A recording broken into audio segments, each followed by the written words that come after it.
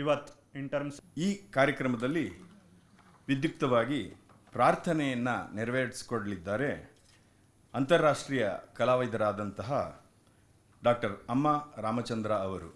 ಭೂಮಿ ತಾಯಿಯೇ ನಿನಗೆ ವಂದನೆ, ಕೋಟಿ ಕೋಟಿ ಜೀವಗಣದ ಕೋಟಿ ವಂದನೆ, ಕೋಟಿ ಕೋಟಿ ಜೀವಗಣದ ಕೋಟಿ ವಂದನೆ.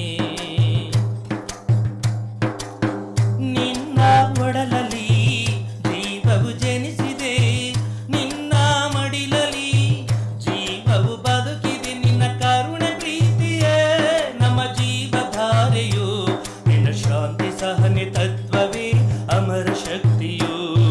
ಭೂಮಿ ತಾಯಿಯೇ ನಿನಗೆ ವಂದನೆ, ಕೋಟಿ ಕೋಟಿ ಜೀವಗಣದ ಕೋಟಿ ವಂದನೆ, ಕೋಟಿ ಕೋಟಿ ಜೀವಗಣದ ಕೋಟಿ ವಂದನೆ.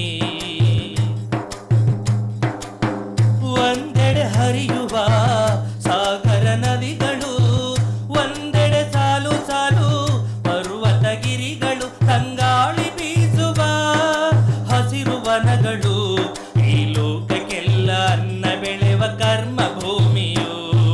ಭೂಮಿ ತಾಯಿಯೇ ನಿನಗೆ ವಂದನೆ, ಕೋಟಿ ಕೋಟಿ ಜೀವಗಣದ ಕೋಟಿ ವಂದನೆ, ಕೋಟಿ ಕೋಟಿ ಜೀವಗಣದ ಕೋಟಿ ವಂದನೆ.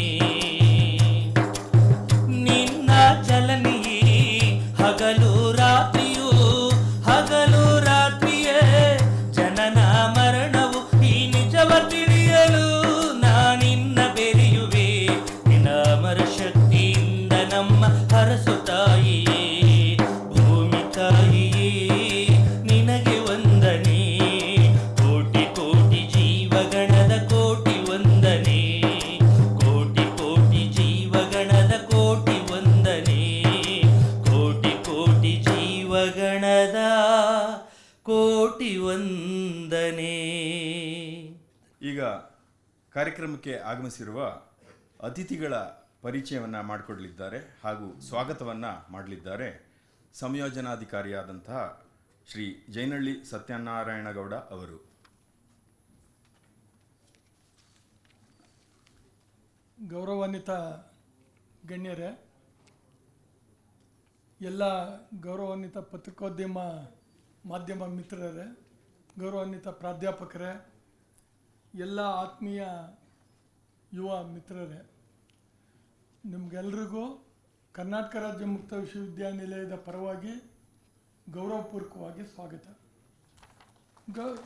ನಾನು ಈಗಾಗಲೇ ತಮಗೆ 10 ಗಂಟೆಗೆ ತರಗತಿಗಳನ್ನ ತೆಗೆದುಕೊಂಡಿದ್ದಾಗ ಪ್ರಾರಂಭದಲ್ಲಿ ಪೀಠಿಕೆ ಹಾಕಿದಾಗ ನಾನು ನಿಮಗಾಗಲೇ ಹೇಳಿದ್ದೆ, ಮಾನ್ಯ ಕುಲಪತಿಗಳ ಮೇಲುಸ್ತುವಾರಿಯಲ್ಲಿ ನಡೀತಾ ಇರ್ತಕ್ಕಂಥ ಈ ಒಂದು ಕಾರ್ಯಕ್ರಮ ನೇರವಾದ ಉಸ್ತುವಾರಿಯಲ್ಲಿ ಅವರು ಇದನ್ನು ಯಾವ ರೀತಿ ಇರಬೇಕು, ಯಾವ ರೀತಿ ನಡೆಸಬೇಕು ಅನ್ನೋದು ಅವ್ರಿಗೆ ಇದರಲ್ಲಿ ಈ ಒಂದು ಇದರಲ್ಲಿ ಈಗ KPSC ನಡೆಸುವಂಥ ಪರೀಕ್ಷೆ, KEA ನಡೆಸುವಂಥ ಪರೀಕ್ಷೆ 50,000 ಪೋಸ್ಟನ್ನು ಈಗ ಕರ್ನಾಟಕ ಸರ್ಕಾರ ಈಗಾಗಲೇ ಸಿದ್ಧತೆ ಮಾಡಿಕೊಂಡಿದೆ.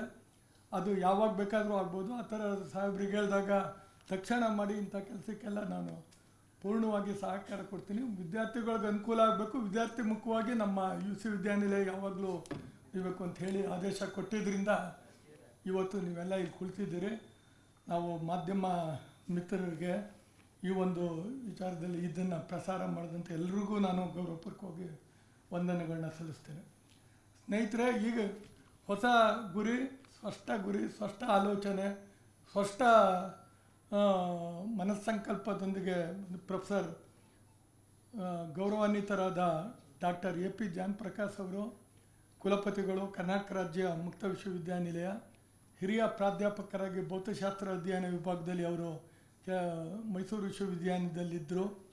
ಮೈಸೂರು ವಿಶ್ವವಿದ್ಯಾಲಯದ ರಿಜಿಸ್ಟ್ರಾರ್ ಆಫ್ ಇವಾಲ್ಯೂಯೇಷನ್ ಆಗಿ ಅವರು ತಮ್ಮ ಕೆಲಸವನ್ನು ಪ್ರಾರಂಭ ಮಾಡಿದರು. ನಂತರ PhD ಪೋಸ್ಟ್ ಮಂಗಳೂರು ಯೂನಿವರ್ಸಿಟಿಯಲ್ಲಿ ಮಾಡಿದರು. ನಂತರ MPhil ಗುಲ್ಬರ್ಗಾ ಯೂನಿವರ್ಸಿಟಿಯಲ್ಲಿ ಮಾಡಿದರು. ಪಾಲಿಸ್ಟೈರಿನ್ ಮ್ಯಾಕ್ರೋ ಮ್ಯಾಲಿಕರ್ ವರ್ತನೆ ಘನಸ್ಥಿತಿ ಭೌತಶಾಸ್ತ್ರದ ಬಗ್ಗೆ. MSc ಗುಲ್ಬರ್ಗಾ ಯೂನಿವರ್ಸಿಟಿಯಲ್ಲಿ ಘನಸ್ಥಿತಿ ಭೌತಶಾಸ್ತ್ರದ ಬಗ್ಗೆ ಅವರು ಪದವಿಯನ್ನು ತೆಗೆದುಕೊಂಡರು. ಸರ್ CV ರಾಮನ್ ಯುವ ವಿಜ್ಞಾನಿ ರಾಜ್ಯ ಪ್ರಶಸ್ತಿ ಪಡೆದರು. Post doctoral fellowship Georgia Institute of Technology Atlanta USA ಅಲ್ಲಿ ಇದನ್ನು ಪೋಸ್ಟ್ ಡಾಕ್ಟರಲ್ ಫೆಲೋಶಿಪ್ಪನ್ನು ಮಾಡಿದರು.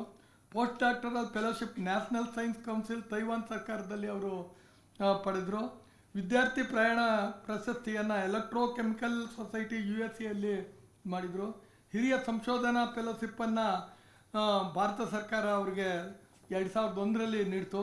ಕಿರಿಯ ಸಂಶೋಧನಾ ಫೆಲೋಶಿಪ್ಪನ್ನು ಭಾರತ ಸರ್ಕಾರ 1999ರಲ್ಲಿ ಅವರಿಗೆ.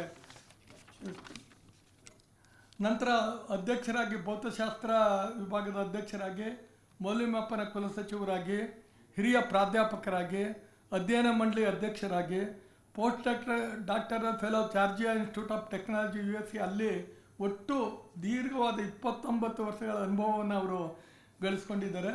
ಅಂತಾರಾಷ್ಟ್ರೀಯ ಜರ್ನಲ್ಗಳಲ್ಲಿ ಮತ್ತು 355 ಸಂಶೋಧನಾ ಪ್ರಬಂಧವನ್ನು ಇವರು ಪ್ರಕಟಣೆಯನ್ನು ಮಾಡಿದ್ದಾರೆ.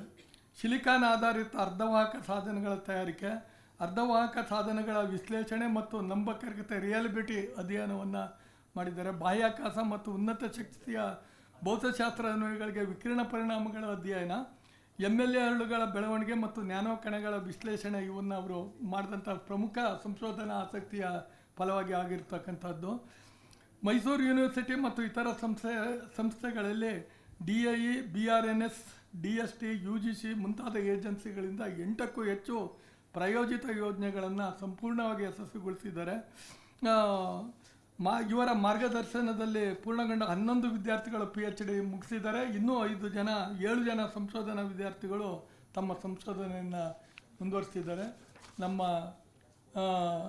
ಇನ್ನೂ ಯುವಕರಾದಂಥ ಪ್ರೊಫೆಸರ್ ಜಾನ್ ಪ್ರಕಾಶ್ ಅವ್ರನ್ನ ನಾನು ಗೌರವಪೂರ್ವಕ ಸ್ವಾಗತವನ್ನು ಕೋರಿ, ಈ ಒಂದು ತರಬೇತಿ ಕಾರ್ಯಕ್ರಮ ಪ್ರಾರಂಭ ನಮ್ಮ ಇದರಲ್ಲಿ ಹೇಳಿದಾಗ ಅವರು ಯಾವುದೇ ಇದಿಲ್ಲ, ತಕ್ಷಣ ನೀವು ಶುರು ಮಾಡಿ ನಾನು ಎಲ್ಲದಕ್ಕೂ ಇರ್ತೀನಿ ಅಂತ ಅನ್ನೋದ್ರಿಂದ ಅವರ ಆದೇಶದಿಂದ ಇವತ್ತು ಪ್ರಾರಂಭ ಆಗಿದೆ. ಅವ್ರನ್ನ ಗೌರವಪೂರ್ವಕವಾಗಿ ನಾನು ಸ್ವಾಗತವನ್ನು ಕೋರ್ತೇನೆ. ಮತ್ತೊಬ್ಬರು ಯುವ ಮಿತ್ರರು, ನಿಮಗೆ ಎಲ್ಲ ಯುವಕರಿಗೆ ಇದಾಗುವಂಥವರು ಸೂರಜ್ KL ಅವರು. ಸೂರಜ್ KL ಅವರು ಶ್ರೀಮತಿ ಗೀತಾ ರಾಜ್ ಮತ್ತು KB ಲಿಂಗರಾಜರವರ ಪುತ್ರರು. ಬೆಂಗಳೂರಿನ ಪ್ಯಾರಾಚೂಟ್ ರೆಜಿಮೆಂಟ್ ಸ್ಕೂಲು ಮತ್ತು ಮೈಸೂರಿನ ಏರ್ಫೋರ್ಸ್ ಸ್ಕೂಲ್ನಲ್ಲಿ ಅವರು ಪ್ರೀ ಸ್ಕೂಲ್ ಶಿಕ್ಷಣ ಪಡೆದರು. 7ನೇ ತರಗತಿವರೆಗೆ ಮೈಸೂರಿನ ಸಿದ್ಧಾರ್ಥ ನಗರದಲ್ಲಿರೋ JSS ಪಬ್ಲಿಕ್ ಶಾಲೆಯಲ್ಲಿ, 8ರಿಂದ 10ನೇ ತರಗತಿವರೆಗೆ ಪುತ್ತೂರಿನ ಅಳಿಕೆಯಲ್ಲಿರೋ ಸತ್ಯಸಾಯಿ ಬೋರ್ಡಿಂಗ್ ಶಾಲೆಯಲ್ಲಿ ವಿದ್ಯಾಭ್ಯಾಸವನ್ನು ಅವರು ಪೂರೈಸಿದರು. ಕುವೆಂಪು ನಗರದ ವಿದ್ಯಾವರ್ಧಕ ಕಾಲೇಜಲ್ಲಿ ಓದಿದ ನಂತರ JC ಲಾ ಕಾಲೇಜಿನಲ್ಲಿ, JC ಇಂಜಿನಿಯರಿಂಗ್ ಕಾಲೇಜಲ್ಲಿ ಕಂಪ್ಯೂಟರ್ ಸೈನ್ಸ್ BE ಪದವಿಯನ್ನು ಪಡೆದರು. ಈ ಅವಧಿಯಲ್ಲಿ 2012-13 ಅವಧಿಯಲ್ಲಿ IIT ಜೋಧ್ಪುರಕ್ಕೆ ಆಯ್ಕೆಯಾಗಿದ್ದರು. ಅಲ್ಲಿ ಮೂಲಭೂತ ಸೌಕರ್ಯ ಇಲ್ಲದೆ ಇದ್ದರಿಂದ ಅದನ್ನು ತಿರಸ್ಕಾರ ಮಾಡಿದರು. ಇವರು ಪ್ರಾಣಿ ಪ್ರೇಮಿ, ಕೆಲವು NGOಗಳಲ್ಲಿ ಸ್ವಯಂ ಸೇವಕರಾಗಿ ಸೇವೆಯನ್ನು ಸಲ್ಲಿಸಿದ್ದಾರೆ. ಅಲ್ಲದೆ Karnataka pre university college handball ತಂಡದ ನಾಯಕರಾಗಿ ಕೆಲಸವನ್ನು ಮಾಡಿದ್ದಾರೆ. ಇಂಜಿನಿಯರಿಂಗ್ ಮುಗಿದ ನಂತರ ಡೆಲಾಯ್ಡ್ ಸಂಸ್ಥೆಯಲ್ಲಿ ಬಿಸ್ನೆಸ್ ಅನಲಿಸ್ಟ್ ಆಗಿ ಆಯ್ಕೆಯಾಗಿ 2 ವರ್ಷ ಕೆಲಸವನ್ನು ಅಲ್ಲಿ ಮಾಡಿದರು. ಡೆಲಾಯ್ಡ್ ಉದ್ಯೋಗಕ್ಕೆ ರಾಜೀನಾಮೆ ನೀಡಿ UPSC ಪರೀಕ್ಷೆ ತಯಾರಿ ಆರಂಭಿಸಿದರು. ಈ ನಡುವೆ ಇಂಟೆಲಿಜೆನ್ಸ್ ಬ್ಯೂರೋಗೆ ಸೇರಿಕೊಂಡು ಪ್ರಸ್ತುತ ಬೆಂಗಳೂರು ಅಂತಾರಾಷ್ಟ್ರೀಯ ವಿಮಾನ ನಿಲ್ದಾಣದಲ್ಲಿ ಸಹಾಯಕ ಕೇಂದ್ರ ಗುಪ್ತಚರ ಅಧಿಕಾರಿಗಳಾಗಿ ಅವರು ಕೆಲಸವನ್ನು ನಿರ್ವಹಿಸ್ತಾ ಇದ್ದಾರೆ. 2 ಪ್ರಯತ್ನಗಳ ನಂತರ 3ನೇ ಪ್ರಯತ್ನದಲ್ಲಿ 2020ರ UPSC ಸಿವಿಲ್ ಪರೀಕ್ಷೆಯಲ್ಲಿ ಉತ್ತೀರ್ಣರಾಗಿದ್ದು IPS ಸೇವೆ ಪಡೆಯುವ ನಿರೀಕ್ಷೆಯಲ್ಲಿದ್ದಾರೆ. ಸೂರಜ್ ಅವ್ರನ್ನ ನಿಮ್ಮೆಲ್ಲರ ಪರವಾಗಿ ನಾನು ಗೌರವ.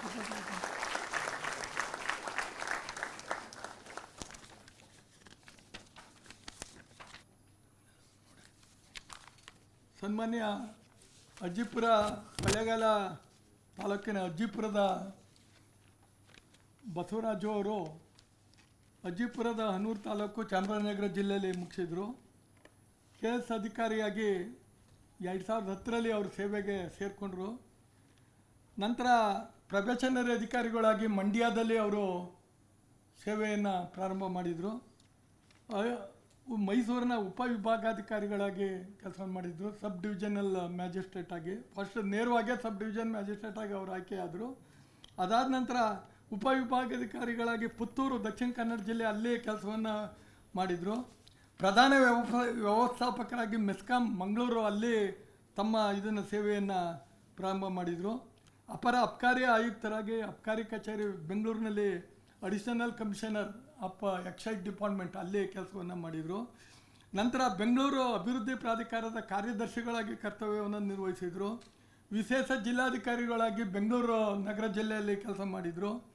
ಮುಖ್ಯ ಕಾರ್ಯನಿರ್ವಹಣಾಧಿಕಾರಿಯಾಗಿ ಮತ್ತು ಖಾದಿ ಮತ್ತು ಗ್ರಾಮೋದ್ಯೋಗ ಮಂಡಳಿ ಬೆಂಗಳೂರಲ್ಲಿ ಕೆಲಸವನ್ನು ಮಾಡಿದರು. ನಂತರ ವ್ಯವಸ್ಥಾಪಕ MD ಆಗಿ ಕರ್ನಾಟಕ ಗ್ರಾಮೀಣ ಮೂಲಭೂತ ಸೌಕರ್ಯ ಅಭಿವೃದ್ಧಿ ನಿಗಮದಲ್ಲಿ ಅವರು ಕೆಲಸ ಮಾಡಿದರು. 28/11/25ರಿಂದ ಈಗ ಪ್ರಸ್ತುತ ವ್ಯವಸ್ಥಾಪಕ ನಿರ್ದೇಶಕರು ಕರ್ನಾಟಕ ರಾಜ್ಯ ಗಣಿ ನಿಗಮ ಅಲ್ಲಿ ಅವರು ಕೆಲಸವನ್ನು MD ಆಗಿ ಕೆಲಸವನ್ನು ಮಾಡ್ತಾ ಇದ್ದಾರೆ. ತಮ್ಮ ಬಸವರಾಜು ಅವ್ರನ್ನ ನಾನು ಗೌರವಪೂರ್ವಕ ಸ್ವಾಗತವನ್ನು ಕೊಡ್ತೇನೆ. ಇನ್ನೊಬ್ಬರು ಸಿದ್ದರಾಜು ಸಾಹೇಬರು ನಮ್ಮ ಲೆಕ್ಕಪತ್ರ ಇಲಾಖೆಯ ಮುಖ್ಯ ಲೆಕ್ಕಾಧಿಕಾರಿಗಳಾಗಿ ಕೆಲಸವನ್ನು ಮಾಡಿದಂಥವರು. ಅನೇಕ ಇದರಲ್ಲಿ ಮೈಸೂರು ಮಿನರಲ್ಸ್ ಮಿಲ್ಕ್ ಡೈರಿ ಮತ್ತು ಬೇರೆ ಬೇರೆ ವಿಭಾಗದಲ್ಲಿ ಚೀಫ್ ಅಕೌಂಟ್ ಆಫೀಸರ್ ಆಗಿ ಕೆಲಸ ಮಾಡಿ IAS ಪದೋನ್ನತಿ ಹೊಂದಿ ಈಗ ಅವರು ವಿಶ್ರಾಂತ ಜೀವನವನ್ನು ನಡೆಸ್ತಾ ಇದ್ದಾರೆ. ಅವ್ರನ್ನ ನಿಮ್ಮೆಲ್ಲರ ಪರವಾಗಿ ನಾನು ಗೌರವಪೂರ್ವಕವಾಗಿ ಸಿದ್ದರಾಜು ಸಾಹೇಬ್ರನ್ನ ನಾನು ಸ್ವಾಗತವನ್ನು ಕೊಡ್ತೇನೆ. ನಮ್ಮ ವಿಶ್ವವಿದ್ಯಾನಿಲಯದ ಅದೇ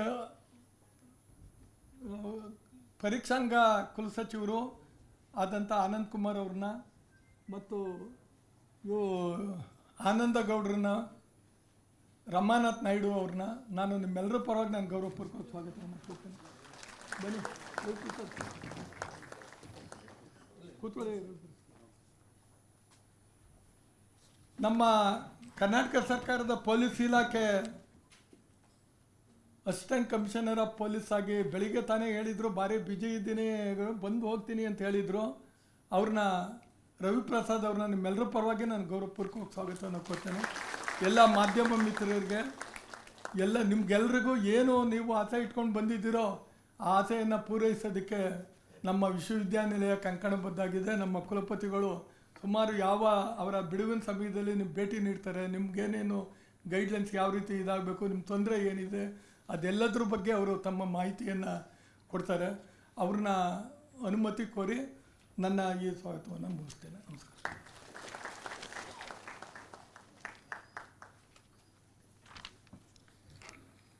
ಕಾರ್ಯಕ್ರಮಕ್ಕೆ ಎಲ್ಲರನ್ನು ಸ್ವಾಗತಿಸಿದಂತಹ ಸಂಯೋಜನಾಧಿಕಾರಿಗಳಾದಂತಹ ಶ್ರೀ ಜೈನಹಳ್ಳಿ ಸತ್ಯನಾರಾಯಣಗೌಡ ಅವರಿಗೂ ಸಹ ಸ್ವಾಗತವನ್ನು ಕೋರ್ತಾ ಇದ್ದೇವೆ.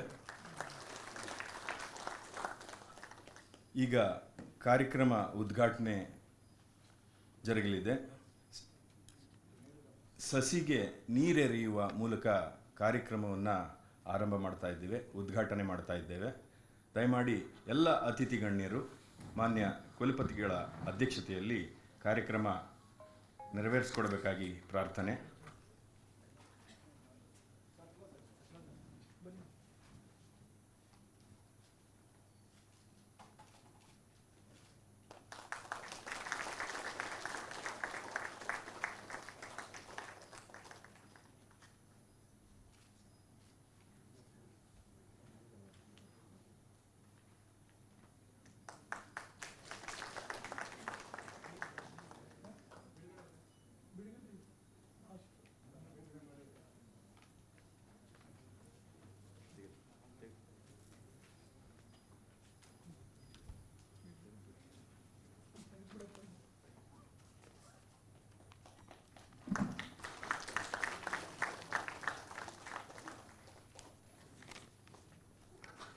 ವೇದಿಕೆ ಮೇಲಿರ್ತಕ್ಕಂಥ ಮಾನ್ಯ ಕುಲಪತಿಯವರೇ, ಈ ವೇದಿಕೆ ಮೇಲಿರ್ತಕ್ಕಂಥ ಎಲ್ಲ ಗಣ್ಯಮಾನ್ಯರೇ ಹಾಗೂ ವಿದ್ಯಾರ್ಥಿ ಮಿತ್ರರೇ,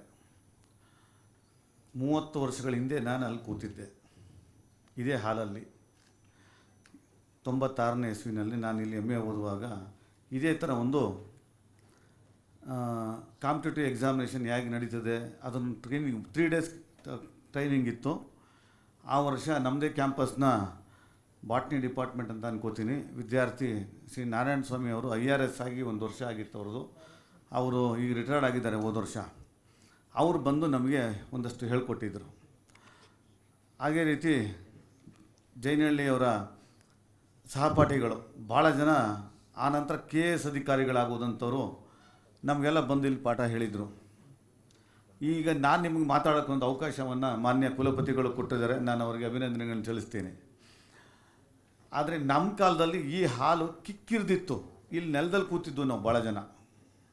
ಈಗ ಕಲಿಸ್ತೀವಿ ಅಂತಂದರೆ ಕಲೀಲಿಕ್ಕೆ ನಮ್ಮ ಕ್ಯಾಂಪಸ್ಸಲ್ಲಿ ಇಷ್ಟು ಖಾಲಿ ಹೊಡಿತಾ ಇದೆ ಅಂದರೆ ಆಸಕ್ತಿ ಅಷ್ಟು ಅನ್ನೋದು ನನಗೆ ಅನ್ನಿಸ್ತಾ ಇದೆ. ಡಿಫ್ರೆನ್ಸ್ ಏನಂತಂದರೆ ದಕ್ಷಿಣ ಕರ್ನಾಟಕ ಮತ್ತು ಉತ್ತರ ಕರ್ನಾಟಕದ ಮಧ್ಯ ಕಾಂಪಿಟೇಟಿವ್ ಎಕ್ಸಾಮಿನೇಷನ್ನಲ್ಲಿ ಅಲ್ಲೊಂದಿಲ್ಲೊಂದು ಸಿವಿಲ್ ಸರ್ವಿಸಲ್ಲಿ ನಮ್ಮ ದಕ್ಷಿಣ ಕರ್ನಾಟಕದವರು ಬಂದಿರ್ಬೋದು ಬಿಟ್ಟರೆ, ಈ ದೇಶದ ಮತ್ತು ರಾಜ್ಯದ ಅತಿ ಹೆಚ್ಚು ಸರ್ಕಾರಿ ನೌಕರಿಗಳನ್ನು ಪಡಿತಿರ್ತಕ್ಕಂಥವರು ಉತ್ತರ ಕರ್ನಾಟಕದ ಭಾಗದ ವಿದ್ಯಾರ್ಥಿಗಳು. ಕಾರಣ ಏನಂದರೆ ಅವರು ಅತಿ ಹೆಚ್ಚು ಪರಿಶ್ರಮವನ್ನು ಹಾಕ್ತಾಯಿದ್ದಾರೆ. ಈ ವರ್ಷ ನೀವೆಲ್ಲ ಗಮನಿಸಿರ್ಬೋದು, 7 ಜನ ಯಾದಗಿರಿ ಜಿಲ್ಲೆಯವರು UPSC ಪಾಸಾಗಿದ್ದಾರೆ. ಇದಕ್ಕೆ ಕಾರಣ ಏನು? ಹಿಂದೆ ನಾವು ಓದ್ತಿದ್ದಾಗ ಒಂದೇ ಒಂದು ಕೋಚಿಂಗ್ ಸೆಂಟರ್ ಇತ್ತು, ಜ್ಞಾನಬುತ್ತಿ ಅಂತ. ಆವಾಗ ನಮ್ಮ ಬ್ಯಾಚಲ್ಲಿ 200 ಜನ ಸಬ್ ಇನ್ಸ್ಪೆಕ್ಟರ್ ಸೆಲೆಕ್ಟ್ ಆದಿದ್ರಲ್ಲಿ 29 ಜನ ಜ್ಞಾನಬುತ್ತಿ ವಿದ್ಯಾರ್ಥಿಗಳೇ ಇದ್ದು, ಅವ್ರು 29 ಜನದಲ್ಲಿ 28 ಜನ ಈ ಗಂಗೋತ್ರಿಯ ಕ್ಯಾಂಪಸ್ನ ವಿದ್ಯಾರ್ಥಿಗಳಿದ್ದು ನಾವು.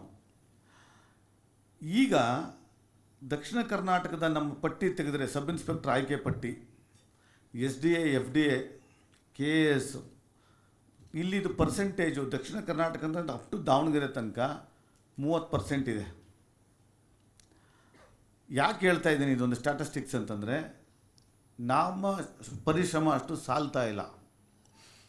ಧಾರವಾಡದಲ್ಲಿ ಒಂದು 40ರಿಂದ 50 ಕೋಚಿಂಗ್ ಸೆಂಟರ್ಸೇ ಇದೆ.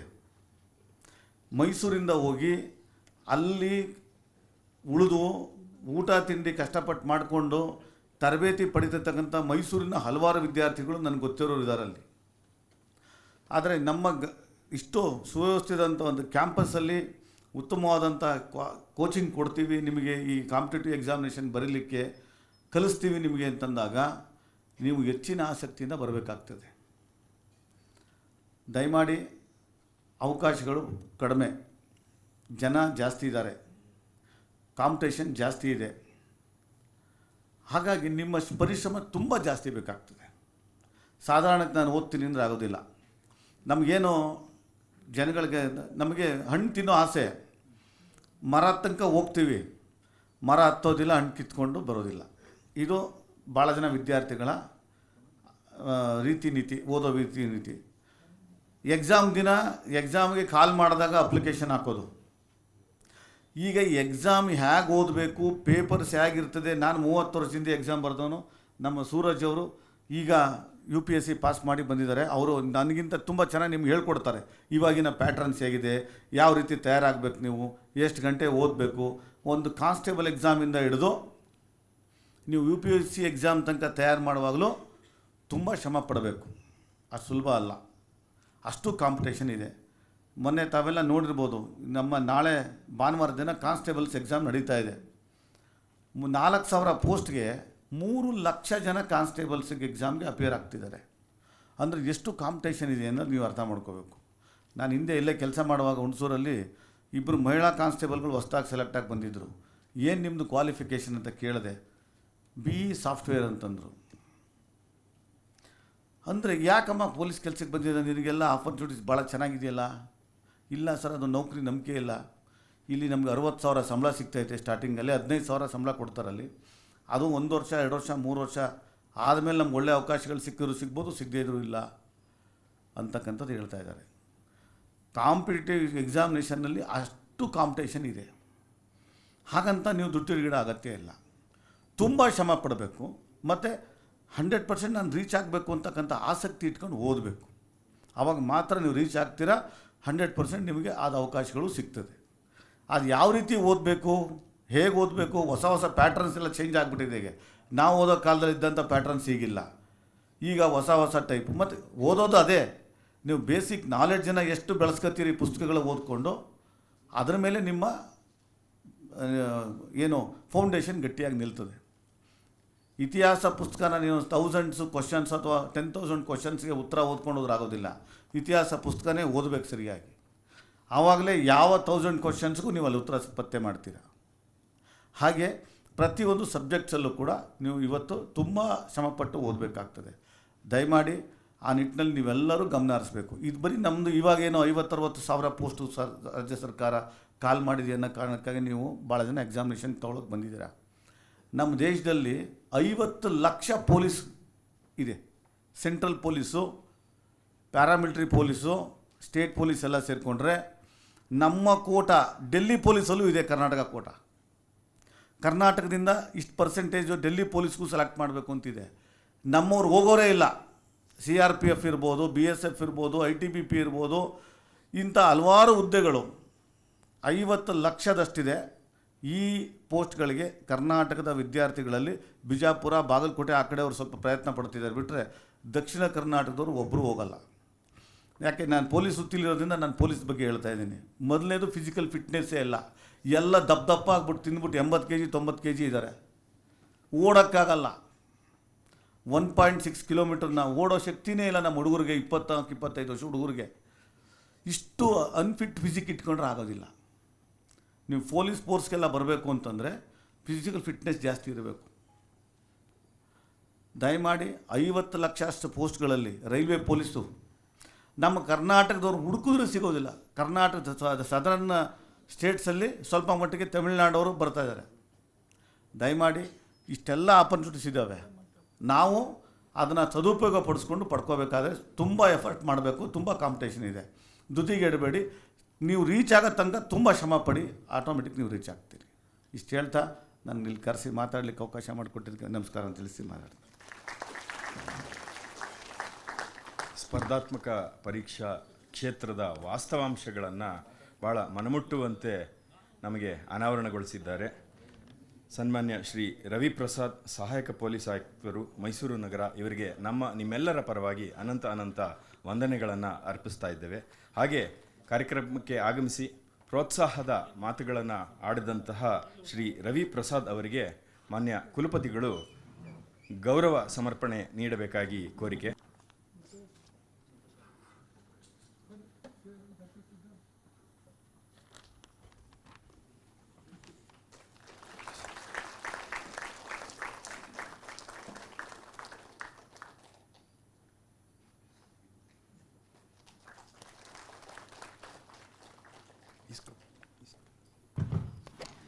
Good morning to everyone present here. Respected Chancellor Sir, Basuraj Sir, Sidraju Sir, and all the esteemed seniors and dignitaries on the stage, students and my dear friends.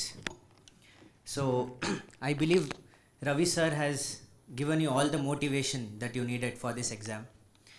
And I'm sure for the guidance and Margdarshana, the institution is there with you. What I'm here today is to share you the road that I took, the journey that I had. And before I go further, my Prashashanik Kannada is a little weak, so I'm switching to English. Is everyone okay with English? Okay. So Madhya Kannada no add martini, but basically what I want to tell you is my life and yours has to be about grabbing opportunity. It doesn't matter how small or big. Like Ravi sir was giving you an example of a BE computer science lady who was a constable. I respect her more than someone who is frictionally unemployed, right? Because in this time and age, the population that we have, in the national media and the international media, it is often said as the biggest blessing. India has the highest number of youth population. Youth sankhya Indiadalli ellarkinta jaasti ide. But for people like you and me who are trying for jobs, that is not an advantage for us, right? So ನಮ್ಗೆ ಏನೇ opportunity ಸಿಕ್ಕಿದ್ರೂ we have to take it. ಅದನ್ನ first ಯಾವತ್ತು ಜ್ಞಾಪಕ ಇಟ್ಕೊಳ್ಳಿ. And I have done it and that's why I am saying it. So when I was in my computer science, I didn't know what to do, right? I was not at all sure. So first you have to know what you have to do. That is very important. But before you know what you have to do, it is very difficult. ನಿಮ್ಗೀಗ ಯಾವುದಾದ್ರೂ ಒಂದು ಒಳ್ಳೆ ರೆಸ್ಟೋರೆಂಟ್ಗೆ ತೊಗೊಂಡೋಗಿ ಇಲ್ಲೆಲ್ಲ food ಚೆನ್ನಾಗಿದೆ ಅಂದ್ಬಿಟ್ಟು ನಿಮಗೆ menu ಕೊಟ್ಟರೆ, it's difficult for you to select what you want. But it is very easy for you to select what you don't want. Suppose you are a vegetarian, you can easily discard all the non veg dishes, right? Suppose ನಿಮಗೆ milk smell ಆಗಲ್ಲ, you can discard all the dahi and milk dishes. ಮತ್ತು ಮಿಕ್ಕಿದ ಏನು ಎಷ್ಟಿರುತ್ತೆ ಮೆನುಲಿ, it is easier for you to select from that. So ಎಲ್ಲರೂ ಹೇಳ್ತಾರೆ follow your passion, follow your dream, but they don't tell you how, right? So it's very difficult to suddenly ನಿಮಗೆ ನಾವು ಏನು ಮಾಡ್ಬೇಕು ಲೈಫಲ್ಲಿ ಅಂತ ರಿಯಲೈಸ್ ಆಗೋದು ಸಖತ್ ಕಷ್ಟ. ಆ್ಯಕ್ಚುಲಿ ಅದಾಗಲ್ಲ. ಬಟ್ ನಿಮ್ಗೆ ಅದು ಆಗಬೇಕಂದ್ರೆ you have to try out a few things, number 1. But ನಿಮ್ಗೆ ಇನ್ನೂ ನೀವೇನು ಆಗಬೇಕಂತ ಇಷ್ಟ ಗೊತ್ತಿಲ್ಲದೆ ಇರ್ಬೋದು, ಬಟ್ ನೀವು ಏನು ಆಗಬಾರ್ದು that you can clearly decide. So first if you eliminate all the things you don't want be, ಪ್ರೈವೇಟಲ್ಲಿ ಕೆಲಸ ಮಾಡೋಕ್ಕೆ ಇಷ್ಟ ಇಲ್ಲ, decided and don't go back. ಸರಿ, ಗೌರ್ಮೆಂಟಲ್ಲಿ ಗ್ರೂಪ್ ಸಿ ಮಾಡೋಕ್ಕೆ ಇಷ್ಟ ಇಲ್ವಾ? Okay fine, don't go back on that. So ನಿಮಗೆ ಏನು ನ್ಯಾರೋ ಡೌನ್ ಆಗುತ್ತೋ, right? So that is what you can do. So if that is a destination, then you should not be like ನಾನು ಒಂದೇ ಒಂದು ಜಂಪಿಗೆ ಅಲ್ಲಿ ಹೋಗ್ತೀನಿ ಅಂತ. It's very wrong. And also you can't even know the experiences. ನೀವೇನಾದರೂ ಒಂದೇ ಜಂಪಲ್ಲಿ ನಾನು 4 ಅಟೆಂಪ್ಟ್ಸ್ ಬರೆದೆ UPSC. ಫಸ್ಟ್ ಅಟೆಂಪ್ಟಲ್ಲಿ ಪ್ರಿಲಿಮ್ಸ್ ಆಗಿಲ್ಲ, ಸೆಕೆಂಡ್ ಅಟೆಂಪ್ಟಲ್ಲಿ ಮೇನ್ಸ್ ಆಗಿಲ್ಲ, ಥರ್ಡ್ ಅಟೆಂಪ್ಟಲ್ಲಿ IPS ಸಿಕ್ತು, ಫೋರ್ತ್ ಅಟೆಂಪ್ಟಲ್ಲಿ ಇನ್ನೊಂದು ಸತಿ ಬರ್ದೇನೆ. Let's say I am waiting for the service allotment. Right now I am in IPS Karnataka cadre and I have 2 months of training left. So ಮಧ್ಯದಲ್ಲಿ 2 weeks ರಜೆ ಕೊಡ್ತಾರೆ. ಅವಾಗ sir and I was speaking, so ಈ function ಇತ್ತು, so I was glad to come. ಸರ್ದು ಕ್ಲಾಸಲ್ಲಿ I have taken a session before. I like taking sessions more because 1-to-1 interaction ಜಾಸ್ತಿ ಇರುತ್ತೆ ಅದರಲ್ಲಿ than just a speech. So I'll keep this speech really short. So when I did my computer science engineering, I didn't know what to do, but I knew what I don't want to do. I didn't want to just do a meaningless job which will just pay me high money. Basically, when I'm 50 to 60 years old and I look back at my life, I shouldn't be just I've worked for myself, I've made some money. I mean, everyone can do that. So that was my calling, that was my thing. So adrinda ಏನು ಮಾಡಿದೆ ನಾನು, but I still didn't lose the opportunity. ಕಾಲೇಜಲ್ಲಿ Deloitte ಬಂತು ಪ್ಲೇಸ್ಮೆಂಟ್ಸ್ಗೆ, ಓದಿದೆ Deloitte ಏನಿದೆ ಅಂತ. It was the big 4 company, it was a very high package. So I took that opportunity. Just because I took that opportunity, I was lucky enough to get the job. ನಾನು ಪ್ಲೇಸ್ಮೆಂಟೇ ತೊಗೋತಾ ಇರಲಿಲ್ಲ ಅಂದಿದ್ರೆ, ನಾನು UPSCನೇ ಮಾಡಬೇಕು ಪ್ಲೇಸ್ಮೆಂಟ್ಗೆ ಹೋಗಲ್ಲ ಅಂದರೆ, I wouldn't have had the public experience. Then when I was in Deloitte, I realized quickly that I don't want to do this for a long time. I have to contribute to the growth story of India. Right?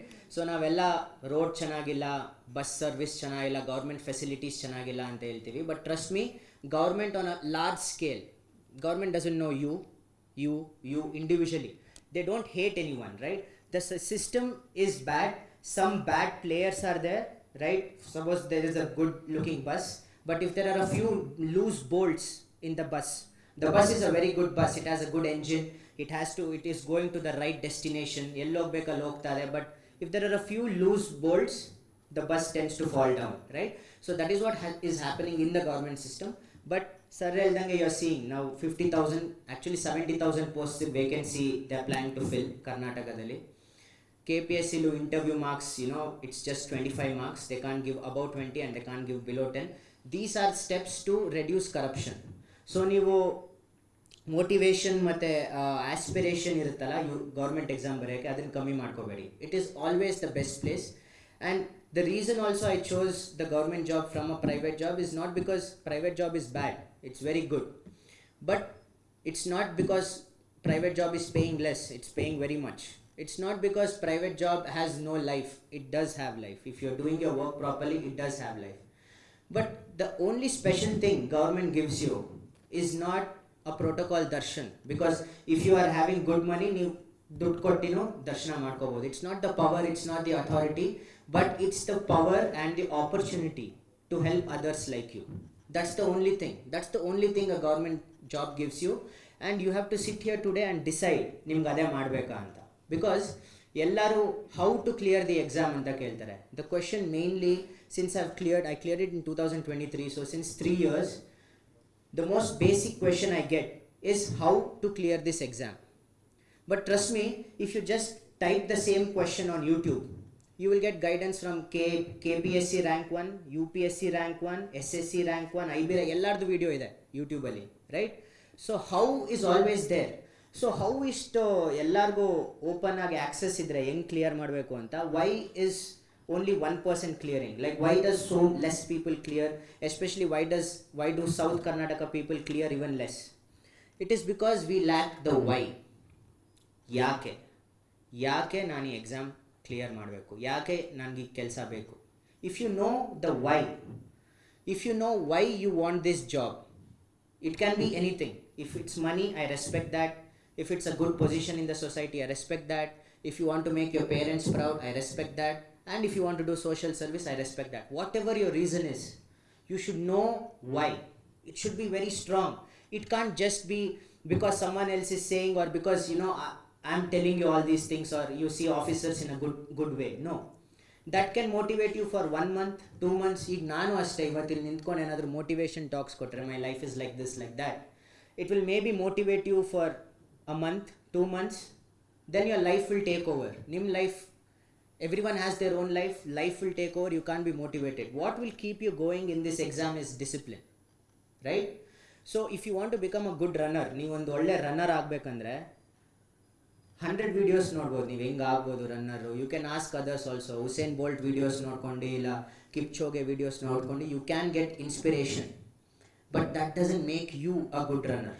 It will just motivate you. What will make you a good runner is, ನೀವು ರಾತ್ರಿ ಮಲಗುವಾಗ, if you take your shoes and keep it beside your bed, and next day morning, even if you have your leg pain, even if you are not feeling in a good mood, ನೀವು ರಾತ್ರಿ ಲೇಟಾಗಿ ಮಲಗಿದ್ರು, you just have to wake up, wear those shoes. If you just wear that shoe, you will go out on a run. There is nothing else you will do. ನೀವು ಬೆಳಗ್ಗೆ ಎದ್ದು ready ಆಗಿದ ತಕ್ಷಣ shoes ಹಾಕೊಂಡ್ರೆ, you will go out on a run. You won't sit in your room. That's how it works. You have to take that first step. ನಾವು ಯಾವತ್ತು UPSC ಇಲ್ಲ KPSC KAS ಅಂದಾಗ it's a very big thing. So ನಮ್ಗೆ ಏನು ಅನ್ಸುತ್ತೆ, ನಮ್ಗೆ clear ಮಾಡ್ಬೋದೋ ಇಲ್ವೋ ಅಂತ. But for everything you have to take that first step. 10 kilometers ಓಡೋಕ್ಕೂ you have to take that first step. The first step is very important, because once you take the first step, you will take the second step. Don't think you have to run a 10-kilometer race. Tell you have to run a 100-meter jog, and then after the 100 meters, tell you have to run 100 meters again. That is much more easy than thinking, oh, ನಾನು ಒಟ್ಟಿಗೆ UPSC ಮಾಡ್ತೀನಿ, ನಾನು ಒಟ್ಟಿಗೆ KAS ಮಾಡ್ತೀನಿ. I mean, nothing wrong in that. ಎಷ್ಟೊಂದು ಜನ ನನ್ನ ಫ್ರೆಂಡ್ಸೇ first attempt UPSC clear ಮಾಡಿದ್ದಾರೆ. But they don't know what they have. They don't value it so much. They don't know how many people actually try for it. ಇದರಿಂದ ಎಷ್ಟು ಕಷ್ಟ ಇದೆ ಅವ್ರಿಗೆ ಗೊತ್ತಿಲ್ಲ.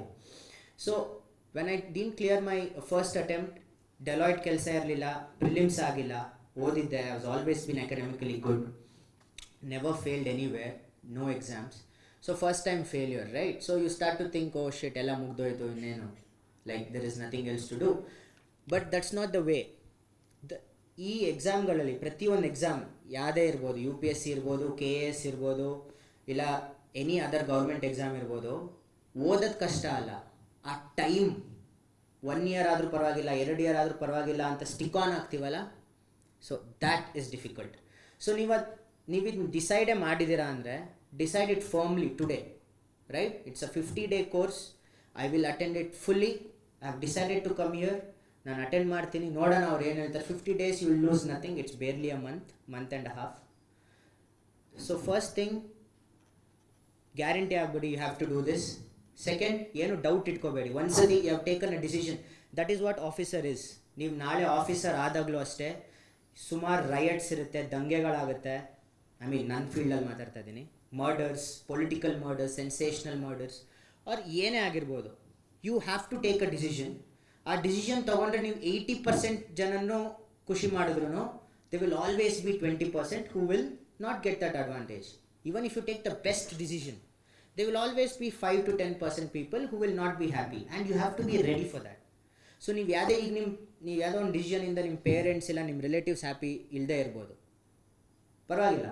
You have to stick on to that decision. That is the first step for you to become an officer. So in many ways I had already become an IPS officer. I had to just clear the interview to make it official. Because in my life, in my mindset, especially working in IB, ನಾನು ನೋಡ್ತಾ ಇದ್ದೆ, ನನ್ನ seniors ಎಲ್ಲ IPS ಇದ್ದರು. ನಾನು ಇಡೀ life ಕೆಲಸ ಮಾಡಿದ್ರು IBಲಿ.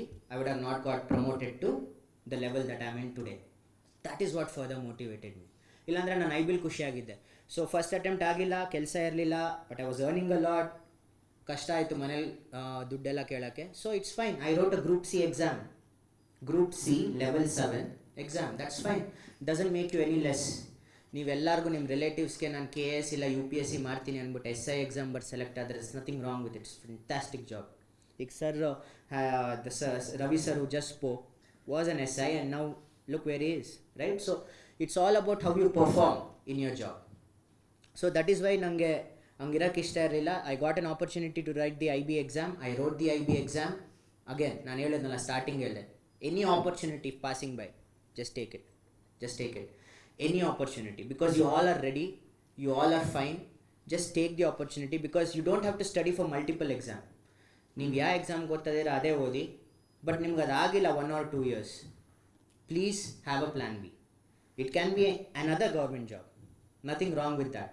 ಈಸಿ ಇರುತ್ತೆ. ಇನ್ನು ನಾನು ಅದಕ್ಕೆ ಗೌರ್ಮೆಂಟೇ ಬರ್ತಿದ್ದೀನಿ ಒಂದ್ಸತಿ, ಬಿಕಾಸ್ ನೀವು ಒಂದು ಎಕ್ಸಾಮ್ಗೆ ಓದ್ತಾ ಇರುವಾಗ other exams are similar, you can write that. So once I was in IB, I was very happy, because IB has the highest pay in any central government job. It has the highest security and the work is very good. Intelligence Bureau, ನೀವು ಮೂವಿಲೆಲ್ಲ ಏನು ನೋಡ್ತೀರಾ, something like that, but ಅಷ್ಟೊಂದು ಡ್ರಾಮಟೈಸ್ಡ್ ಇರಲ್ಲ. So it was a good life, it was a good job, and I was contributing to India. I was very happy. But slowly after 6-7 months in IB, I started seeing my seniors.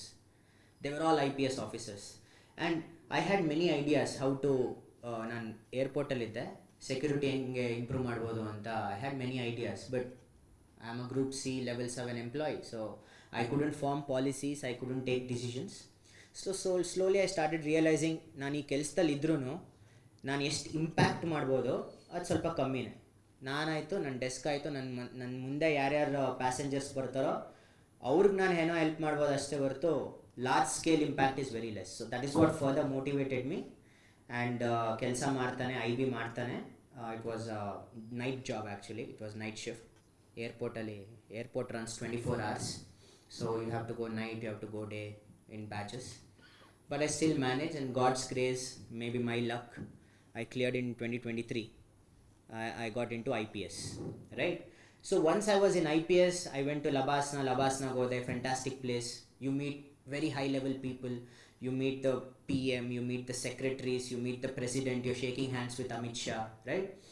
And then finally you realize, okay, ನಾನು ಇನ್ನೂ ಚೆನ್ನಾಗಿರೋ attempt ಕೊಡ್ಬೋದಿತ್ತು. And that's the reason I have given another attempt, again taking the opportunity I have. So ನಾನು ಏನು ಹೇಳೋಕ್ಕೆ ಇಷ್ಟಪಡ್ತೀನಿ ಅಂದರೆ, whatever opportunity you have in this day and age, please grab it. ಆಯಿತಾ? ನಿಮಗೆ ಫ್ಯಾಂಟಾಸ್ಟಿಕ್ ಇನ್ಫ್ರಾಸ್ಟ್ರಕ್ಚರ್ ಇದೆ ಇಲ್ಲಿ.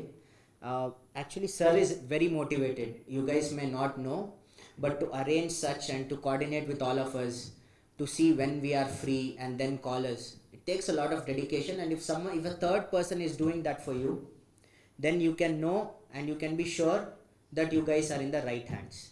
Take this course, let me know how it goes. You can ask all your questions, like I'll try to come for a session here as well, sir, if that's possible. I'll come for a session here as well, because I have some more free time. You may ask all your personal doubts and how to, ನಿಮ್ಮದು ಜರ್ನಿಲಿ ನಿಮ್ಗೇನು obstacle ಆಗಿದೆ, ನಿಮ್ಮ personal, you can ask me that. I will be very happy to help you. But you guys have to promise me that you will not let go of this youth for waste. Don't be frictionally unemployed, right? You are all very bright minds. Don't doubt yourself. Don't doubt yourself. So the thing is, when someone is trying something different, there are many people, ನಿಮ್ಗೆ ಗೊತ್ತಾಗಲ್ಲ, they may be your own friends. when ನಂಗೆ ಯಾರೋ ಹಿಂಗೆ ಹೇಳುವಾಗ ಮುಂಚೆ ನಾನು ಆ ಥರ ಯಾರು ಮಾಡ್ತಾರೆ ಅನ್ಕೋತಾರೆ, but you don't see this. There'll be some people trying to let's so don't mix yourself in bad groups. And the most important lesson I want to tell you is, I could never clear this exam alone. I can't. Still now, if you tell me to study alone and clear this exam, I can't. And I am someone who has always studied alone. ಯಾವಾಗಲೂ ನಾನು ಒಬ್ಬನೇ ಓದಿರೋದು, because ನಾನು group ಸ್ಟಡಿಗೆ ಓದುವಾಗಲೂ ಬೇರೆಯವರಿಂದ ನನ್ನ study ಕಮ್ಮಿ ಆಗ್ತಾಯಿತ್ತು ಅಂತ ಯೋಚನೆ ಮಾಡ್ತಾಯಿದ್ದೆ. But UPSC is a very different game. KS, every government exam, 2-3 minds are better than 1 mind. So that doesn't mean study with your best friend, right? I'm not saying to study with your best friend.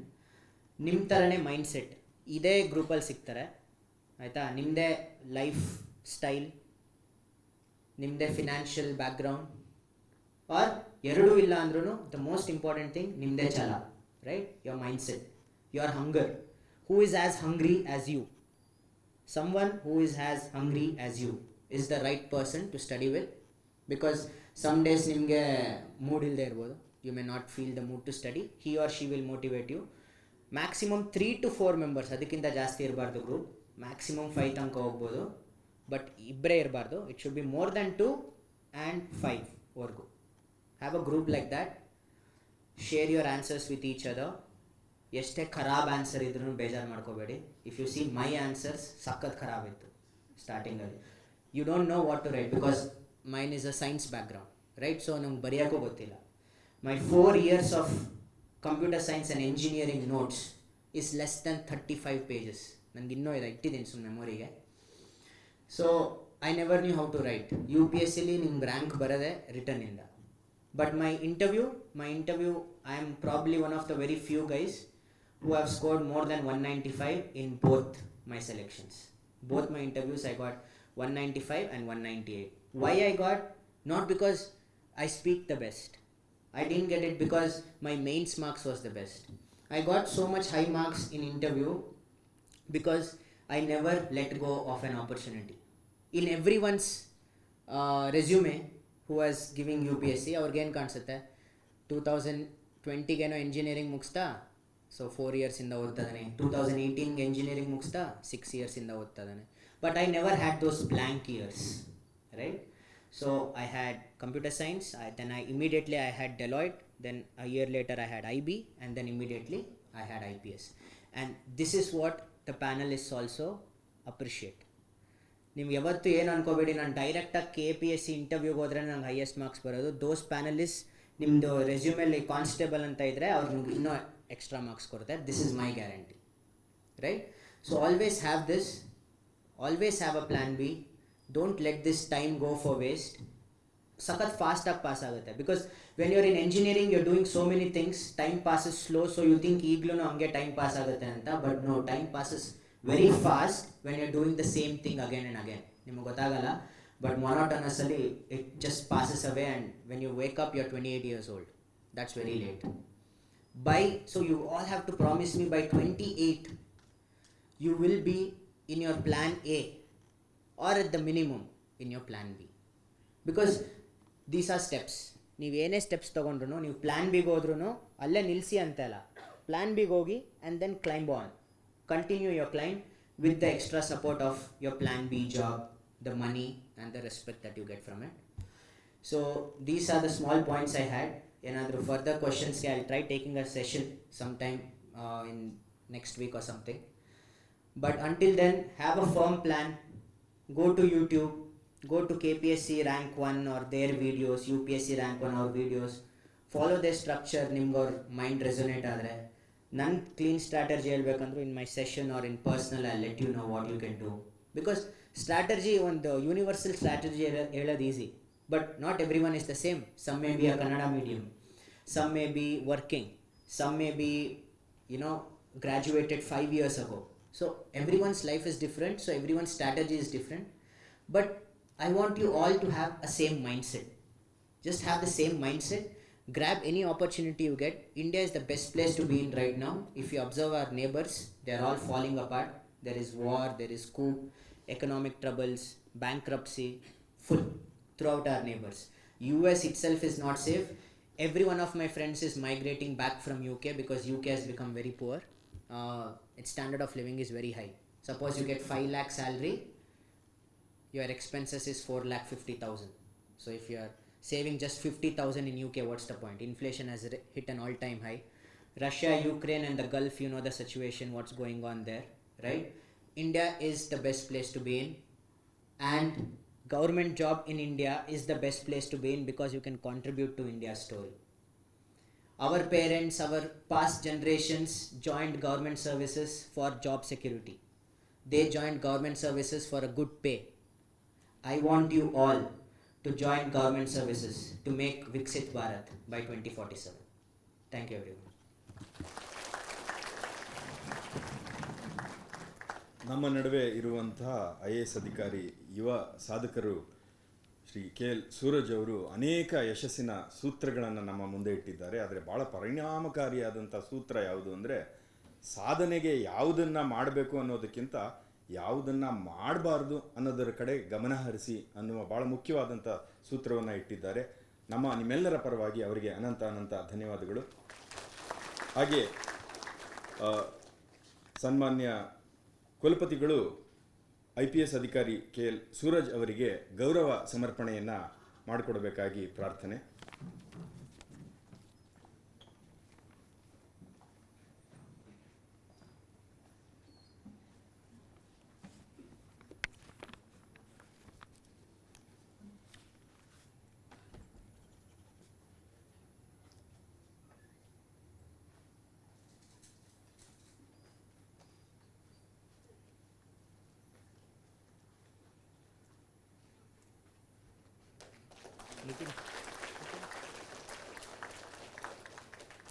Good afternoon all.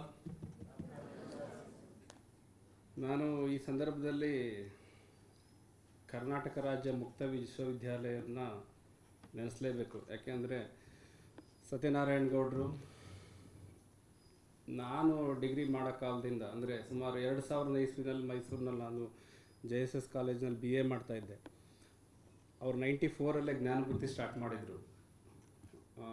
ಜ್ಞಾನಭೂತಿ ಅಂತ competitive ಎಕ್ಸಾಮ್ಗೆ B.Ed PSI ಇಂಥ ಎಕ್ಸಾಮ್ಗಳಿಗೆ SDA FDA ಎಕ್ಸಾಮ್ಗಳಿಗೆ ಅವರ ಅನುಕೂಲದಾಗುವಂತಹ ಮಾರ್ಗದರ್ಶಕರಾಗಿ ಸಾಕಷ್ಟು ಕೆಲಸ ಮಾಡಿದ್ದಾರೆ. ಸುಮಾರು 30-35 ವರ್ಷಗಳ ಕಾಲ. ಅದ್ರ ಜೊತೆಗೆ 2011ರಲ್ಲಿ KSYU ಕರ್ನಾಟಕ ಮುಕ್ತ ವಿಶ್ವವಿದ್ಯಾನಿಲಯದಿಂದ UGC ಸಹಯೋಗದೊಂದಿಗೆ ತರಬೇತಿ ಕಾಂಪಿಟೇಟಿವ್ ಸ್ಪರ್ಧಾತ್ಮಕ ಪರೀಕ್ಷೆಗಳಿಗೆ ತರಬೇತಿಯನ್ನು ಹಮ್ಮಿಕೊಳ್ಳೋದಕ್ಕೆ ಪ್ರಾರಂಭ ಮಾಡಿದ್ರು. ಆಗಿನ VC ಅವರಿದ್ದಂಥ ರಂಗಪ್ಪನವರು ಇದ್ದರು ಅನಿಸುತ್ತೆ ಅಲ್ಲ ಸರ್? ರಂಗಪ್ಪನವರು ಇದ್ದರು. ನಾನು 2012ರಲ್ಲಿ ಅಸಿಸ್ಟೆಂಟ್ ಕಮಿಷನರ್ ಆಗಿದ್ದೆ. ಮೈಸೂರು ಉಪವಿಭಾಗದಲ್ಲಿ AC ಆಗಿದ್ದೆ.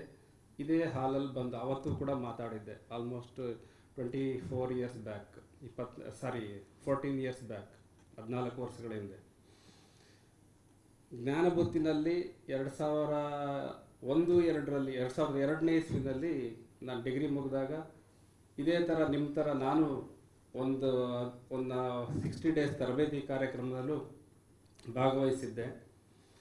ನಾನು ಯಾಕೆ ಈ ವಿಷಯವನ್ನು ಹೇಳ್ತಾ ಇದ್ದೀನಿ ಅಂತಂದರೆ, ಇವತ್ತು ಸ್ಪರ್ಧಾತ್ಮಕ ಯುಗದಲ್ಲಿ, ಅದರಲ್ಲೂ ನಮ್ಮ ಭಾರತದಲ್ಲಿ ಸೂರಜ್ ಅವರು ಹೇಳಿದಾಗೆ ಲಕ್ಷಾಂತರ ಜನ UPSC ಬರೀತಾರೆ. ಕಳೆದ ವರ್ಷ 12 ಲಕ್ಷ ಜನ UPSC ಎಕ್ಸಾಮ್ಗೆ ಅಟೆಂಡ್ ಆಗಿದ್ದವರು. ಪ್ರಿಲಿಮ್ಸ್ಗೆ 1,000 ಪೋಸ್ಟ್ ಮಾತ್ರ ಸೆಲೆಕ್ಟ್ ಆಗುತ್ತೆ. ಅಂದರೆ ಮೇನ್ಸ್ ಆಗಿ ಇಂಟರ್ವ್ಯೂ ಆಗೋಷ್ಟರಲ್ಲಿ ಅಂದರೆ 1,200 ಜನಕ್ಕೆ ಒಬ್ಬರು ಸೆಲೆಕ್ಟ್ ಆಗ್ತಾರೆ. ಅಂದರೆ ಕಾಂಪಿಟೇಟಿವ್ ವರ್ಲ್ಡ್ ಯಾವ ಥರ ಇದೆ, ಕಾಂಪಿಟೇಟಿವ್ ಯಾವ ರೀತಿ ನಾವು ಪ್ರಿಪೇರ್ ಆಗಬೇಕು ಅನ್ನೋದು ಕೂಡ ಬಹಳ ಮುಖ್ಯ ಆಗುತ್ತೆ. ನಾನು ಪ್ರಾರಂಭ ಮಾಡಿದ್ದು ಆಲ್ಮೋಸ್ಟ್ 20 ವರ್ಷ ಆಗಿದೆ. ನಾವು ಕೆಲಸಕ್ಕೆ ಹೆಚ್ಚು ಕಡಿಮೆ ಜಾಯ್ನ್ ಆಗಿ ಸ್ಟಾರ್ಟ್ ಮಾಡಿ ಪ್ರಾರಂಭ ತರಬೇತಿನಲ್ಲಿ. ನನಗಿಂತ ಹೆಚ್ಚಾಗಿ ಸೂರಜ್ ಅವರು ಇತ್ತೀಚಿನ ಪರೀಕ್ಷಾ ದಿನಗಳಲ್ಲಿ ಅವರು 2023ನೇ ಬ್ಯಾಚಲ್ಲಿ IPS ಸೆಲೆಕ್ಟ್ ಆಗಿದ್ದಾರೆ.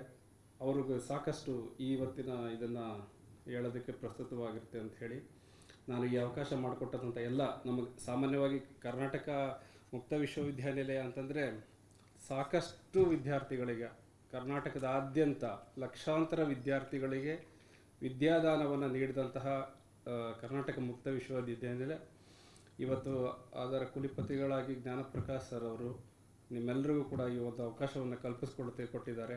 ನಾವೇನು ಈ ಸ್ಪರ್ಧಾತ್ಮಕ ಯುಗದಲ್ಲಿ ಕನಸನ್ನು ಕಾಣಬೇಕು. ನಾನು ಯಾವುದೇ ಒಂದು ಸರ್ಕಾರಿ ಕೆಲಸ ಆಗ್ಬೋದು, ಅಧಿಕಾರಿಗಳಾಗ್ಬೋದು, ಯಾವುದೇ ಸರ್ಕಾರಿ ಕೆಲಸಗಳನ್ನು ಗಿಟ್ಟಿಸ್ಕೋಬೇಕು ಅಂತ ಕನಸನ್ನು ಕಾಣುವಂತಹ ಒಂದು ಕನಸಿಗೆ ಒಂದು ನೀರನ್ನು ಎರೆದಿದ್ದಾರೆ ಅಂತ ಈ ಸಂದರ್ಭದಲ್ಲಿ ಅವ್ರಿಗೆ ನಿಮ್ಮೆಲ್ಲರ ಪರವಾಗಿ ನಾನು ಅಭಿನಂದನೆಗಳನ್ನು ಸಲ್ಲಿಸ್ತೇನೆ.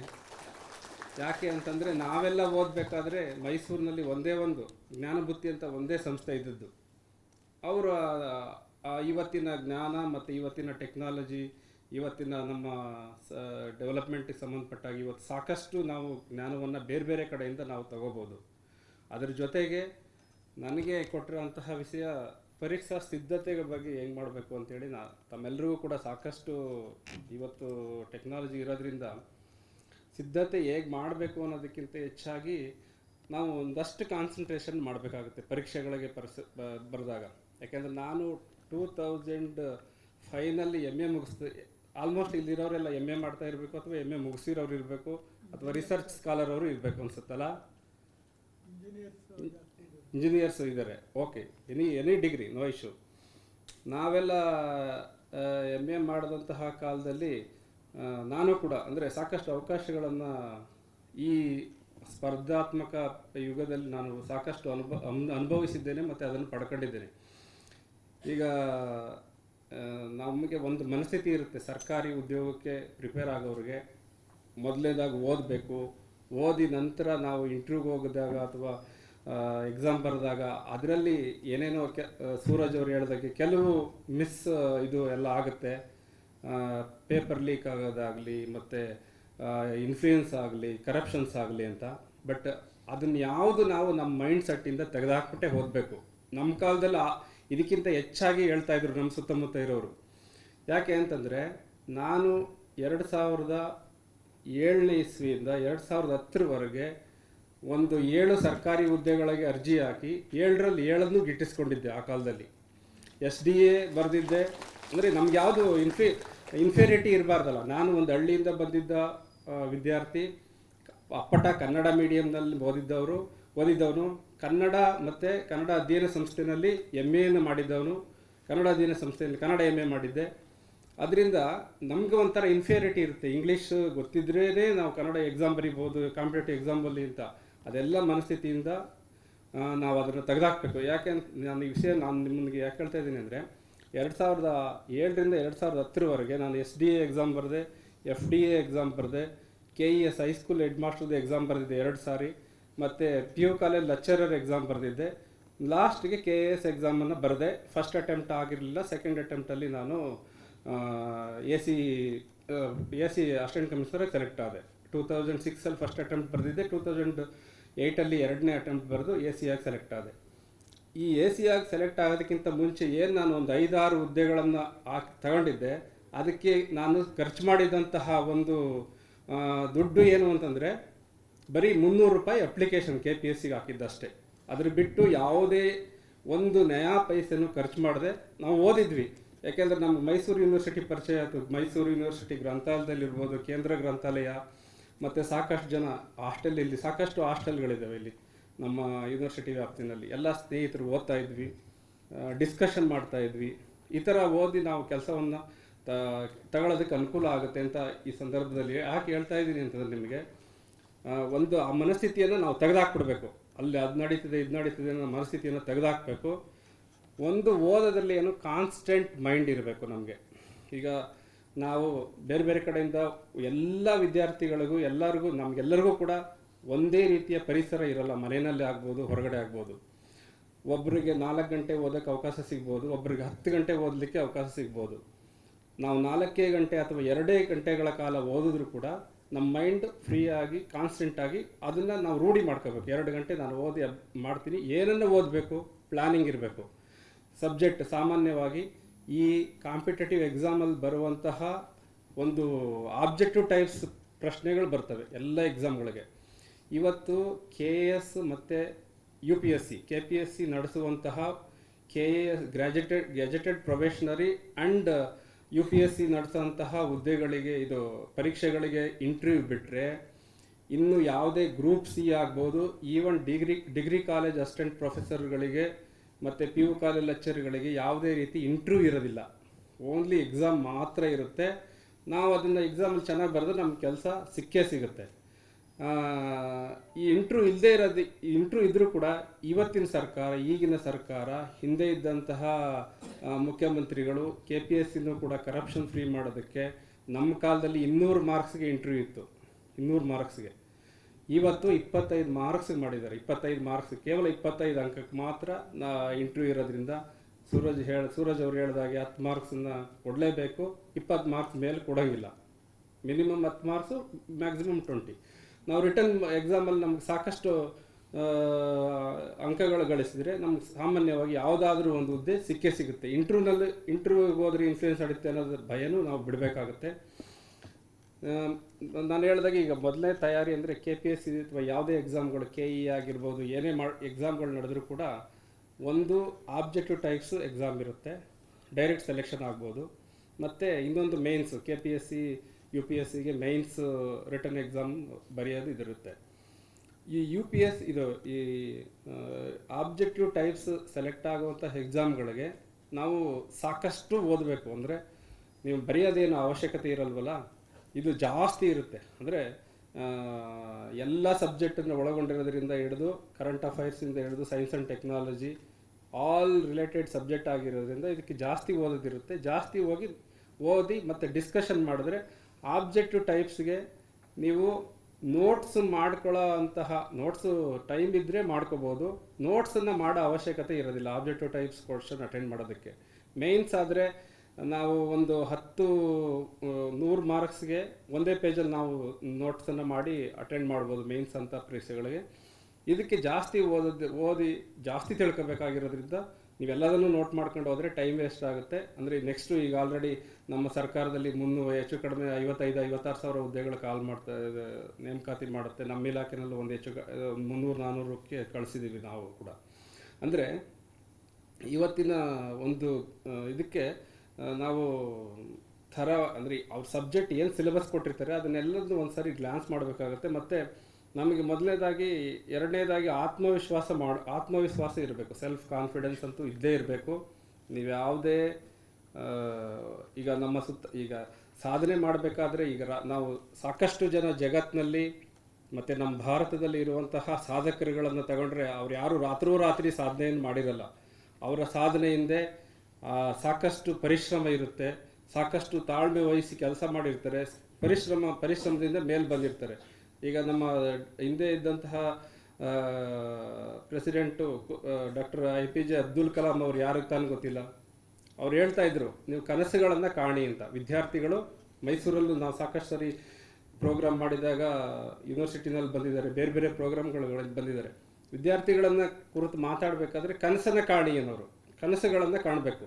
ಕನಸುಗಳನ್ನು ಕಾಣದಿ ಅದಕ್ಕೆ ತಕ್ಕನಾಗಿ ನಾವು ಪ್ರಿಪೇರ್ ಆದರೆ, ಪರಿಶ್ರಮ ಪಟ್ಟರೆ ನಮಗೆ ಪ್ರತಿಫಲ, ಕನಸನ್ನು ನನಸಾಗುವಂತಹ ಒಂದು ಅವಕಾಶ ಸಿಕ್ಕೇ ಸಿಗುತ್ತೆ. ನಾನು ಯಾಕೆ ಈ ಮಾತನ್ನು ಹೇಳ್ತಾ ಇದ್ದೀನಿ ಅಂದರೆ, ನಮ್ಮ ಸುತ್ತಮುತ್ತಲೇ ಇದ್ದರೂ ಮಹಾನ್ ಸಾಧಕರುಗಳಿದ್ದಾರೆ. ಎಲ್ಲಿ ಸುತ್ತಮುತ್ತ ನಾವು ಬೆರಳಿಕೆಯಷ್ಟು ಸಿಗ್ತಾರೆ. ಅವ್ರು ಯಾರು ಕೂಡ ರಾತ್ರೋರಾತ್ರಿ ಸಾಧಕರಾಗಿರೋದಿಲ್ಲ. ಉದಾಹರಣೆಗೆ ಒಂದು ಇತ್ತೀಚಿನ ಉದಾಹರಣೆ, ನಮ್ಮ ಸೂರಜ್ ಅವ್ರ ಥರನೇ ಸೇಮ್ ಕಂಪ್ಯೂಟರ್ ಸೈನ್ಸಲ್ಲಿ ಇಂಜಿನಿಯರಿಂಗ್ ಓದಿದಂತಹ ಒಬ್ಬ ಚಿಕ್ಕಮಗಳೂರಿನವರು ಒಬ್ಬರು ಅವೈಸಿ ಅಹಮದ್ ಅಂತ ಒಬ್ಬ ಹುಡುಗ ಅವರು 2019ರಲ್ಲಿ ಒಂದು ಸ್ಟಾರ್ಟಪ್ ಕಂಪ್ನಿಯನ್ನು ಸ್ಟಾರ್ಟ್ ಮಾಡ್ತಾರೆ. ಇಂಜಿನಿಯರಿಂಗ್ IIScನಲ್ಲೆಲ್ಲ ಕೆಲಸ ಮಾಡಿ ಬಿಟ್ಬಿಟ್ಟು 2000 ಫಿಕ್ಸೆಲ್ ಅಂತ ಒಂದು ಕಂಪ್ನಿ, ನೀವೆಲ್ಲರೂ ಕೇಳಿದರೆ ಇತ್ತೀಚೆಗೆ, ಫಿಕ್ಸೆಲ್ ಅಂತ ಸ್ಪೇಸ್ ಟೆಕ್ನಾಲಜಿ ಬಗ್ಗೆ ಒಂದು ಸ್ಟಾರ್ಟಪ್ ಸ್ಟಾರ್ಟ್ ಮಾಡಿ ಇವತ್ತು ಚಿಕ್ಕಮಗಳೂರು ಒಂದು ಹಳ್ಳಿ ಪಕ್ಕದ ಆಲ್ದೂರು ಅಂತ ಒಂದು ವಿಲೇಜು, ಅಲ್ಲಿನ ಹುಡುಗ 500 ಇವತ್ತು 2019 ಅಂದರೆ ಇವತ್ತು 2026 ಸ್ಪ್ಯಾನ್ ಆಫ್ 7 ಇಯರ್ಸಲ್ಲಿ 500 ಕೋಟಿ ರೂಪಾಯಿಯ ವ್ಯವಹಾರವನ್ನು ನಡೆಸ್ತಾ ಇದೆ ಆ ಕಂಪ್ನಿ. ಜಸ್ಟ್ ಒಬ್ಬ ಹುಡುಗ 500 ಕೋಟಿ. ಮೊನ್ನೆ ನಮ್ಮ ಇದು ನಾಸಾ ಗೊತ್ತಲ್ಲ ನಿಮಗೆ, ಅಮೇರಿಕನ್ ಸ್ಪೇಸ್ ಅವ್ರ ಜೊತೆ ಅಗ್ರಿಮೆಂಟ್ ಮಾಡಿಕೊಂಡು ಒಡಂಬಡಿಕೆ ಮಾಡಿ ಸ್ಪೇಸ್ ಟೆಕ್ನಾಲಜಿ ಬಗ್ಗೆ ರಿಸರ್ಚ್ ಮಾಡೋದಕ್ಕೆ ಮತ್ತು ಇದಕ್ಕೆಲ್ಲ ಆಲ್ಮೋಸ್ಟ್ $300 ಬಿಲಿಯನ್ ಸಮಥಿಂಗ್ಗೆ ಅಗ್ರಿಮೆಂಟ್ ಮಾಡ್ಕೊಂಡಿದ್ದಾರೆ ಅವರು. ಅಂದರೆ ನಾನು ಯಾಕೆ ಇದನ್ನ ಹೇಳ್ತಾ ಇದ್ದೀನಿ ಅಂತಂದರೆ, ಅವ್ರು ರಾತ್ರೋರಾತ್ರಿ ಆ ಮಟ್ಟಕ್ಕೇನು ಬೆಳೆದಿಲ್ಲ ಅವರು. ಅಂದರೆ ಅದ್ರ ಹಿಂದೆ ಪರಿಶ್ರಮ ಮತ್ತು ಅದರ ಅವರ ಶ್ರಮ ಎಲ್ಲದನ್ನು ಅವರ ಪ್ರಯತ್ನ ಮಾಡಿ ನಾವು ಅದನ್ನು ಪಡ್ಕೊಳ್ಬೇಕಾಗತ್ತೆ. ಮತ್ತು ಎಲ್ಲದಕ್ಕಿಂತ ಹೆಚ್ಚಾಗಿ ನಾವು ಓದಬೇಕಾದ್ರೆ ಒಂದು ನೀವು ಸೂರಜ್ ಅವರು ಹೇಳಿದಾಗೆ ಗುರಿ ಇರಬೇಕು, ಪ್ಲ್ಯಾನಿಂಗ್ ಇರಬೇಕು, ಮತ್ತು ಒಂದು ಫೋಕಸ್ ಮಾಡಬೇಕು. ಸಾಕಷ್ಟು ಯಾವ ವಿಷಯಗಳನ್ನು ಫೋಕಸ್ ಮಾಡಬಾರ್ದು ಅನ್ನೋದನ್ನು ಕೂಡ ತಿಳ್ಕೊಂಡಿರಬೇಕು. ಈಗ ಸೈನ್ಸ್ ಸಾಕಷ್ಟು ಮೆಟೀರಿಯಲ್ ನಮಗೆ ಎಲ್ಲ ಈಗ AI ಯುಗ ಇದು ನಮ್ಮದು. ಏನೇ ನೀವು ಮೆಟೀರಿಯಲ್ ಬೇಕಾದರೆ ನಿಮಗೆ ರಿಸರ್ಚ್ ಮಾಡಿ ತೊಗೋಬೋದು ಇವತ್ತು ಎಲ್ಲ. ಅದರಿಂದ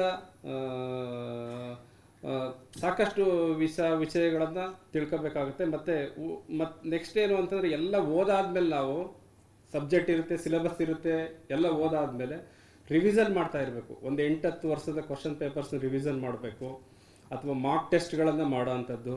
ಈಗ ಸಾಕಷ್ಟು ಟೆಸ್ಟ್ ಸೀರೀಸನ್ನು ಕೊಡುವಂತಹ ಒಂದು ಇನ್ಸ್ಟಿಟ್ಯೂಷನ್ಗಳು ಇದ್ದಾವೆ, ಕೋಚಿಂಗ್ ಇನ್ಸ್ಟಿಟ್ಯೂಟ್ಗಳು. ಅದರ ಮುಖಾಂತರ ಟೆಸ್ಟ್ ಸೀರೀಸನ್ನು ತೊಗೋಬೋದು. ಮತ್ತು 4-5 ಜನ ಸ್ನೇಹಿತರು ಸೇರಿ ಗುಡ್ ಫ್ರೆಂಡ್ಸ್, ಅಂದರೆ ನಿಮ್ಮದೇ ಆದ ನಾಲೆಡ್ಜ್ ಇರುವಂತಹ, ಶೇರ್ ಮಾಡುವಂತಹ ಸ್ನೇಹಿತರನ್ನು ಸೇರಿಕೊಂಡು ನಾವು ಮಾರ್ಕ್ ಟೆಸ್ಟನ್ನು ಮಾಡಿಕೊಂಡು ಅದನ್ನು ನಾವೇ ವ್ಯಾಲ್ಯೂಯೇಷನ್ ಮಾಡಿ ಒಬ್ರಿಗೊಬ್ರು ಆ ಥರನ ಮಾಡಲೇಬೇಕಾಗುತ್ತೆ ನೆಕ್ಸ್ಟು ಇದು ಮಾಡೋದಬೇಕಾದ್ರೆ. ಇದೆಲ್ಲದಕ್ಕಿಂತ ಹೆಚ್ಚಾಗಿ ಮತ್ತು ನಾವು maintain good health and good mind ಸೆಟ್ಟನ್ನು ಮೇಂಟೈನ್ ಮಾಡಬೇಕು. ಅಂದರೆ ಆರೋಗ್ಯಕರವಾಗಿರಬೇಕು. ಅಂದರೆ ನಮ್ಮ ಪರಿಸರ, ನಮ್ಮ ಒಂದು ಸುತ್ತಮುತ್ತಲಿನ ಸ್ನೇಹಿತರು ಮತ್ತು ನಮ್ಮ ಹೆಲ್ತು ಎಲ್ಲನೂ ಕೂಡ ಚೆನ್ನಾಗಿ ನೋಡಿಕೊಂಡು ತಾವೆಲ್ಲರೂ ಕೂಡ ಈ ನಿಟ್ಟಿನಲ್ಲಿ ಪ್ರಿಪೇರ್ ಆಗಬೇಕು. ಅಂದರೆ ನಾನು ಯಾಕೆ ಹೇಳ್ತಾ ಇದ್ದೀನಿ ಇದೆಲ್ಲ ಅಂತಂದರೆ, ನೀವು ಇವತ್ತಿನ ಸ್ಪರ್ಧಾತ್ಮಕ ಯುಗದಲ್ಲಿ ನೀವು ಸಾಕಷ್ಟು ಜನ ಯಾರೂ ಏನು ಹುಟ್ಟುತ್ತಾ ತಕ್ಷಣ ಯಾರೂ ಪ್ರತಿಭಾವಂತರು ಆಗೋದೇ ಇಲ್ಲ. ನಮ್ಮ ಶ್ರಮ, ನಮ್ಮ ಸುತ್ತಮುತ್ತಲಿನ ಪರಿಸರ, ನಾವು ಸ್ಟಡಿ ಮಾಡುವಂತಹ ಒಂದು ವಿಧಾನದಿಂದ ಎಲ್ಲ ಅವಕಾಶಗಳನ್ನು ಪಡಿತಾ ಹೋಗ್ತಾ ಇರೋದ್ರಿಂದ ಸಿಗುತ್ತೆ. ಎಲ್ರಿಗೂ ಕೂಡ ಅವಕಾಶ ಸಿಗುತ್ತೆ. ಈ ಅವಕಾಶಗಳನ್ನು ಈಗ ಸ್ಪರ್ಧಾತ್ಮಕ ಪರೀಕ್ಷೆಗಳಲ್ಲಿ ಸಾಕಷ್ಟು ತರಬೇತಿದಾರರು 50 ದಿನಗಳ ಕಾಲ ನಿಮ್ಗೆ ತರಬೇತಿಗಳನ್ನು ನೀಡ್ತಾರೆ. ಇಂಟ್ರ್ಯಾಕ್ಷನ್ ಮಾಡಿ, ಕ್ವಶನ್ ಕೇಳಿ, ನೀವು ಗೊತ್ತಿಲ್ಲದೆ ಇರೋದನ್ನ ನೇರವಾಗಿ ಕೇಳ್ಬೋದು. ಆಮೇಲೆ ಎಲ್ಲದಕ್ಕಿಂತ ಹೆಚ್ಚಾಗಿ ಈ ಒಂದು ಮಾನಸ ಗಂಗೋತ್ರಿ ಪರಿಸರ ಇದೆಯಲ್ಲ, ಬಹಳ ಶಾಂತವಾದದ್ದು.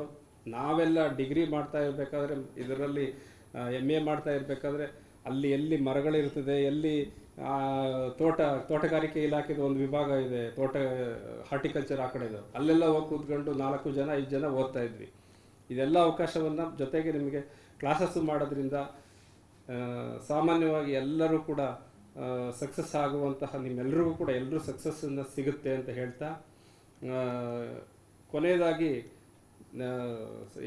ಎನಿ ಇಂಟ್ರ್ಯಾಕ್ಷನ್ ಏನಾದರೂ ಬೇಕಾದರೆ ನಮ್ಮ ಆಲ್ರೆಡಿ ಸೂರಜ್ ಅವರು ಇದ್ದಾರೆ. ನೆಕ್ಸ್ಟು ಇನ್ನೊಂದೇ ಫ್ರೀ ಇರೋದ್ರಿಂದ ಸೂರಜ್ ಅವರು ನಿಮಗೆ ಇಂಟ್ರ್ಯಾಕ್ಷನ್ ಮಾಡೋದಕ್ಕೆ ಬರ್ತಾರೆ ಅಂತ ಹೇಳಿ, ಮತ್ತು ಈ ಸಂದರ್ಭದಲ್ಲಿ ಈ ಅವಕಾಶವನ್ನು ನನಗೆ ಅವಕಾಶವನ್ನು ಮಾಡಿಕೊಟ್ಟೋದಕ್ಕೆ ತಮ್ಮೆಲ್ಲರಿಗೂ ಕೂಡ ಮೊದಲನೇದಾಗಿ ವಿ ಸಿ ಸರ್ಗೆ, ಮತ್ತು ನಮ್ಮ ಸತ್ಯನಾರಾಯಣ ಗೌಡ್ರಿಗೆ, ಮತ್ತು ಎಲ್ಲ ಕರ್ನಾಟಕ ಮುಕ್ತ ವಿಶ್ವವಿದ್ಯಾನಿಲಯದ ಎಲ್ಲ ವಿಭಾಗದ ಅಧ್ಯಾಪಕರುಗಳಿಗೆ ನಾನು ಮತ್ತೊಮ್ಮೆ ಅಭಿನಂದಿಸ್ತೇನೆ. ಈಗ ಒಂದೇ ಒಂದು ಚಿಕ್ಕ ಒಂದು ಸ್ಮಾಲ್, ನೀವು ಪರಿಶ್ರಮಕ್ಕೆ ಏನು ಉದಾಹರಣೆ ಅಂತ ಇನ್ನೊಂದು ಹೇಳಬೇಕು ಅಂದ್ಕೊಂಡಿದ್ದೆ ನಾನು. ಈ ಜಿಂದಾಲ್ ಅಂತ ಒಂದು ಕಂಪ್ನಿ ಇದೆ, ಗೊತ್ತಾ? ಸ್ಟೀಲ್ ಪ್ರೊಡಕ್ಷನ್ ಮಾಡುವಂತಹ ಕಂಪ್ನಿ ವಿಜಯನಗರದಲ್ಲಿ ಇದೆ. ಅದು ಇವತ್ತು ಅದರ ನೀವೆಲ್ಲರೂ ನೋಡಿದ್ದೀರಾ, ಅದರದ್ದು ಟರ್ನ್ ಓವರ್ ಎಷ್ಟಿರ್ಬೋದು ಅಂತ ಒಂದು ವರ್ಷಕ್ಕೆ ಎಷ್ಟು 1000 ಕೋಟಿ ಇರ್ಬೋದು ಅಂತ. ಜಿಂದಾಲ್ ಅಂತ ಒಂದು ಕಂಪ್ನಿ, ಸ್ಟೀಲ್ ಮೇಕಿಂಗ್ ಕಂಪ್ನಿ, ಕರ್ನಾಟಕದಲ್ಲಿರುವಂಥದ್ದು, ವಿಜಯನಗರದಲ್ಲಿ. 1,85,000 ಕೋಟಿ ಪರ್ ಇಯರ್ ಟರ್ನ್ ಓವರ್ ಇದೆ. ಅದನ್ನು ಸ್ಥಾಪನೆ ಮಾಡಿದವರು ಸಜ್ಜನ್ ಜಿಂದಾಲ್ ಅಂತ. 1994-95ರಲ್ಲಿ ಒಂದು ಸ್ಮಾಲ್ ಪೆಲೆಟ್, ಅಂದರೆ ಈ ಐರನ್ ಓರಿಂದ, ನಾನು ಮೈನಿಂಗ್ ಡಿಪಾರ್ಟ್ಮೆಂಟಲ್ಲಿ ಇರೋದ್ರಿಂದ ಇದು ಹೇಳ್ತಾ ಇದ್ದೀನಿ, ನಾನು ಅಲ್ಲೆಲ್ಲ ವಿಸಿಟ್ ಮಾಡಿದ್ದೀನಿ. ಸ್ಮಾಲ್ ಐರನ್ ಓರು, ಕಬ್ಬಿಣದ ಅದರಿಂದ ಪೆಲ್ಲೆಟ್ಸ್ ಅಂತ ಕರೀತಾರೆ. ನಾವು ಈಗ ಸ್ಟೀಲ್ ಬಾರ್ಸ್ ಎಲ್ಲ ಮಾಡಬೇಕಾದ್ರೆ ಪೆಲ್ಲೆಟ್ಸ್ ಬೇಕು, ಅದನ್ನು ಕಬ್ಬಿಣದ ಅದರಿಂದ ಅದನ್ನು ಸ್ಮಾಲ್ ಒಂದು 10-15 ಎಕರೆನಲ್ಲಿ ಅವರು ಅವತ್ತೊಂದು ಹಾಕಿದಂತಹ ಒಂದು ಸಂಸ್ಥೆ ಇವತ್ತು 10,000 ಎಕರೆನಲ್ಲಿದೆ. ಅದು 2025-26 ಸಾಲಿನ ಟರ್ನ್ ಓವರು 1,85,000-86,000 ಕೋಟಿ ಟರ್ನ್ ಓವರ್ ಇದೆ. 25,000 ಕೋಟಿ ಲಾಭ, ನೆಟ್ ಪ್ರಾಫಿಟ್ ಪರ್ ಇಯರ್ 25,000 ಕೋಟಿ ಲಾಭ. ಅಂದರೆ ಒಬ್ಬನೇ ವ್ಯಕ್ತಿ ಸ್ಥಾಪನೆ ಮಾಡಿರೋಂಥದ್ದು. ಅಂದರೆ ಸರ್ಕಾರದ ಕೆಲವು ಜಮೀನು ಅಕ್ವೈರ್ ಮಾಡಲಿಕ್ಕೆ ಎಲ್ಲ ಸರ್ಕಾರ ಸಂಸ್ಥೆಗಳು ಸಹಾಯ ಮಾಡಿರ್ಬೋದು, ಬಟ್ ಅವರ ಪರಿಶ್ರಮ, ಅವತ್ತಿನ ಸ್ಮಾಲ್ ಒಂದು ಪೆಲೆಟ್ ಮಾಡೋದಕ್ಕೆ ಸ್ಥಾಪನೆ ಮಾಡಿದಂತಹ ಒಂದು ಕಂಪ್ನಿ ಇವತ್ತು ಏಷ್ಯಾದಲ್ಲಿ ಸಿಂಗಲ್ ಪ್ಲಾಂಟ್ ಒಂದೇ ಜಾಗದಲ್ಲಿ ಹೈಯೆಸ್ಟ್ ಕಬ್ಬಿಣವನ್ನು ಉತ್ಪಾದನೆ ಮಾಡುವಂತಹ ಕಂಪ್ನಿ. ಅವ್ರು ನಾನು ಲಾಸ್ಟ್ ವಿಸಿಟ್ ಮಾಡಿದಾಗ ಹೇಳ್ತಾ ಇದ್ರು 2030ಗೆ ವರ್ಲ್ಡಲ್ಲಿ ಹೈಯೆಸ್ಟ್ ಅಂದರೆ ಈಗ 18 million metric ton per year ಇದೆ. ನೆಕ್ಸ್ಟು 25 ಮಿಲಿಯನ್ ಮೆಟ್ರಿಕ್ ಟನ್ ಮಾಡಿದ್ರೆ ವರ್ಲ್ಡಲ್ಲಿ ಹೈಯೆಸ್ಟು ಐರನ್ ಪ್ರೊಡಕ್ಟ್ ಮಾಡೋಂತಹ ಒಂದೇ ಜಾಗ ಸಿಂಗಲ್ ಪ್ಲಾಂಟ್ ನಮ್ದಾಗುತ್ತೆ ಅಂತ. ಅಂದರೆ ಅವರ ಮೋಟಿವೇಶನ್ ನೋಡಿ, 35,000 40,000 ಜನಕ್ಕೆ ಕೆಲಸಗಳನ್ನು ಕೊಟ್ಟಿದ್ದಾರೆ. ಅಂದರೆ ಆ ಥರ ನಮಗೆ ಸಾಧಕರು ಅವರೆಲ್ಲ. ಒಂದೇ ದಿನ ರಾತ್ರಿ ಅವ್ರು 25,000 ಕೋಟಿ ಸಂಪಾದನೆ ಮಾಡೋಕ್ಕಾಗಲ್ಲ. ಆ ಥರ ಏನಾದರೂ ಸಂಪಾದನೆ ಮಾಡಿಬಿಟ್ರೆ ಜೈಲು ಸೇರ್ಕೋಬೇಕಾಗತ್ತೆ. ಸಾಕಷ್ಟು ಉದಾಹರಣೆಗಳಿದ್ದಾವೆ ಅಲ್ವಾ?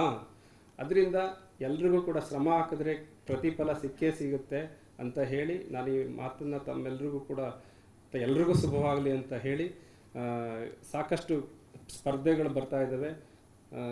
ಯಾವುದೇ ಎಕ್ಸಾಮ್ ಆದರೂ ಬಿಡಬೇಡಿ.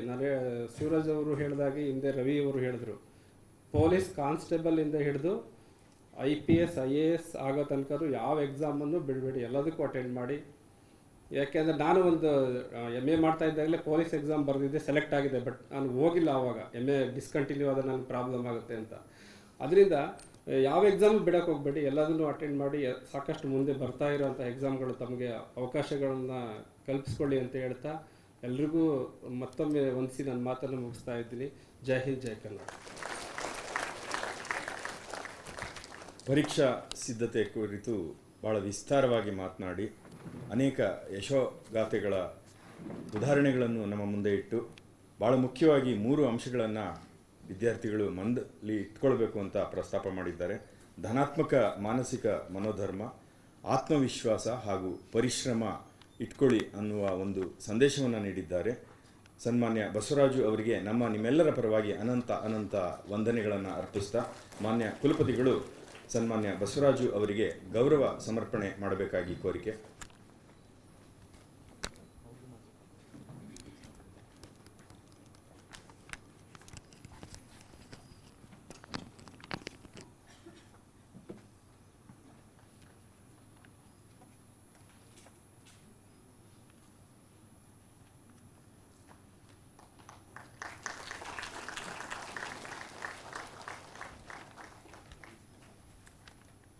ಪ್ರೊಬೇಷನರಿ IPS ಅಧಿಕಾರಿಗಳಾದಂತಹ ಸೂರಜ್ರವರೇ, ಮೈಸೂರು ಮಿನರಲ್ಸ್ ಲಿಮಿಟೆಡ್ನ ವ್ಯವಸ್ಥಾಪಕ ನಿರ್ದೇಶಕರಾದಂಥ ಬಸವರಾಜುರವರೇ, ವಿಶ್ವವಿದ್ಯಾನಿಲಯದ ಕುಲಸಚಿವರೇ ಮತ್ತು ವೇದಿಕೆ ಮೇಲೆ ಇರತಕ್ಕಂಥ ಎಲ್ಲ ಗಣ್ಯರೇ ಹಾಗೂ ಇಲ್ಲಿ ಈ ತರಬೇತಿಗೆ ಆಗಮಿಸಿರ್ತಕ್ಕಂಥ ಎಲ್ಲ ಸ್ಪರ್ಧಿಗಳೇ, ನಾನು 1992ನೇ ಇಸ್ವಿನಲ್ಲಿ ಮೊದಲನೇದಾಗಿ ನಿಮಗೆ ಒಂದು ವಿಷಯವನ್ನು ಹೇಳ್ತೀನಿಲ್ಲ. KAS ಎಕ್ಸಾಮ್ ಅಂತ ಹೇಳ್ತಿರಲ್ಲ, KAS ಅಂತ ಎಕ್ಸಾಮ್ ಯಾವುದೂ ಇರೋದಿಲ್ಲ. ಗೆಜೆಟೆಡ್ ಪ್ರೊಬೇಷನರ್ಸ್ ಎಕ್ಸಾಮ್ಸ್ ಅಂತ ನಡೆಸ್ತಾರೆ. ಆ ಗೆಜೆಟೆಡ್ ಪ್ರೊಬೇಷನರ್ಸ್ ಎಕ್ಸಾಮ್ಸ್ನಲ್ಲಿ ಕೇಡ್ರ್ಗಳು ಬರ್ತವೆ.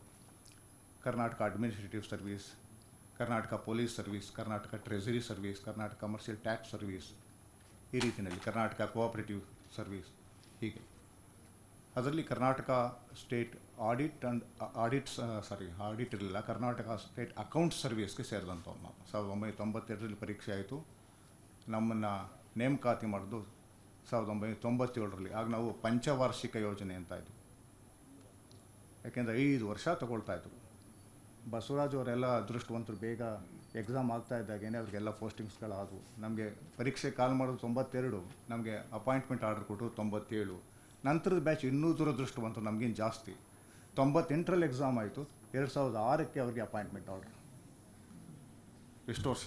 ಸುಮಾರು ಅದು ಸಪ್ತವಾರ್ಷಿಕ ಯೋಜನೆ. ಈ ರೀತಿ ಪಂಚವಾರ್ಷಿಕ ಯೋಜನೆ, ಸಪ್ತವಾರ್ಷಿಕ ಯೋಜನೆ ಆಗ್ತಿತ್ತು. ನೀವು ಅದೃಷ್ಟವಂತರು ನಮಗೆ ಹೋಲಿಕೆ ಮಾಡಿದ್ರೆ. ನಾವು MSCಯನ್ನು ಮುಗಿಸಿದಂಥ ಸಂದರ್ಭದಲ್ಲಿ ನಾನು ಕೂಡ ಮೈಸೂರು ವಿಶ್ವವಿದ್ಯಾನಿಲಯದ ವಿದ್ಯಾರ್ಥಿ. ಈಗಿನಷ್ಟು ಆಪರ್ಚುನಿಟೀಸ್ಗಳಿರಲಿಲ್ಲ, ಅವಕಾಶಗಳು ಇರಲಿಲ್ಲ. ಕಾಲೇಜ್ಗಳು ಕಡಿಮೆ ಇದ್ದವು, ಉಪನ್ಯಾಸಕರ ಹುದ್ದೆಗಳು ಕಡಿಮೆ, MSc ಸೀಟ್ಗಳ ಸಂಖ್ಯೆ ಕಡಿಮೆ. 40 ಸೀಟ್ ಇತ್ತು. ಮಂಗಳೂರಲ್ಲಿ ಇರಲಿಲ್ಲ ಬಾಟ್ನಿ, ದಾವಣಗೆರೆಯಲ್ಲೆಲ್ಲೂ ಇರಲಿಲ್ಲ. ದಾವಣಗೆರೆ, ಮಂಗಳೂರು, ಶಿವಮೊಗ್ಗ, ಚಿತ್ರದುರ್ಗ ಎಲ್ಲ ಕಡೆಯಿಂದ ಇಲ್ಲಿ ಬರ್ತಿದ್ರು ಓದೋದಕ್ಕೆ. ಬರೀ 40 ಸೀಟ್ ಮಾತ್ರ MSc ಬಾಟ್ನಿ.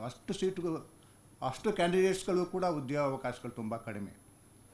ನಮ್ಮ ಸೀನಿಯರ್ ಒಬ್ಬರು ಗೋಲ್ಡ್ ಮೆಡಲಿಸ್ಟು.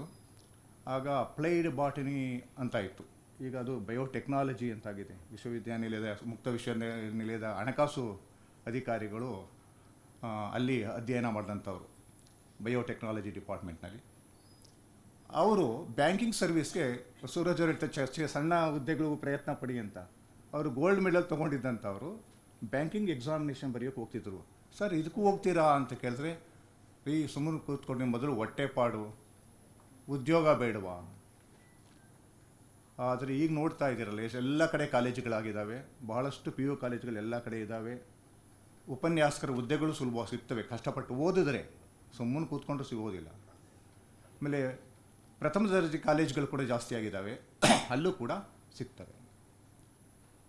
ಈ ನನ್ನ ಸಿಸ್ಟರ್ ಸನ್ ಅಂದರೆ ನನ್ನ ತಂಗಿಯ ಮಗ ಈ ಬಸವರಾಜ್ ಅವರು ಹೇಳಿದ್ರೆ, ಅದೇ ರೀತಿಯಲ್ಲಿ 1-2 ವರ್ಷದಲ್ಲಿ ಅವನು ಇದು ಅಂತ ಅವನು ಕೂಡ ಲೆಕ್ಚರರ್ ಆಗಿದ್ದ ಕೆಮಿಸ್ಟ್ರಿನಲ್ಲಿ.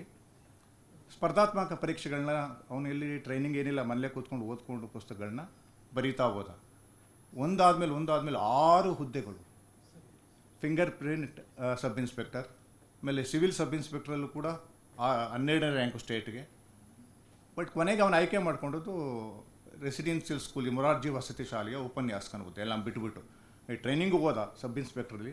ಇನ್ನೇನು ಮುಗೀತಾ ಇದ್ದೇನೋ, 10 ತಿಂಗಳು 11 ತಿಂಗಳು ಟ್ರೈನಿಂಗ್ ಮಾಡಿ ನನಗೆ ಯಾಕೋ ಇದು ಇಷ್ಟ ಆಗ್ತಾ ಇಲ್ಲ ಅಂತ ಹೇಳ್ಬಿಟ್ಟು ಪುನಃ ಆತ, ಅದು ಪೂರ್ಣ ಸರ್ಕಾರಿ ಹುದ್ದೆ ಅಲ್ಲ, ಕರ್ನಾಟಕ ವಸತಿ ಶಿಕ್ಷಣ ಸಂಸ್ಥೆಗಳ ಸಂಘದವರು ನಡೆಸ್ತಕ್ಕಂಥ ಶಾಲೆಯಲ್ಲಿ ಕಾಲೇಜಿನಲ್ಲಿ ಉಪನ್ಯಾಸಕನಾಗಿ ಸೇರಿಕೊಂಡ. ಯಾಕೆ ನಾನು ಇದನ್ನು ಹೇಳ್ತೇನೆ ಅಂದರೆ, ಸೂರಜ್ ಅವರೊಂದು ಮಾತು ಹೇಳಿದ್ರು, ಆಯ್ಕೆ, ನೀವೇನು ಬೇಕು ಅನ್ನೋದನ್ನ ಆಯ್ಕೆ ಮಾಡ್ಕೊಳ್ಳಿ, ನಿರ್ಧಾರ ಮಾಡ್ಕೊಳ್ಳಿ, ಏನು ಬೇಡ ಅನ್ನೋದನ್ನು ಕೂಡ ಮೊದಲೇ ನಿರ್ಧಾರ ಮಾಡಿ ಅಂತ. ನಾನು ಸರ್ವೀಸ್ಗೆ ಸೇರಿದ ನಮ್ಮ ಟೀಚರ್ಗಳ ಇನ್ಸ್ಪಿರೇಷನ್ ಡಾಕ್ಟರ್ MT ಗೋವಿಂದೇಗೌಡರು ಅಂತ ಮಹಾರಾಣೀಸ್ ಕಾಲೇಜಿಂದ ಮಂಡ್ಯಕ್ಕೆ ಬಂದು, ನಾನು ಮಂಡ್ಯದಲ್ಲಿ ಪದವಿಯನ್ನು ಅಧ್ಯಯನ ಮಾಡಿದಂಥದ್ದು. ಅವರ ಪಾಠವನ್ನು ಕೇಳಿ ನಾನು ಆದರೆ ಮುಂದೆ ಇವ್ರ ಥರ ಟೀಚರ್ ಆಗಬೇಕು ಅಂತಕ್ಕಂಥ ಮನಸ್ಥಿತಿ ಇದ್ದರಿಂದ ಆಗ ಎಂಪ್ಲಾಯ್ಮೆಂಟ್ ಎಕ್ಸ್ಚೇಂಜ್ ಮೂಲಕ ನನಗೆ ಹುದ್ದೆ ಬಂದರೂ ಕೂಡ LICಲಿ ಫಸ್ಟ್ MSc ಮುಗಿತಾ ಇದ್ದಾಗೆ ಬಂದರೂ ಕೂಡ ನಾನು ಹೋಗಿ ಗುಮಾಸ್ತನ ಕೈಗೆ ಲೆಕ್ಕ ಬರ್ಕೊಳ್ತಾ ಕೂತ್ಕೊಳ್ಬೇಕಲ್ಲ, LICಗೆ ಹೋಗಿ ನಾನು ಟೀಚರೇ ಆಗಬೇಕು ಅಂತ ಹೋಗಲಿಲ್ಲ. ಅಲ್ಲಿ ಇಂಟರ್ವ್ಯೂ ಅಟೆಂಡ್ ಮಾಡಿದೆ. ಬಟ್ ನಾಳೆ ಬಂದು ಜಾಯಿನ್ ಆಗಿ ಅಂತ ನಾನು ಬರೋಲ್ಲ ಸರ್ ಅಂತ ಅಂದ್ಬಿಟ್ಟು ವಾಪಸ್ ಬಂದೆ. ನಾನು ಮಾಡ್ತಾ ಇದ್ದಂಥದ್ದು ತಾತ್ಕಾಲಿಕ ಹುದ್ದೆ, 1,000 ರೂಪಾಯಿ ಸಂಬಳ. 1988ರಿಂದ 97ರವರೆಗೆ ನಾನು ತೊಗೊಂಡಿರ್ತಕ್ಕಂಥ ಸಂಬಳ ಮಂತ್ಲಿ 1,000 ರೂಪೀಸ್ ಓನ್ಲಿ, ಅದು ಕೂಡ ರಜದಲ್ಲಿಲ್ಲ. ಫಸ್ಟ್ ಗ್ರೇಡ್ ಕಾಲೇಜ್ ಲೆಕ್ಚರರು, ರೆಗ್ಯುಲರ್ ಕಾಲೇಜಲ್ಲಿ ಅಂದರೆ ರೆಗ್ಯುಲರ್ ಲೆಕ್ಚರ್ ಇರ್ತಾನೆ, ಎಲ್ಲ ಸುಮಾರು 20-25 ಗಂಟೆಗಳ ಪಾಠ ಮಾಡ್ತಿದ್ವಿ. ಬಟ್ ನಮಗೆ ಸಂಬಳ ಮಾತ್ರ ಅಷ್ಟೇ ಇತ್ತು. ಆಗಿದ್ದರೂ ಕೂಡ ನನಗೆ ಬಿಟ್ಟು ಹೋಗಕ್ಕೆ ಇಷ್ಟ ಇಲ್ಲ. ಈ ಎಕ್ಸಾಮ್ಗಳು ಬಂತು, ಅಪ್ಲಿಕೇಶನ್ ಹಾಕಿದಾಗ ನನ್ನ ಕಲೀಗ್ ಅಂದರೆ ನನಗೆ ಟೀಚರ್ ಆಗಿದ್ದವರೇ ಕಲೀಗ್ ಆಗಿದ್ದರು.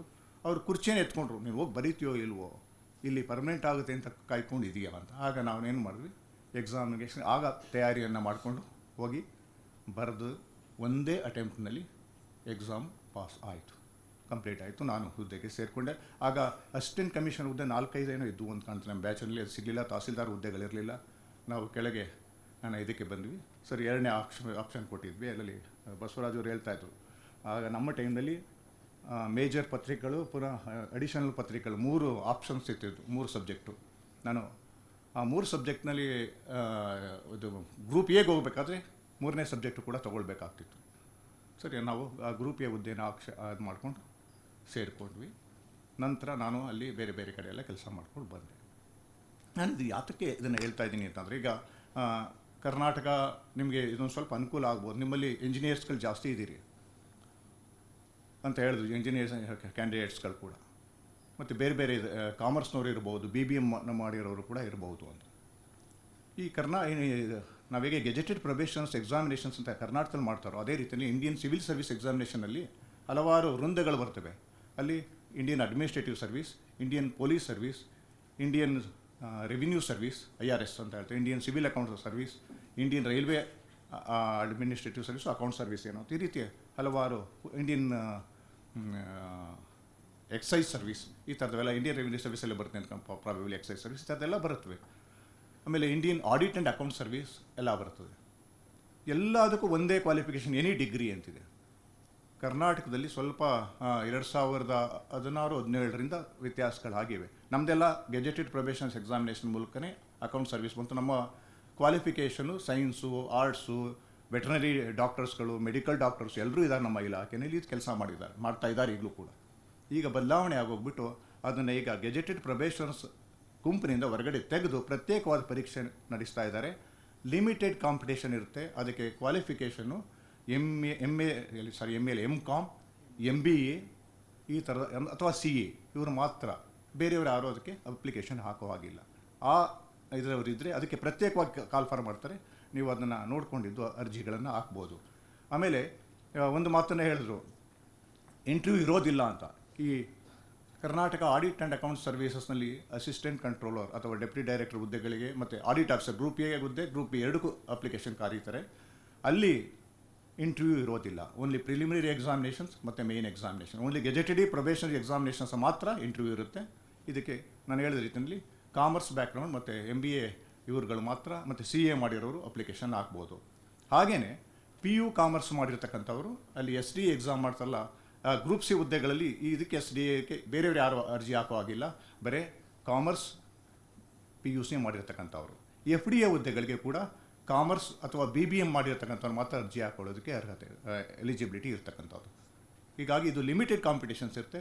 ಈ ಇದರಲ್ಲಿ ವಿಷಯಗಳಲ್ಲಿ ಅಧ್ಯಯನ ಮಾಡಿರ್ತಕ್ಕಂಥವ್ರು ಇದನ್ನು ಆಯ್ಕೆ ಮಾಡ್ಕೊಳ್ಳೋದು. ಪದೇ ಪದೇ ಕಾಲ್ಫಾರ್ ಮಾಡ್ತಾ ಇರ್ತಾರೆ. ನೀವು ನೋಡಿಕೊಂಡು ಅಪ್ಲಿಕೇಶನ್ ಹಾಕ್ತಾರೆ.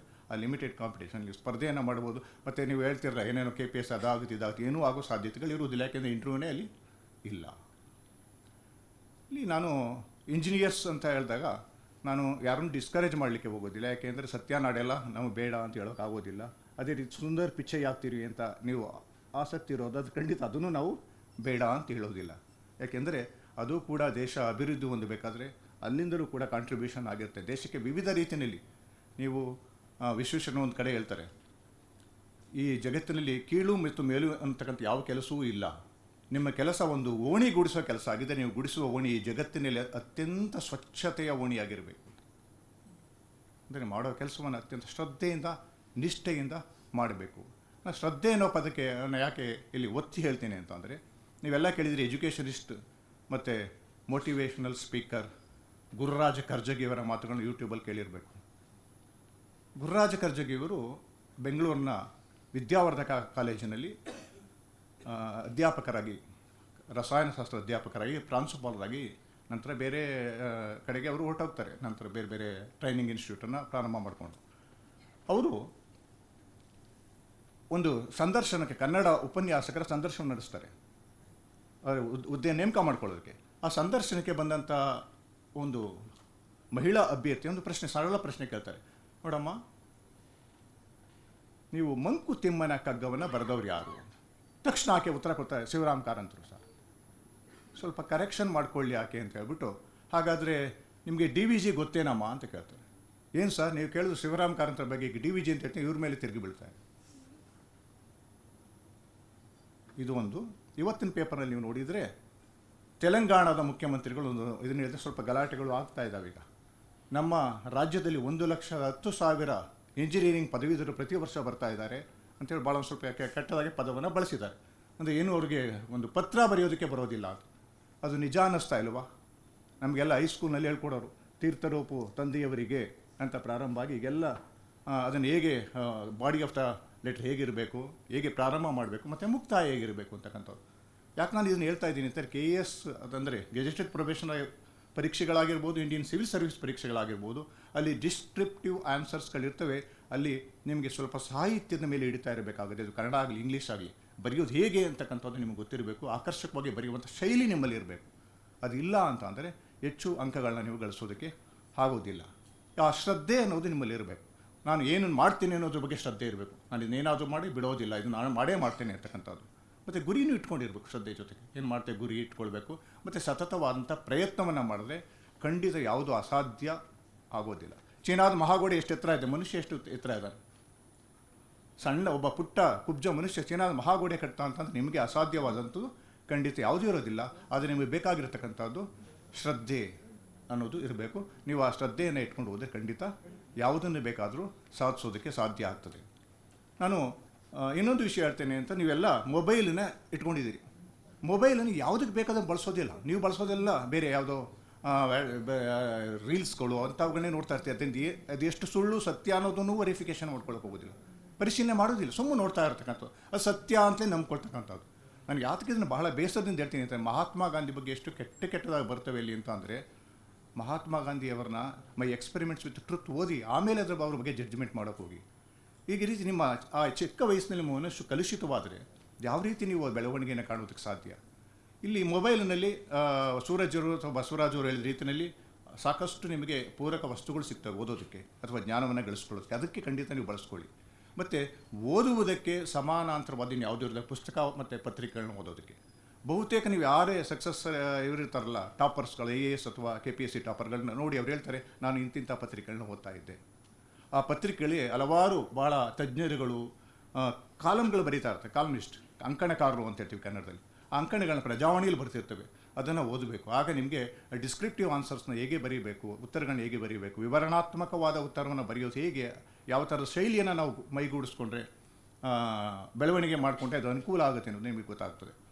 ಜೊತೆಗೆ ಪ್ರಜಾವಾಣಿ ಮತ್ತು ವಿಜಯ ಕರ್ನಾಟಕ ಪತ್ರಿಕೆಗಳು ಪ್ರಮುಖವಾಗಿ ಎಲ್ಲ ಪತ್ರಿಕೆಗಳು ಬರ್ತಾ ಇದ್ದಾವೆ. ಸ್ಪರ್ಧಾತ್ಮಕ ಪರೀಕ್ಷೆಗಳಿಗೆ ಸಂಬಂಧಪಟ್ಟಂಥ ಬಹು ಆಯ್ಕೆಯ ಪ್ರಶ್ನೆಗಳು ಮತ್ತು ಉತ್ತರಗಳನ್ನು ಕೊಡ್ತಾ ಇದ್ದಾರೆ. ಎಷ್ಟು ಜನ ಓದ್ತಾ ಇದ್ದೀರಿ? ಆಸೆ ಇರುತ್ತೆ ನಮ್ಗೆ ಎಲ್ಲ ಆಗಬೇಕು ಅಂತಕ್ಕಂಥದ್ದು. ಆದರೆ ಆ ಆಸೆಗೆ ತಕ್ಕಂತೆ ನಾವು ನಮ್ಮ ಹವ್ಯಾಸಗಳನ್ನು ಕೂಡ ರೂಢಿಸ್ಕೊಳ್ಬೇಕು. ಈ ಬಹುತೇಕ ನೀವೆಲ್ಲ ಪರೀಕ್ಷೆಗಳಲ್ಲಿ ಗ್ರೂಪ್ C ಹುದ್ದೆಗಳ ವೃಂದದ ಪರೀಕ್ಷೆಗಳಲ್ಲಿ ಭಾರತ ಇತಿಹಾಸ ಮತ್ತು ಭಾರತದ geography with special reference to the Karnataka, history ಅದು ಅಷ್ಟೇ ವಿತ್ ಸ್ಪೆಷಲ್ ರೆಫರೆನ್ಸ್ ಟು ದ ಕರ್ನಾಟಕ, ಮತ್ತು ಇಂಡಿಯನ್ ಪಾಲಿಟಿಕ್ಸು, ಹಾಗೆಯೇ ಇಂಟರ್ನ್ಯಾಷನಲ್ ಅಫೇರ್ಸು, ಕರೆಂಟ್ ಅಫೇರ್ಸು, ಇವೆಲ್ಲವೂ ಬೇಕಾಗ್ತದೆ ಎಕ್ಸಾಮ್ಸ್ಗಳಿಗೆ. ನೀವು ಒಂದು ಸಾರಿ ಓದ್ತಾ ಹೋದಾಗ ಈಗ ಅಲ್ಲೇನು ಮಾಡ್ತೇವೆ, ಫಾರ್ ಎಕ್ಸಾಂಪಲ್ ಒಂದು ಪ್ರಶ್ನೆ ಕೊಟ್ಟಿರ್ತಾರೆ, which among the following pair is correct ಅಥವಾ which among the following pair is wrong ಅಂತ ಕೊಟ್ಟಿರ್ತಾರೆ ಅಂತ ಇಟ್ಕೊಳ್ಳಿ. ನೀವು ಅದನ್ನು ಪೇರ್ ಯಾವುದು ಕರೆಕ್ಟ್ ಅಂತ ನೋಡ್ಕೊಳ್ಳೋದು ನಿಮ್ಮ ಮೊಬೈಲ್ನಲ್ಲಿ ಬಳಸ್ಬೋದು. ಯಾಕೆಂದರೆ ಈಗೆಲ್ಲ ಇದೆ ಉತ್ತರಗಳು ಸಿಗ್ತವೆ. ಅಲ್ಲಿ ನೀವು ಒಂದು ಕಡೆ ಗುರ್ತಾಕೊಂಡ್ರೆ ತಪ್ಪು ಆನ್ಸರು ಕೊಟ್ಟಿರ್ತಾರೆ, ಬಟ್ ಸರಿಯಾದ ಆನ್ಸರ್ ಯಾವುದು ಅಂತ ಕೊಟ್ಟರೆ ನಾಳೆ ಇದು ಬರದೇ ಇರ್ಬೋದು, ಬೇರೆದು ಬಂದಿರುತ್ತೆ. ಅದು ಆ 4 ಮಲ್ಟಿಪಲ್ ಚಾಯ್ಸ್ನ 4ನೇದೋ 3ನೇದೋ ಬಂದಿರ್ತದೆ ನಿಮಗೆ ಎಕ್ಸಾಮ್ಸ್ನಲ್ಲಿ. ನಿಮ್ಗೆ ಖಂಡಿತ ಇದು ಭಾಳ ಅನುಕೂಲ ಆಗುತ್ತೆ. ಅದನ್ನೆಲ್ಲ ನೀವು ಒಂದು ಕಡೆ ನೋಟ್ ಮಾಡ್ತಾ ಹೋದರೆ ಯಾವ ಸರಿ ಯಾವ ತಪ್ಪು ಅಂತ. ನಂತರ ಕಣ್ಣಾಡ್ಸೋ ಸಾಕು, ಮೊದಲು ಓದಿರ್ತೀರಲ್ಲ, ಪುನಃ ಕಣ್ಣಾಡ್ಸೋ ಅದು ಮೈಂಡಲ್ಲಿ ಉಳಿಯುತ್ತೆ. ಜೊತೆಗೆ ವಯಸ್ಸು, ನೀವು ಪ್ರೈಮರಿ ಸ್ಕೂಲ್ ಇರ್ತಕ್ಕಂಥ ಪದ್ಯ ಒಂದು ಯಾವುದೋ ಒಂದು ರೈಮ್ನ ಹೇಳಿ ಅಂದರೆ ಪಟ ಪಟ ಪಟ ಅಂತ ಹೇಳ್ಬಿಡ್ತೀರಿ. ಕಾಲೇಜಲ್ಲಿ ಓದಿದ್ದೀರಲ್ಲ, ಡಿಗ್ರಿನಲ್ಲಿ ಯಾವುದೋ ಒಂದು ಕನ್ನಡ ಅಥವಾ ಇಂಗ್ಲೀಷ್ ಇರ್ತದೆ, ಅದೊಂದು ಪೊಯಮ್ ಹೇಳಿ ಅಂದರೆ ಬರೋದಿಲ್ಲ, ಅಷ್ಟು ಫಾಸ್ಟಾಗಿ ಬರೋದಿಲ್ಲ. ಮಿಡ್ಲ್ ಸ್ಕೂಲ್ ಹೇಳಿ ಅಂದರೆ ಹೇಳ್ಬಿಡ್ತೀರಿ, ತಕ್ಷಣ ಬರುತ್ತೆ. ಏಕೆಂದರೆ memory power, human memory power age ಆಗ್ತಾ ಡಿಮಿನಿಷ್ ಆಗ್ತಾ ಸ್ವಲ್ಪ ಡಿಮಿನಿಷ್ ಅಂದರೆ ಹೊರಟೋಗುತ್ತೆ ಅಂತಿಲ್ಲ. ಅದನ್ನು ನೀವು ಅದಕ್ಕೆ ಸ್ವಲ್ಪ ರಿವೈವ್ ಮಾಡಬೇಕು. ಅದಕ್ಕೋಸ್ಕರ ನೀವು ಸ್ವಲ್ಪ ಬರೆದು ಅದನ್ನು ಅಭ್ಯಾಸ ಮಾಡಬೇಕಾಗ್ತದೆ. ಇಲ್ಲಿ ಬುದ್ಧಿವಂತ ಅದು ಕೆಲವು ಸಾರಿ ಅವರ ಇಂಟೆಲಿಜೆನ್ಸ್ನು ಖಂಡಿತ ಸ್ವಲ್ಪ ವರ್ಕ್ ಆಗುತ್ತೆ. ಹಂಗಂತ ಅಂದ್ಬಿಟ್ಟು ಕಾಂಪಿಟೇಟಿವ್ ಎಕ್ಸಾಮ್ಸ್ಗಳಲ್ಲಿ ಆವರೇಜ್ ಸ್ಟೂಡೆಂಟ್ಸ್ಗಳು ಪಾಸ್ ಆಗಲ್ವಾ ಅಂತ ಒಂದು ಪ್ರಶ್ನೆ ಹೇಳುತ್ತೆ. ನೀವು ಭಾಳಷ್ಟು UPSC ಟಾಪರ್ಸ್ಲಿ ಕೆಲವು ಇಂಟರ್ವ್ಯೂಗಳನ್ನು ನೋಡಿ, ಆವರೇಜ್ ಫೇಲಾಗಿದ್ದಂಥವರು ಕೂಡ ಕಾಂಪಿಟೇಟಿವ್ ಎಕ್ಸಾಮ್ನಲ್ಲಿ ಉತ್ತಮ ಸಾಧನೆಯನ್ನು ಮಾಡಿರೋದನ್ನು ನೀವು ಗಮನಿಸ್ಬೋದು. ಅವ್ರು ಏನು ಮಾಡ್ತಾರೆ ಅಂತಂದರೆ ಯಾವುದೋ ಅಂತಲ್ಲಿ ಎಡುತ್ತಾರೆ, ಪ್ರತಿಯೊಬ್ಬ ಮನುಷ್ಯ ಎಡುವುದ ನಂತರ ಎಚ್ಚೆತ್ತುಕೊಂಡು ತುಂಬ ಶ್ರಮವನ್ನು ಇಟ್ಟಾಗ ಅವರು ಕೂಡ ಅದನ್ನು ಸಾಧಿಸೋದಕ್ಕೆ ಸಾಧ್ಯ ಆಗ್ತದೆ. ಉದಾಹರಣೆಗೆ ಇವರು ಹೇಳ್ತಾರೆ 4 ಗಂಟೆ 2 ಗಂಟೆ ಅಧ್ಯಯನ ಮಾಡೋಕ್ಕೆ ಟೈಮ್ ಸಿಗ್ಬೋದು ಅಂತ. ಬುದ್ಧಿವಂತನ ಅದನ್ನು 1-2 ಗಂಟೆ ಅರ್ಥ ಮಾಡ್ಕೊಳ್ತಾನೆ ಅಂತ ಇಟ್ಕೊಳ್ಳಿ. ಸ್ವಲ್ಪ ನನಗೆ ಮೆಮೊರಿ ಪವರ್ ಸ್ವಲ್ಪ ಕಡಿಮೆ ಇದೆ ಅಂತ ಅವನು ರಿಪೀಟ್ ಮಾಡ್ತಾ ಒಂದು 4 ಗಂಟೆ 5 ಗಂಟೆ ಹೋದರೆ ಅವನ ಸಮಯಕ್ಕೆ ನೀವು ಬರಬಹುದಲ್ಲ. ಹಾಗಾಗಿ ನೀವೆಲ್ಲರೂ ಕೂಡ ಯಾವುದೇ ಸ್ಪರ್ಧಾತ್ಮಕ ಕಾಂಪಿಟೇಟಿವ್ ಎಕ್ಸಾಮ್ನ ಕ್ರ್ಯಾಕ್ ಮಾಡೋದಕ್ಕೆ ಖಂಡಿತ ಸಾಧ್ಯ ಇದೆ. ನೀವು ಮನಸ್ಸನ್ನು ಮಾಡಬೇಕು ಅಷ್ಟೇ. ಈಗ ಭಾಳಷ್ಟು ನಮ್ಮ ಸ್ನೇಹಿತರು ನೋಡಿದ್ದೀವಲ್ಲ, ಎಲ್ಲರೂ ತೀರಾ ಎಕ್ಸ್ಟ್ರಾರ್ಡಿನರಿ ಇಂಟೆಲಿಜೆನ್ಸ್ಗಳಲ್ಲ, ಸಾಧಾರಣ ವ್ಯಕ್ತಿಗಳು ಕೂಡ ಈ ಸ್ಪರ್ಧಾತ್ಮಕ ಪರೀಕ್ಷೆಗಳನ್ನ ಪಾಸ್ ಮಾಡಿಕೊಂಡು ಬಂದಿದ್ದಾರೆ. ಅದೇ ಬಹು ಆಯ್ಕೆಯ ಪ್ರಶ್ನೆಗಳನ್ನ ಅಂತ ಹೇಳಿದ್ನಲ್ಲ, ಅದು ಬಹುತೇಕ ನಾನು ಕೆಲವು ಎಲ್ಲ ಸ್ಪರ್ಧಾತ್ಮಕ ಪರೀಕ್ಷೆಗಳು ನೋಡಿದಾಗ ಆಲ್ಮೋಸ್ಟ್ ಒಂದೇ ಥರ ಇದ್ದಾವೆ, ಕೆಲವು ವ್ಯತ್ಯಾಸಗಳಿರ್ತವೆ. ಆಮೇಲೆ ಕೆಲವು ಇಲಾಖೆಗಳು ಪ್ರತ್ಯೇಕವಾಗಿ ಕರೀತಾರೆ ಗ್ರೂಪ್ C ಹುದ್ದೆಗಳಿಗೆ. ಆಗ ಆ ಇಲಾಖೆಗೆ ಸಂಬಂಧಪಟ್ಟಂಥ ಕೆಲವು ಪ್ರಶ್ನೆಗಳನ್ನ ಕೇಳ್ತಾರೆ. ನೀವೇನು ಮಾಡೋಕ್ಕೆ, ಯಾವ ಇಲಾಖೆಗೆ ಅರ್ಜಿಯನ್ನು ಆಗ್ತಾ ಇದ್ದೀರಿ ಅದು ನೋಡಿಕೊಂಡು ಆ ಇಲಾಖೆಯ ಕಾರ್ಯಕ್ರಮಗಳು, ಈಗ ಉದಾಹರಣೆಗೆ RDPR ಅಂತ ಅಂದರೆ RDPR ಕಾರ್ಯಕ್ರಮಗಳು ಯಾವ್ಯಾವು, ರೂರಲ್ ಡೆವಲಪ್ಮೆಂಟ್ ಪಂಚಾಯತ್ ರಾಜ್ ಇಲಾಖೆಯ ಕಾರ್ಯಕ್ರಮಗಳು ಯಾವ್ಯಾವು, ಮಹಾತ್ಮ ಗಾಂಧಿ ಉದ್ಯೋಗ ಖಾತರಿ ಯೋಜನೆ, ಈಗ ಸ್ವಲ್ಪ ಅದರ ಹೆಸರು ಬದಲಾಯಿಸಿದ್ದಾರೆ. ನಂತರ ಅದರ ಇದುಗಳೇನು, ಉದ್ದೇಶಗಳೇನು, ಮತ್ತು ಪ್ಲಾನಿಂಗ್ ಇದು ಹೇಗೆ ಆಗುತ್ತೆ, ಇಂಥವುಗಳಿಂದೆಲ್ಲ ಸ್ವಲ್ಪ rural development panchayat Raj department ಆದರೆ. ಒಂದು ವೇಳೆ ಈ ಯಾವುದು ನೀವೇನಾದ್ರು ಫುಡ್ ಸೈನ್ಸ್ ಅಥವಾ ಸೋಷಿಯಲ್ ವರ್ಕ್ MSW ಮಾಡಿದರೆ ನಿಮ್ಗಳಿಗೆ ಇದರಲ್ಲಿ ಅವಕಾಶ ಆಯಿತು. ಮಹಿಳಾ ಮತ್ತು ಮಕ್ಕಳ ಕಲ್ಯಾಣ ಇಲಾಖೆ, ಮತ್ತು ನಾನು ಡೈರೆಕ್ಟರ್ ಆಗಿದೆ ಡಿಸೇಬಲ್ಡ್ ಸೀನಿಯರ್ ಸಿಟಿಜನ್ ಎಂಪವರ್ಮೆಂಟ್ ಡಿಪಾರ್ಟ್ಮೆಂಟ್ಗೆ. ಅಲ್ಲಿ ಕೂಡ ಈ ಥರದ ಪ್ರಶ್ನೆಗಳಿಗೆ ಬರ್ತವೆ. ಸೋಷಿಯಲ್ ನೀವೇನು MSW ಕ್ವಶನ್ಸ್ಗಳು ಕೂಡ ಬರ್ತವೆ. ಆಗ ನೀವು ಅದರ ಸಿಲೆಬಸ್ ಅಂತ ತೆಗೆದು ಓದ್ಕೊಂಡು ಅದಕ್ಕೆ ನೀವು ತಯಾರಿಯನ್ನು ಮಾಡಿದ್ರೆ ಖಂಡಿತ ಅಲ್ಲಿ ಕೂಡ ಸಾಧ್ಯ ಆಗ್ತದೆ. ಆಮೇಲೆ ನೀವು ಏನಾದರೂ B.Ed ಅದನ್ನು ಮಾಡಿದಂಥ ಸಂದರ್ಭದಲ್ಲಿ ನಿಮಗೆ B.Ed ಮಾಡಿದವರಿಗೆ ಬಹಳ ಆಯ್ಕೆಗಳು ಸಿಗ್ತವೆ. ಪ್ರೌಢಶಾಲಾ ಶಿಕ್ಷಕರ ಹುದ್ದೆಗಳು, ನಂತರ ಹೆಡ್ ಮಾಸ್ಟರ್ಸ್ ಎಕ್ಸಾಮಿನೇಷನ್ಸ್ ಮತ್ತು KES ಗೆಜೆಟೆಡ್ ಪ್ರೊಬೇಷನರ್ಸ್ ಎಕ್ಸಾಮಿನೇಷನ್ಸ್, ಎಲ್ಲ ಸ್ಪರ್ಧಾತ್ಮಕ ಪರೀಕ್ಷೆಗಳು ಕೂರೋದಕ್ಕೆ ಅವರಿಗೆ ಎಲಿಜಿಬಿಲಿಟಿ ಇರ್ತದೆ. ಹಾಗಾಗಿ B.Ed ಮಾಡಿದಂಥವರು ಲಕ್ಕಿ, ಬೇರೆಯವರಿಗೆ ಕಂಪೇರ್ ಮಾಡಿದ್ರೆ 3-4 ಪರೀಕ್ಷೆಗಳನ್ನು ಹೋಗ್ಬೋದು. ಕಾಮರ್ಸ್ ಮಾಡಿದವರು ಕೂಡ ಅಥವಾ BBM ಮಾಡಿದವರು, ನಾನು ಹೇಳಿದಾಗೆ ಪ್ರತ್ಯೇಕ ನಿಮಗೆ ಇರ್ತಕ್ಕಂಥ ಕೆಲವು ಪರೀಕ್ಷೆಗಳಿದ್ದಾವೆ, ಅಲ್ಲಿ ನೀವು ಸ್ವಲ್ಪ ಎಫರ್ಟ್ನ ಇಟ್ಟರೆ ಖಂಡಿತ ಅಲ್ಲಿಯೂ ಕೂಡ ನೀವು ಸಕ್ಸಸ್ಸನ್ನು ಗಳಿಸ್ಕೊಳ್ಳೋ ಸಾಧ್ಯ ಇದೆ. ಅಥವಾ ನೀವು ಕೂಡ ಜನರಲ್ ಆಗಿ ಗೆಜೆಟೆಡ್ ಪ್ರೊಬೇಷನ್ಸ್ ಎಕ್ಸಾಮ್ಸ್ಗಳನ್ನು ಕೂಡ ಮಾಡೋದಕ್ಕೆ ಸಾಧ್ಯತೆಗಳಿದೆ, ಮಾಡಲಿಕ್ಕೆ ಸಾಧ್ಯ ಇದೆ. ಇಲ್ಲಿ ನಾನು ಮೊದಲೇ ಹೇಳಿದಾಗೆ ಇವೆಲ್ಲ ಗ್ರೂಪ್ C ಎಕ್ಸಾಮ್ಸ್ಗಳೆಲ್ಲ ಬಹುತೇಕ ಬಹು ಆಯ್ಕೆಯ ಪ್ರಶ್ನೆಗಳಿರ್ತವೆ, ಮಾದರಿ ಆಯ್ಕೆಗಳು MCQ ಥರದವು. ಆದರೆ ನೀವು KAS ಮತ್ತು Indian civil service examination, gazetted probationers ಮತ್ತು ಇಂಡಿಯನ್ ಸಿವಿಲ್ ಸರ್ವಿಸ್ ಎಕ್ಸಾಮಿನೇಷನ್ಸ್ನಲ್ಲಿ ಜನರಲ್ ಸ್ಟಡೀಸ್ಗಳೇ ಭಾಳಷ್ಟು ಪೇಪರ್ಗಳಿರ್ತವೆ. ಅಲ್ಲಿ ಜನರಲ್ ಸ್ಟಡೀಸ್, ಜನರಲ್ ಸೈನ್ಸ್ ಅಂದರೆ ಎಲ್ಲವನ್ನೂ ಕೂಡ ನಾವು MSc ಮುಗಿಸಿದಂಥ ಸಂದರ್ಭದಲ್ಲಿ ಸ್ಪರ್ಧಾತ್ಮಕ ಪರೀಕ್ಷೆಗಳ ಬಗ್ಗೆ ಒಂದು ಮಾತನ್ನು ಹೇಳೋರು, Jack of all master in ನನ್ ಅಂತ. ಎಲ್ಲ ವಿಷಯಗಳನ್ನು ಕೂಡ ಒಂದಷ್ಟು ಗೊತ್ತಿರಬೇಕು. ಯಾವುದ್ರಲ್ಲಿ ಮಾಸ್ಟರ್ ಇಲ್ಲದೇ ಇರೋ ಪರವಾಗಿಲ್ಲ, ಬಟ್ ಎಲ್ಲ ವಿಷಯಗಳಲ್ಲೂ ಕೂಡ ಗೊತ್ತಿರಬೇಕು. ಉದಾಹರಣೆಗೆ ಸೂರಜ್ ಅವರು ಇದನ್ನೇ ತಗೊಳ್ಳಿ, ಅವರು ಓದಿರ್ತಕ್ಕಂಥದ್ದು ಕಂಪ್ಯೂಟರ್ ಸೈನ್ಸ್ ಇಂಜಿನಿಯರಿಂಗ್, ಅವರು ಎಕ್ಸಾಮಿನೇಷನ್ ಪ್ರಾಬಬ್ಲಿ ಆಂಥ್ರೋಪಾಲಜಿಯನ್ನು ತಗೊಂಡು ಅಂತ ಹೇಳ್ತಾಯಿದ್ರು. ಈಗ ಆಂಥ್ರೋಪಾಲಜಿ ಅವರು ಓದೇ ಇಲ್ಲ, ನಂತರ ಅದನ್ನು ಅಧ್ಯಯನ ಮಾಡೋದು ಒಂದು ಆಪ್ಷನಲ್ ಅಂತ.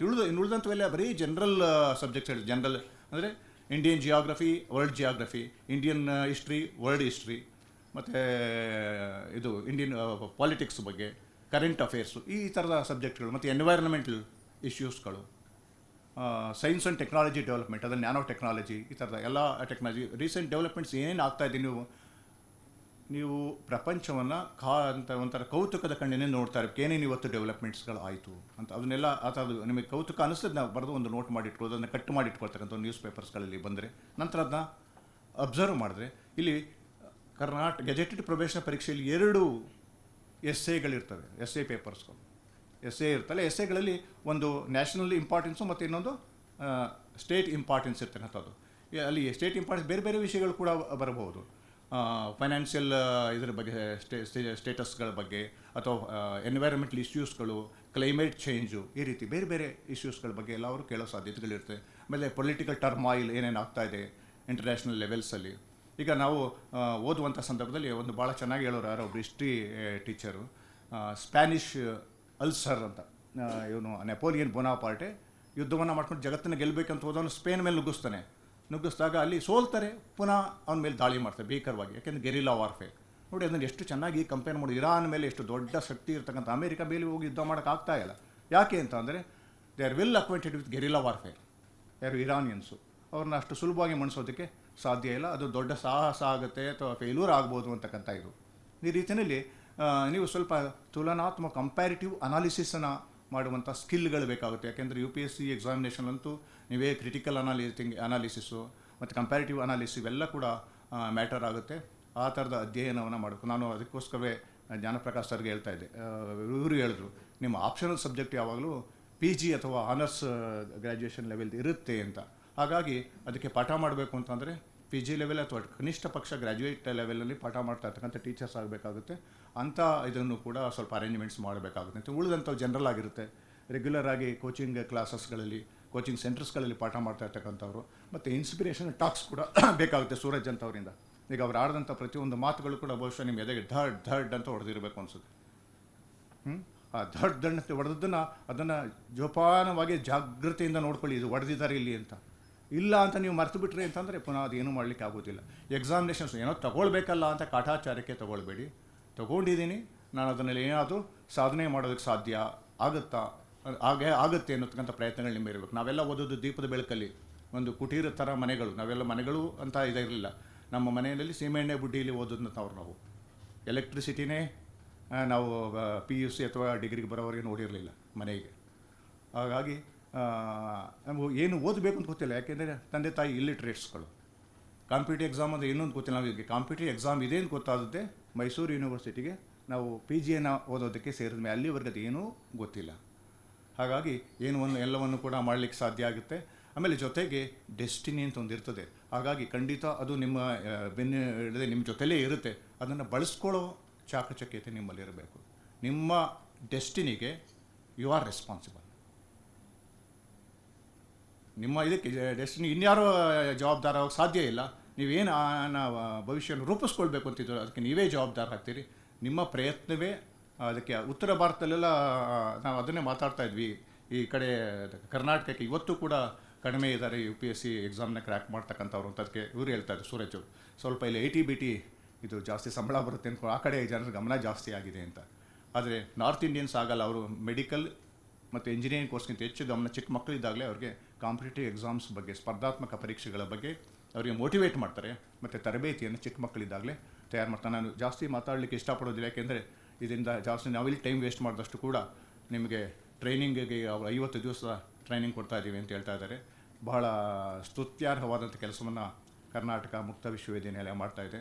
ಬಟ್ ನಾನು ಕೇಳಿದೆ, ನೀವೇನಾದರೂ ಲಿಮಿಟ್ ಮಾಡ್ಕೊಂಡಿದ್ದೀರಾ ಇದಕ್ಕೆ ಅಪ್ಲಿಕೇಶನ್ನ ಎಷ್ಟೇ ಜನ ಬೇಕು ಅಂತ. ಇಲ್ಲ, ಯಾರು ಬೇಕಾದ್ರೂ ಬರ್ಬೋದು ಅಂತ ನಾವು ಓಪನ್ ಆಗಿ ಇಟ್ಟಿದ್ವಿ. ಆದರೂ ಕೂಡ ಎನ್ರೋಲ್ ಮಾಡಿದಂಥವ್ರು ಬರೀ 250 ಜನ ಮಾತ್ರ ಅಂತ. ಹೆಚ್ಚು ಜನ ಸೇರಬೇಕು. ಬಟ್ ಜೊತೆಗೆ ಇನ್ನು ತಿಳ್ಕೊಳ್ಳಿ, ನೀವು ಪ್ರಯತ್ನಗಳನ್ನು ಖಂಡಿತ ಮಾಡಿ. 1-2 ಪ್ರಯತ್ನದಲ್ಲಿ ಫೇಲ್ ಆದೆ ಅಂತ ಎಡಿಸನ್ ಬಿಟ್ಟಿದ್ದು ನಾವು ಇವತ್ತು ಬೆಳಕಲ್ಲಿ ಇರೋಕ್ಕಾಗ್ತಿರಲಿಲ್ಲ. ಯಾಕೆ? ಒಂದೇ ಪ್ರಯತ್ನದಲ್ಲಿ ಅವನು ವಿದ್ಯುತ್ ಬಲ್ಪನ ಕಂಡಿರಲಿಲ್ಲ. ಹಲವಾರು ಪ್ರಯತ್ನಗಳು, ಮರಳಿ ಯತ್ನ ಮಾಡು ಅಂತ ನೀವು ಯತ್ನವನ್ನು ಮಾಡ್ತಾ ಇರಬೇಕು. ಯತ್ನ ಮಾಡಿ ಅಂದರೆ ಸುಮ್ಮನೆ ಬರೀ ಎಕ್ಸಾಮ್ ತಗೊಳ್ತಾ ಇದ್ದೀನಿ ಅಂತಲ್ಲ, ವಿತ್ ಫುಲ್ ಎಫರ್ಟ್ ಯತ್ನ ಮಾಡಬೇಕು. ಯುದ್ಧಕ್ಕೆ ಹೋದಂಥ ಸಂದರ್ಭದಲ್ಲಿ ಯಾರೂ ಕೂಡ ನಾನು ಸುಮ್ಮನೆ ಏನೋ ಯುದ್ಧ ಮಾಡ್ತೀನಿ ಅಂತ ಗನ್ ಇಟ್ಕೊಂಡು ನಿಂತ್ಕೊಂಡ್ರೆ ಆಗಲ್ಲಲ್ಲ. ಆ ಕಡೆ ಏನು ಗುಂಡೋಡು ಸಾಯಿಸ್ತಾ ನಿಮ್ಮನ್ನು. ನೀವು ಏನಾದರೂ ಬದುಕೋದಕ್ಕೋಸ್ಕರ ಹೋರಾಟ ಮಾಡ್ತಿರಲ್ಲ, ಆ ರೀತಿ ಹೋರಾಟವನ್ನು ಮಾಡಿ. ಆಗ ಖಂಡಿತ ಸಾಧ್ಯ ಆಗುತ್ತೆ. ಕೊನೆಗೆ ಏಜ್ ಮೀರೋಗುತ್ತೆ ಅಂತ ಅದಕ್ಕೂ ಕೂಡ ಏನೂ ಆಗಲೇ ಇಲ್ಲ ಅಂತ ಅಂದಾಗಲೂ ಕೂಡ ದಯವಿಟ್ಟು ಹತಾಶರಾಗಬೇಡಿ. ಏಕೆಂದರೆ ಪ್ರತಿ ಜಿಲ್ಲೆಯಲ್ಲೂ ಕೂಡ ಸ್ಕಿಲ್ ಡೆವಲಪ್ಮೆಂಟ್ ಡಿಪಾರ್ಟ್ಮೆಂಟ್ ಅಂತ ಒಂದು ಇದೆ. ಅಲ್ಲಿ ನೀವು ತರಬೇತಿಯನ್ನು ಪಡ್ಕೊಂಡ್ರೆ ಈಗಾಗಲೇ ಯುರೋಪಿಯನ್ ಕಂಟ್ರೀಸ್ಗಳಲ್ಲಿ, ಗಲ್ಫ್ನಲ್ಲಿ ಎಲ್ಲ ಕಡೆ ಕೂಡ ನರ್ಸಸ್ಗಳಿಗೆ, ಫಿಸಿಯೋಥೆರಪಿಸ್ಟ್ಗಳಿಗೆ, ಡ್ರೈವರ್ಗಳಿಗೆ ಬಹಳ ಬೇಡಿಕೆ ಇದೆ. ನನ್ನ ಬ್ಯಾಚ್ಮೇಟ್ ಒಬ್ಬರು ಫಿಸಿಕಲ್ ಪಾಲಿಸಿ ಇನ್ಸ್ಟಿಟ್ಯೂಟ್ನಲ್ಲಿ ಅಡಿಷನಲ್ ಡೈರೆಕ್ಟರ್ ಆಗಿದ್ದು. ಅವ್ರು ಹೇಳ್ತಾ ಇದ್ರು, ಯಾರಾದರೂ ಇದ್ರಿ ನಿಮ್ಮ ಕಡೆಯವ್ರು ಹೇಳಿ ಅಂತ ಹೇಳಿ. ಆ ರೀತಿಯ ತರಬೇತಿಯನ್ನು ಪಡ್ಕೊಂಡ್ರೆ ಅವ್ರು ನಿಮಗೆ ಸ್ಕಿಲ್ ಕಲಿಸ್ತಾರೆ. ಅಲ್ಲಿ ಜನಗಳ ಜೊತೆ ಹೇಗೆ ಬಿಹೇವ್ ಮಾಡಬೇಕು ಅಂತಕ್ಕಂಥದ್ದು. ನೀವು ಕೂಡ ವಿದೇಶದಲ್ಲಿ ಈ UK ಅವೆಲ್ಲ ಬಿಡಿ, ಅದೆಲ್ಲ ಮುಳುಗ್ತಾ ಇದೆ ಹಡಗುಗಳು ಅವ್ರು ಹೇಳಿದಾಗೆ, ಸೂರಜ್ ಅವರು ಹೇಳಿದಾಗೆ. ಬಟ್ ಇನ್ನೂ ಕೂಡ ಕೆಲವು ದೇಶಗಳು, ಯುರೋಪಿಯನ್ ದೇಶಗಳಲ್ಲಿ ಅವಕಾಶಗಳು ಇದ್ದಾವೆ. ಅಂಥ ಕಡೆಯೂ ಕೂಡ ನಿಮಗೆ ಆಸಕ್ತಿ ಇದೆ, ಪ್ರಯತ್ನವನ್ನು ಮಾಡ್ಬೋದು. ಸ್ವಯಂ ಉದ್ಯೋಗವನ್ನು ಕೂಡ ನೀವು ನಮ್ಮ ಬಸವರಾಜ್ ಅವರು ಹೇಳಿದವಾಗೆ ತಗೊಂಡು ನಿಮ್ಮದೇ ಅಂಥ ಒಂದು ಉದ್ದಿಮೆಯನ್ನು ಕಟ್ಟತಕ್ಕಂಥ ಅವಕಾಶಗಳು ಇದ್ದಾವೆ. ಯಾರಲ್ಲಿ ಏನೇನು ಇದೆಯೋ ಗೊತ್ತಿಲ್ಲ. ಏಕೆಂತಂದರೆ ಕನ್ಯಾಕುಮಾರಿ ಹತ್ತಿದ್ದಂಥ ಒಂದು ಬಡ ಗುಡಿಸಲಿನ ಒಬ್ಬ ಹುಡುಗ, ಸಾಮಾನ್ಯ ಹುಡುಗ ಈ ದೇಶದ ರಾಷ್ಟ್ರಪತಿ ಆಗಬಹುದು. ಆದರೆ ನಿಮ್ಮಿಂದ ಏನು ಆಗೋದಿಲ್ಲ ಅಂತ ಹೇಳ್ತೀರಿ. ಖಂಡಿತ ನಿಮ್ಮೆಲ್ಲರಲ್ಲೂ ಕೂಡ ಒಂದು ಅದ್ಭುತವಾದ ಶಕ್ತಿ ಇದೆ. ನೋಡಿ, ನಿಮ್ಮಲ್ಲಿ ಯಾಕೆ ನಿಮ್ಮ ಪ್ರತಿಯೊಬ್ಬರು ಅದ್ಭುತ ಅಂತ ಯಾಕೆ ಕೇಳ್ತೀನಿ ಅಂತಂದರೆ, ನಿಮ್ಮ ಪಕ್ಕದವರು ನೋಡಿ ಅಥವಾ ನಿಮ್ಮ ಸುತ್ತಮುತ್ತ ಇರೋರೆಲ್ಲ ನೋಡಿ, ಅವ್ರು ಯಾರೂ ನಿಮ್ಮ ಥರ ಇಲ್ಲ. ಇಷ್ಟೆಲ್ಲ ಯಾಕೆ, ಇಡೀ ಪ್ರಪಂಚದಲ್ಲಿ ಯಾರೂ ನಿಮ್ಮ ಥರದವ್ರು ಇಲ್ಲ. ನೀವೊಂದು ಅದ್ಭುತ ಅಲ್ವಾ? ತಾಜ್ ಮಹಲ್ ಹೇಗೆ ಅದ್ಭುತ ಅಂತ ಹೇಳ್ತಿರೋ, ನೀವು ಕೂಡ ಪ್ರತಿಯೊಬ್ಬರೂ ಕೂಡ ಒಂದು ಅದ್ಭುತ. ನಿಮ್ಮ ಒಳಗೂ ಕೂಡ ಒಂದು ಅದಮ್ಯವಾದ ಶಕ್ತಿ ಇದೆ. ಆ ಶಕ್ತಿಯನ್ನು ಬಳಸಿ ಸರಿಯಾದ ಮಾರ್ಗದಲ್ಲಿ ಇದು ಮಾಡಿ, ಓದಿ ಜ್ಞಾನವನ್ನು ರೂಢಿಸ್ಕೊಳ್ಳಿ. ಯಾಕೆಂದರೆ ಈಗಿನ ಮಕ್ಕಳುಗಳಲ್ಲಿ ಎಷ್ಟು ಇದಾಗ್ತದೆ. ನನ್ನ ಮಗ ಈಗ MBBS ಮುಗಿಸ್ತಾವ, ಕ್ಲಾಸ್ಮೇಟ್ಸ್ಗಳಿಗೆ ರಾಮಾಯಣದ ಪಾತ್ರ ಕೇಳಿದ್ರೆ ಮಹಾಭಾರತ ಹೇಳ್ತಾರೆ, ಮಹಾಭಾರತದ ಪಾತ್ರ ಕೇಳಿದ್ರೆ ರಾಮಾಯಣ ಹೇಳ್ತಾರೆ, ಗೊತ್ತೇ ಇರೋದಿಲ್ಲ. ಜೊತೆಗೆ ಏನು ಸಾಮಾನ್ಯ ಜ್ಞಾನ ಅನ್ನೋದು ಏನೂ ಗೊತ್ತಿಲ್ಲ. ಅದೇ ರೀತಿ ಇಂಜಿನಿಯರಿಂಗ್ನವ್ರ ಕಥೆಯೂ ಅದೇ ಆಗಿದೆ. ಯಾಕೆ ರೇವಂತ್ ರೆಡ್ಡಿ ಅವರು ಹೇಳಿದ್ರು ಅಂತ ಬೇಜಾರು ಮಾಡ್ಕೊಳ್ಳೋ ಅವಶ್ಯಕತೆ ಅಲ್ಲ. ನೀವು ಸ್ವಲ್ಪ ಆಲೋಚನೆ ಮಾಡಿ, ನಮ್ಮ ಪರಿಸ್ಥಿತಿ ಹಾಗೆ ಆಗಿದೆ. ಇದನ್ನು ಬಿಟ್ಟುಬಿಟ್ಟು ಒಳ್ಳೆ ಕುದುರೆಗೆ ಜೀನ ಹಾಕಿದಾಗ ಇಷ್ಟಿಷ್ಟೇ ನಮಗೆ ಗೊತ್ತಿರೋದು. ಈ ಮುಂದಕ್ಕೆ ನಾವು ಯಾವುದಕ್ಕೂ ಪ್ರಯತ್ನನ ಮಾಡ್ತಾ ಇಲ್ಲ. ಯಾಕೆಂದರೆ ಇವತ್ತು ಸ್ಪರ್ಧಾತ್ಮಕ ಪ್ರಪಂಚ, ಸ್ಪರ್ಧೆ ಹೇಗಿದೆ ಅಂತ ಅಷ್ಟು ಭಯಂಕರ. ಸ್ಪರ್ಧೆಯಲ್ಲಿ ನೀವು ಓಡಿದ್ರಿ ಅಥವಾ ಸ್ಪರ್ಧೆಯಲ್ಲಿ ಸೂಕ್ತವಾದ ಸಿದ್ಧತೆಯಿಂದ ನೀವು ಭಾಗವಹಿಸಿದ್ರೆ ಮಾತ್ರ ಉಳಿಯೋಕ್ಕೆ ಸಾಧ್ಯ. ಇಲ್ಲ ಅಂತ ಸ್ಪರ್ಧೆಯಿಂದ ಆಚೆಗೆ ಹೊರಬರಬೇಕಾಗುತ್ತೆ. ಆ ರೀತಿ ಆಗೋದು ಬೇಡ. ನೀವೆಲ್ಲರೂ ಕೂಡ, ನಾನು ಆಶಿಸೋದು ಇಲ್ಲಿರ್ತಕ್ಕಂಥ 250 ಜನಗಳೂ ಕೂಡ, 250 ಮಂದಿನೂ ಕೂಡ ಈ ಮುಂದೆ ಬರತಕ್ಕಂಥ ಸ್ಪರ್ಧಾತ್ಮಕ ಪರೀಕ್ಷೆಗಳಲ್ಲಿ ಯಶಸ್ಸನ್ನು ಪಡೆಯಿರಿ ಅಂತ ತುಂಬ ಹೃದಯದಿಂದ ಹಾರೈಸ್ತಾ ನಿಮಗೆಲ್ಲ ಶುಭವನ್ನು ಹಾರೈಸಿ ನನ್ನ ಮಾತನ್ನು ಮುಗಿಸ್ತೇನೆ. ಜೈ ಹಿಂದ್.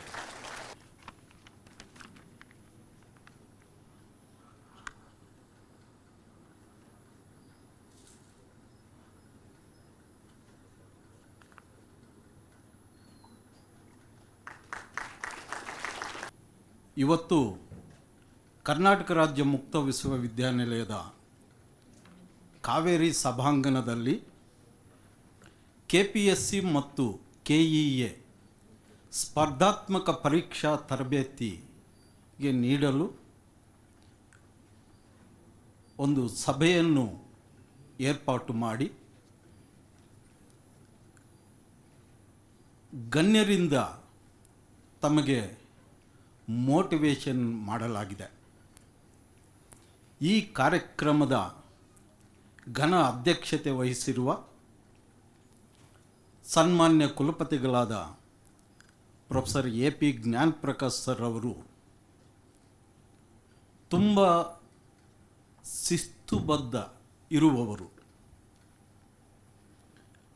ಉತ್ತಮ ನಡತೆ ಇರುವವರು, ವಿದ್ಯೆಯ ಜೊತೆಗೆ ವಿನಯವೂ ಅಗತ್ಯ ಎಂದು ತಿಳಿಸಿದ್ದಾರೆ. ಅವರು ಒಂದು ಕಾರ್ಯಕ್ರಮದಲ್ಲಿ ಮಾತನಾಡ್ತಾ ನನಗೆ ಮನೆ, ಬಸ್ ಸ್ಟ್ಯಾಂಡು, ರೈಲ್ವೆ ಸ್ಟೇಷನ್ ಬಿಟ್ಟರೆ ಇನ್ನು ಯಾವುದು ರಾಮಸ್ವಾಮಿ ಸರ್ಕಲು ಅಂತ ಇದು ಮೈಸೂರಿನಲ್ಲೇ, ಅವರು ಮೈಸೂರಿನವರೇ, ಅದು ಗೊತ್ತಿಲ್ಲ ಅಂತ. ಯಾಕೆ ಆ ಮಾತನ್ನು ಹೇಳ್ತಾರೆ ಅಂದರೆ, ಅವರು ಉತ್ತಮವಾದ ಅಕಾಡೆಮಿಷಿಯನ್, ಅವರು ಓದಕ್ಕೆ ಪ್ರಯಾರಿಟಿ ಕೊಟ್ಟಿದ್ದಾರೆ. ಇಲ್ಲದೆ ಹೋದರೆ ಈ ಸ್ಥಾನದಲ್ಲಿ ಕೂರಕ್ಕೆ ಆಗ್ತಾ ಇರಲಿಲ್ಲ. ಅದಕ್ಕೆ ತಮಗೆಲ್ಲರಿಗೂ ಈಗ ಮೊದಲನೆಯಾಗಿ ಶ್ರೀ ರವಿಪ್ರಸಾದ್ ಅವರು ಪೊಲೀಸ್ ಇನ್ಸ್ಪೆಕ್ಟರು ತಮಗೆ ಮೋಟಿವೇಶನ್ ಮಾತುಗಳನ್ನು ಕೊಟ್ಟರು. ಮತ್ತು Young and energetic Shri KL Suraj IPS ಮಾಡಿದ್ದಾರೆ ನೋಡಿ, ಚಿಕ್ಕ ಹುಡುಗ. ಈ ರೀತಿ ಸಾಧನೆ ಮಾಡಿರೋದು ನಮಗೆ ಮೋಟಿವೇಶನ್ ಆಗಬೇಕು ಅಂತ. ಮತ್ತು ಶ್ರೀ ಬಸವರಾಜು ಸರ್ KAS ಮಾಡಿಕೊಂಡು ನಮ್ಮಲ್ಲಿ ಆತ್ಮವಿಶ್ವಾಸ ಇರಬೇಕು ಅಂತ ತಿಳಿಸ್ಕೊಟ್ರು. ಹಾಗೆ ಶ್ರೀ ಸಿದ್ದರಾಜು ಸರು IAS ಅಧಿಕಾರಿ, ಲೆಕ್ಕ ಪರಿಶೋಧಕರು, ಆ ಇದರಲ್ಲಿ ಅಪಾರ ಜ್ಞಾನ ಹೊಂದಿರುವವರು. ಅವರು ತಮಗೆ ತಮ್ಮ ಅನುಭವ ಮಾತುಗಳನ್ನು ಕೊಟ್ಟರು. ಈಗ ಈ ವಿಶ್ವವಿದ್ಯಾನಿಲಯ ಶಿಕ್ಷಣ ವಂಚಿತರಿಗೆ ಉನ್ನತ ಶಿಕ್ಷಣ ನೀಡುವ ಧ್ಯೇಯ ಇಟ್ಕೊಂಡು 65 ಕೋರ್ಸುಗಳನ್ನು ನೀಡ್ತಾ ಇದೆ. ಅದರ ಜೊತೆಗೆ 10 ಆನ್ಲೈನು ಕೋರ್ಸುಗಳನ್ನು ತೆಗೆದಿದೆ. ಈಗ ಸನ್ಮಾನ್ಯ ಕುಲಪತಿಗಳು 1 ತಿಂಗಳಿಂದ ಸತತವಾಗಿ ಸಭೆಗಳನ್ನು ನಡೆಸಿ ನಿಮ್ಮಂಥ ಎಲ್ಲ ಯುವಕರಿಗೆ ಅಗತ್ಯವಾದ ಕೋರ್ಸುಗಳನ್ನು ತೆಗೆಯಬೇಕು ಅಂತ, ಅಂದರೆ ಕಾಯಕ ವಿದ್ಯೆಗೆ ಸರ್ಟಿಫಿಕೇಟ್ ಕೊಡೋಣ ಅಂತ. ತಮಗೆಲ್ಲ ಗೊತ್ತಿದೆ, ಕಾಯಕ ವಿದ್ಯೆ ಅಂದರೆ ಕಷ್ಟಪಡೋರು ನಿಮ್ಮ ಹಳ್ಳಿ ಕಡೆ ಇರ್ಬೋದು. ಈ ಪಾಟ್ ತಯಾರು ಮಾಡೋದು, ಪಾಟ್ರಿ ಮಾಡೋರು, ಈ ರೀತಿ ಎಲ್ಲ ವಿಧವಾದ ಸ್ಕಿಲ್ ಓರಿಯೆಂಟೆಡ್ ಕೋರ್ಸುಗಳನ್ನು ತೆಗೆಯಬೇಕು ಅಂತ ಉದ್ದೇಶ ಇಟ್ಕೊಂಡಿದ್ದಾರೆ. ಹಾಗೆ ನಮ್ಮಲ್ಲಿ ಡ್ಯೂಯಲ್ ಡಿಗ್ರಿ ಇದೆ. ಈಗ ನೀವು ಇಲ್ಲಿ 250 ಜನ 300 ಜನ ಇದ್ದೀರಲ್ಲ, ತಾವು ನಮ್ಮ ವಿಶ್ವವಿದ್ಯಾನಿಲಯದ ಬಗ್ಗೆ ತಮ್ಮ ಮನೆಗಳಲ್ಲಿ, ತಮ್ಮ ಹಳ್ಳಿ ಕಡೆ ಪ್ರಚಾರ ಮಾಡಬೇಕಾಗಿ ತಮ್ಮಲ್ಲಿ ವಿನಂತಿ. ಯಾಕೆ ಅಂತಂದರೆ ನೀವೂ ನಮ್ಮಲ್ಲಿ ಇನ್ನೊಂದು ಡಿಗ್ರಿ ಪಡೆಯಬಹುದು ಅಟ್ ಎ ಟೈಮು. ಅದಕ್ಕೆ ಡ್ಯೂಯಲ್ ಡಿಗ್ರಿ ಅಂತೀವಿ. ಅದು ಅಂತಹ ನಮ್ಮಲ್ಲಿ ಅಡ್ಮಿಷನ್ ನಡೀತಾ ಇದೆ. ಈಗ ಸನ್ಮಾನ್ಯ ಕುಲಪತಿಗಳು ನಿನ್ನೆ ಮಂಗಳೂರಿಗೆ ಹೋಗಿ ಪ್ರೆಸ್ ಮೀಟ್ ಮಾಡಿ ಬಂದಿದ್ದಾರೆ. ಅವರು ಸತತ ಪ್ರಯತ್ನ ಮಾಡ್ತಾ ಇದ್ದಾರೆ. ಸೆಪ್ಟೆಂಬರ್ 15ರವರೆಗೂ ನಮ್ಮಲ್ಲಿ ಪ್ರವೇಶಾತಿಗೆ ಅವಕಾಶ ಇದೆ. ತಾವೆಲ್ಲರೂ ಪ್ರಚಾರ ಮಾಡಬೇಕಾಗಿ ಕೋರ್ತಾ ಇದ್ದೀನಿ. ಈ ಶಿಕ್ಷಣ ಈಗ ನಮ್ಮ ಸಮಾಜದಲ್ಲಿ ಗೌರವ ಸಿಗಬೇಕು ಅಂದರೆ ಯಾವ ರೀತಿ ಅಂತ ಶ್ರೀ ವಾಣಿ ಗಿರಿಜಾ. ಶ್ರೀ ಅಂದರೆ ಏನು? ಸಿರಿ, ಲಕ್ಷ್ಮೀದೇವಿ. ವಾಣಿ ಅಂದರೆ ಸರಸ್ವತಿ, ಜ್ಞಾನ ಬೇಕು. ಗಿರಿಜಾ, ಗಿರಿರಾಜ ಪುತ್ರಿ ಪಾರ್ವತಿ. ಆ 3 ಜನರ ಆಶೀರ್ವಾದ ಇದ್ದರೆ ನಮಗೆ ಸಮಾಜದಲ್ಲಿ ಗೌರವ ಸಿಗುತ್ತದೆ. ಹಾಗೆ ಈ ಸಮಾಜದಲ್ಲಿ 3 ಜನ ಶುದ್ಧ ವೈರಿಗಳಿದ್ದಾರೆ ಅಂತ ಸರ್ವಜ್ಞ ಹೇಳಿದ್ದಾರೆ. ಅವರು ಯಾರು ಅಂತಂದರೆ ವಿದ್ಯೆ ಕಲಿಸದ ತಂದೆ, ಬುದ್ಧಿ ಹೇಳದ ಗುರು, ಬಿದ್ದಿರಲು ಬಂದು ನೋಡದ ತಾಯಿ ಶುದ್ಧ ವೈರಿಗಳು ಅಂತ. ಯಾರೂ ಇರಲ್ಲ. ಈಗ ತಮ್ಮನ್ನೆಲ್ಲರೂ ತಂದೆ ತಾಯಿ ವಿದ್ಯೆ ಕಲಿಸ್ತಾ ಇದ್ದಾರೆ. ಈಗ ಕೆಟ್ಟದಾಗಿ ನಡ್ಕೊಂಡ್ರೆ, ಆದರೆ ನೀವು ಬೇರೆ ದಾರಿನಲ್ಲಿ ಹೋಗ್ತಾ ಇದ್ದರೆ ಗುರುಗಳು ಸರಿಯಾದ ಮಾರ್ಗ ತೋರಿಸ್ಬೇಕು. ಅದಕ್ಕೆ ಗುರು. ಈಗ ನಿಮಗೆ ಆರೋಗ್ಯ ಏನಾದರೂ ಕೆಟ್ಟಿದ್ದರೆ ತಾಯಿ ಖಂಡಿತ ನೋಡುತ್ತೆ. ಅವರು ಯಾರೂ ಇರಲ್ಲ. ಆದರೆ ಅಂತಹವರು ಇದ್ದರೆ ಶುದ್ಧ ವೈರಿಗಳು ಅಂತ ತಿಳಿಸಿದ್ದಾರೆ. ಈಗ ನಿಮ್ಮ ಮನಸ್ಸಿಗೆ ಏನು ಅಂತ ಅಂದರೆ ಗುರಿ ಇರಬೇಕು. ಈಗ ನೀವು ಏನು KPSC KE ಪರೀಕ್ಷೆಗೆ 50 ದಿನಗಳ ತರಬೇತಿಗೆ ಬಂದಿದ್ದೀರಿ, ರಾಜ್ಯದ ನಾನಾ ವಿಭಾಗಗಳಿಂದ ಬಂದಿದ್ದೀರಿ. ನಿಮ್ಮ ಗುರಿ ಏನು ಅಂತ ಅಂದರೆ ಈ ಸ್ಪರ್ಧಾತ್ಮಕ ಪರೀಕ್ಷೆಗೆ ನಾನು ಸಾಧನೆ ಮಾಡಬೇಕು, ನಾನು ಆ ಪರೀಕ್ಷೆಯಲ್ಲಿ ಪಾಸ್ ಆಗಬೇಕು ಅಂತ. ಈಗ ನಮ್ಮಲ್ಲಿ ಒಂದು ಇದಿದೆ, ನಮ್ಮ ಮೊಬೈಲು. ನೀವು ಕಮ್ಯುನಿಕೇಷನ್ಗೆ ಮಾತ್ರ ಅದನ್ನು ಉಪಯೋಗಿಸಿ. ಹೆಚ್ಚು ಈಗ ಸರ್ ಆವಾಗಲೇ ಅಂದರು AI ಬಂದಿದೆ ಅಂತ. ಈಗ ಯಾವುದೇ ಆಗಲಿ ಈಗ ಎಲ್ಲ ಇದು ಬರುತ್ತೆ. ಈಗ ಅಜ್ಞಾತವಾಸ, ನೀವು 50 ದಿನಗಳ ಅಜ್ಞಾತವಾಸದಲ್ಲಿ ನೀವು ಇಲ್ಲಿ ಇದ್ದು ನೀವು ಈ ಸ್ಪರ್ಧಾತ್ಮಕ ಪರೀಕ್ಷೆಯಲ್ಲಿ ಉತ್ತೀರ್ಣರಾಗಬೇಕು ಅಂತ ಆಸೆ ಪಡ್ತಾ ವಿದ್ಯೆಯ ಮರ್ಮವನ್ನು ತಿಳಿದು ಓದಬೇಕು ಅಂತ ತಮಗೆ ಮಾತು ಕೊಡ್ತಾ ಯತ್ನಂ ಪ್ರಯತ್ನಂ ದೈವಯತ್ನಂ ಅಂತ ತಿಳಿಸ್ತಾ ತಮಗೆಲ್ಲರಿಗೂ ಶುಭವಾಗಿರಲಿ. ಈ ಅವಕಾಶ ನೀಡಿದ್ದಕ್ಕೆ ತಮಗೆ ಧನ್ಯವಾದಗಳು ತಿಳಿಸುತ್ತಾ ನಮಸ್ಕಾರ. ಡಾಕ್ಟರ್ ರಾಮನಾಥಂ ನಾಯ್ಡು, ಡೀನ್ ಶೈಕ್ಷಣಿಕ, ಇವರಿಗೆ ಅನಂತ ಧನ್ಯವಾದಗಳು. ಈಗ ಕಾರ್ಯಕ್ರಮದ ಬಹಳ ಮುಖ್ಯವಾದಂಥ ಘಟ್ಟ. ಕಾರ್ಯಕ್ರಮಕ್ಕೆ ಅಧ್ಯಕ್ಷರಾಗಿ ಆಗಮಿಸಿರುವಂಥ ಮಾನ್ಯ ಕುಲಪತಿಗಳು ಪ್ರೊಫೆಸರ್ AP ಜ್ಞಾನಪ್ರಕಾಶ್ ಅವರು ಅಧ್ಯಕ್ಷೀಯ ನುಡಿಗಳನ್ನು ಆಡಬೇಕಾಗಿ ಕೋರಿಕೆ. ಎಲ್ಲರಿಗೂ ನಮಸ್ಕಾರ. ವೇದಿಕೆಯ ಮೇಲೆ ಆಸೀನರಾಗಿರುವ ಇಂದಿನ ಕಾರ್ಯಕ್ರಮವನ್ನು ಉದ್ಘಾಟನೆ ಮಾಡಿದ IPS ಅಧಿಕಾರಿಯಾದ KL ಸೂರಜ್ರವರೇ, ಪರೀಕ್ಷಾ ಸಿದ್ಧತೆ ಕುರಿತು ಉಪನ್ಯಾಸ ನೀಡಿದ KS ಆಫೀಸರ್ ಆದ ಬಸವರಾಜರವರೇ, ಇಂದಿನ ಕಾರ್ಯಕ್ರಮದ ಮುಖ್ಯ ಅತಿಥಿಗಳಾದ ಡಾಕ್ಟರ್ ಸಿದ್ದರಾಜು ಅವರೇ, ಈಗಾಗಲೇ ನಮ್ಮನ್ನೆಲ್ಲ ಮಾತಾಡಿ ನಿಮಗೆಲ್ಲ ಕೆಲವು ಹಿಂಟ್ಸ್ ಕೊಟ್ಬಿಟ್ಟು ಈಗಾಗಲೇ ರವಿಪ್ರಸಾದ್ ಅವರು ಹೋಗಿದ್ದಾರೆ, ಅವ್ರನ್ನೂ ಕೂಡ ನೆನಪು ಮಾಡ್ಕೊಳ್ಬೇಕಿಲ್ಲಿ. ವೇದಿಕೆ ಮೇಲೆ ಆಸೀನರಾಗಿರುವ ಎಲ್ಲ ನನ್ನ ಸಹೋದ್ಯೋಗಿ ಮಿತ್ರರೇ, ಸಂಯೋಜನಾಧಿಕಾರಿಯಾದ ಜೇನಹಳ್ಳಿ ಸತ್ಯನಾರಾಯಣ ಗೌಡ್ರವರೇ. ಸೊ ಇಂಥ ಪ್ರೋಗ್ರಾಮ್ಗಳು ಕರ್ನಾಟಕ ರಾಜ್ಯ ಮುಕ್ತ ವಿಶ್ವವಿದ್ಯಾಲಯ ಸ್ಪರ್ಧಾತ್ಮಕ ಪರೀಕ್ಷಾ ತರಬೇತಿ ಕೇಂದ್ರವನ್ನು 2011ರಲ್ಲಿ ತೆಗೀತು. ಈಗಾಗಲೇ ಹೇಳಿದರಾಗಲೇ ಅದನ್ನು ಮತ್ತೆ ನಾನು ರಿಪಿಟೇಷನ್ ಮಾಡೋದಕ್ಕೆ ಹೋಗಲ್ಲ. ನಾನು ಇಲ್ಲಿಯವರೆಗೆ ಕರ್ನಾಟಕ ರಾಜ್ಯ ಮುಕ್ತ ವಿಶ್ವವಿದ್ಯಾಲಯ ಸುಮಾರು 79 ಕೋರ್ಸ್ಗಳನ್ನ ಮಾಡಿದೆ.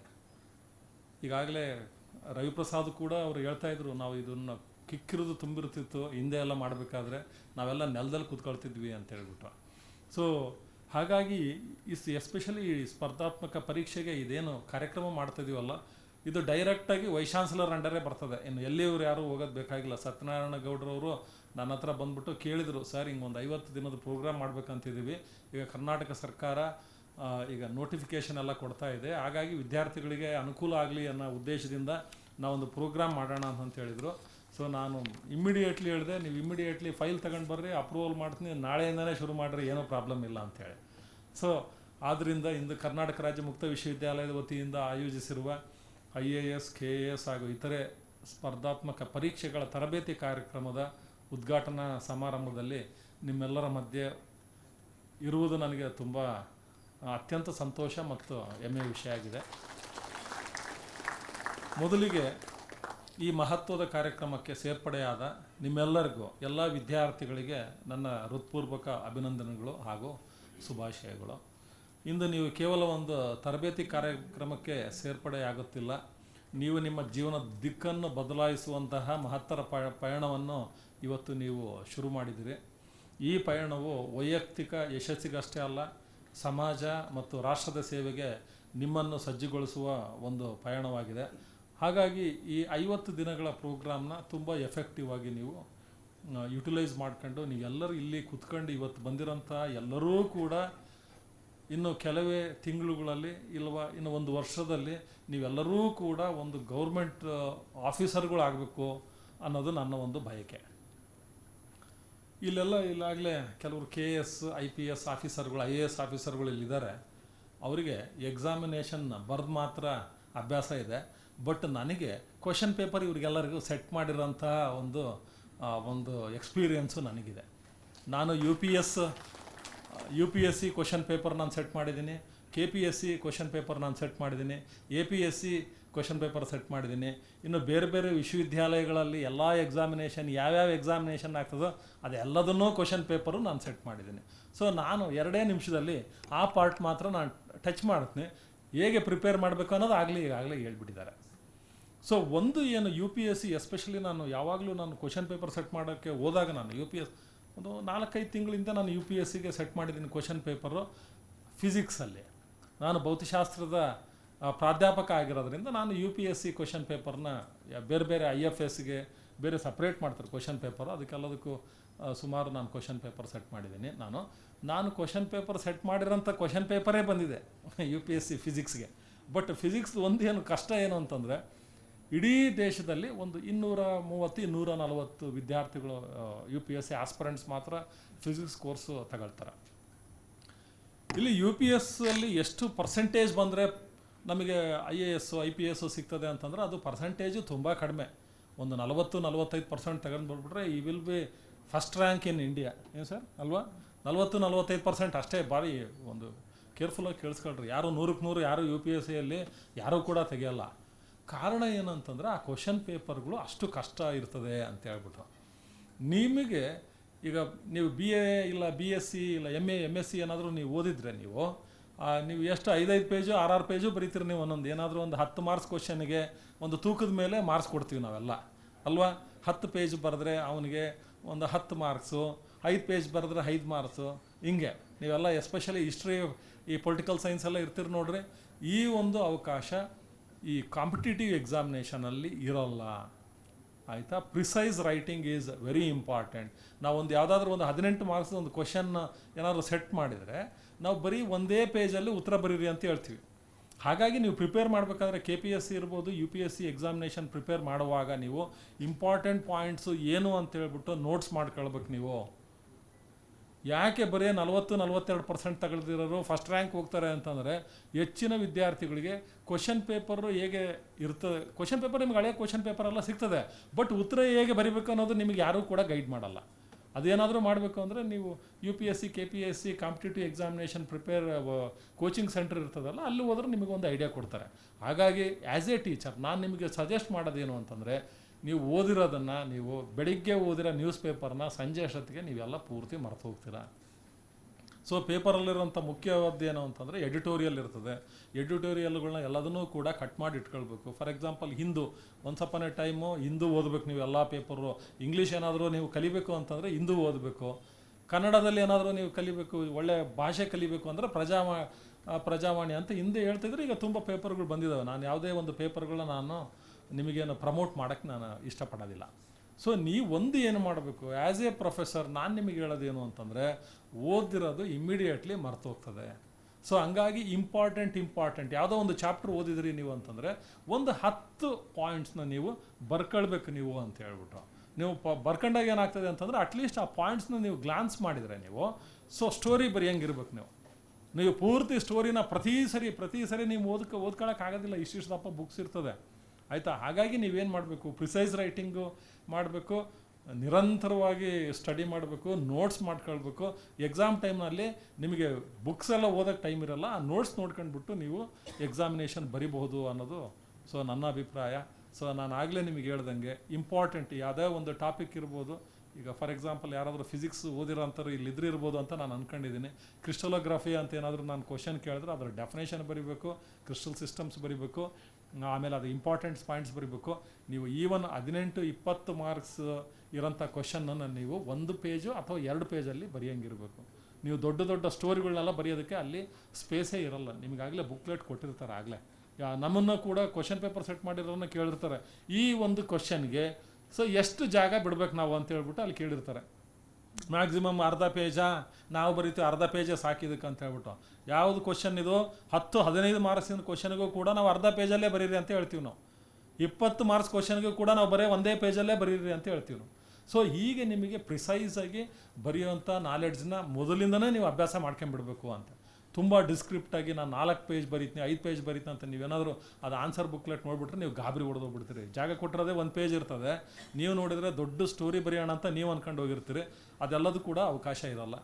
ಈಗಾಗಲೇ ಎಲ್ಲರೂ ಕೂಡ ಅತಿಥಿಗಳು ನಿಮಗಾಗಲೇ ಹೇಗೆ ಪ್ರಿಪೇರ್ ಮಾಡಬೇಕು ಅಂತಂತ ಹೇಳಿದ್ದಾರೆ. ಸೊ ಹಾಗಾಗಿ ಹಳೆಯ ಕ್ವಶನ್ ಪೇಪರ್ಗಳು ತಗೊಂಡ್ಬಿಟ್ಟು ಕಷ್ಟಪಟ್ಬಿಟ್ಟು there is no substitution for the hard work ಅಂತ ಈಗಾಗಲೇ ಎಲ್ಲರೂ ಕೂಡ ಹೇಳಿದ್ದಾರೆ. ಆಗಲೇ ನೀವು ಕಷ್ಟ ಮೇಲೆ ಬರಬೇಕಂದ್ರೆ ಕಷ್ಟಪಡಲೇಬೇಕು. ನಾವು ಸುಮ್ಮನೆ ಏನೋ ಸರ್ಫೇಸಲ್ಲಿ ಓದ್ಕೊಂಡ್ಬಿಟ್ಟು ನಾನು ಎಕ್ಸಾಮ್ ಬರೀತೀನಿ, ನಾನು IAS ಡ್ರೀಮ್ ಮಾಡೋದು ತುಂಬ ಸುಲಭ ಅಲ್ವಾ. ಈಗಾಗಲೇ ನೀವು ಆಗಲೇ ಎಷ್ಟೋ ಜನ ಬಸ್ನಲ್ಲಿ ಬರಬೇಕಾದ್ರೆ ಇಲ್ಲ ವೆಹಿಕಲಲ್ಲಿ ಬರಬೇಕಾದ್ರೆ ಅಂದ್ಕೊಂಡಿರ್ಬೋದು ನೀವು ಆಗಲೇ IAS ಆಫೀಸರ್ ಆಗಿಬಿಟ್ರೆ ಹೆಂಗಿರ್ತದೆ ನಾನು. ಒಂದು ಕಾರ್ ಕೊಡ್ತಾರೆ ಒಳ್ಳೆಯದು, ಕಾರಲ್ಲೆಲ್ಲ ಓಡಾಡ್ಕೊಂಡು ಒಳ್ಳೊಳ್ಳೆ ಈಗ ಸ್ಯಾಲ್ರಿ ಬರ್ತದೆ, ಸ್ಯಾಲ್ರಿ ತಗೊಂಡ್ಬಿಟ್ಟು ಹೆಂಡ್ತಿ ಮಕ್ಕಳ ಜೊತೆಗೆ ಇಲ್ಲ ಗಂಡಂದ್ರ ಜೊತೆಗೆ ತುಂಬ ಚೆನ್ನಾಗಿದೆ ಬಿಡೋದು ಅಂತ ನೀವೇನಾದ್ರು ಅಂದ್ಕೊಂಡಿದ್ರೆ ಅದು ಅಷ್ಟು ಸುಲಭ ಅಲ್ಲ ಆಯಿತಾ. ಸುಲಭ ಅಲ್ಲ ಯಾಕೆ ಹೇಳ್ತದೇನು ಅಂತಂದರೆ ನೀವು ಕಷ್ಟಪಡಲೇಬೇಕು. ಯಾರು ಹೆಚ್ಚಿಗೆ ಕಷ್ಟಪಡ್ತಾರೋ ಅವರು ಇದರಲ್ಲಿ ಸಕ್ಸಸ್ ಆಗೋದಕ್ಕೆ ಸಾಧ್ಯ ಆಗ್ತದೆ.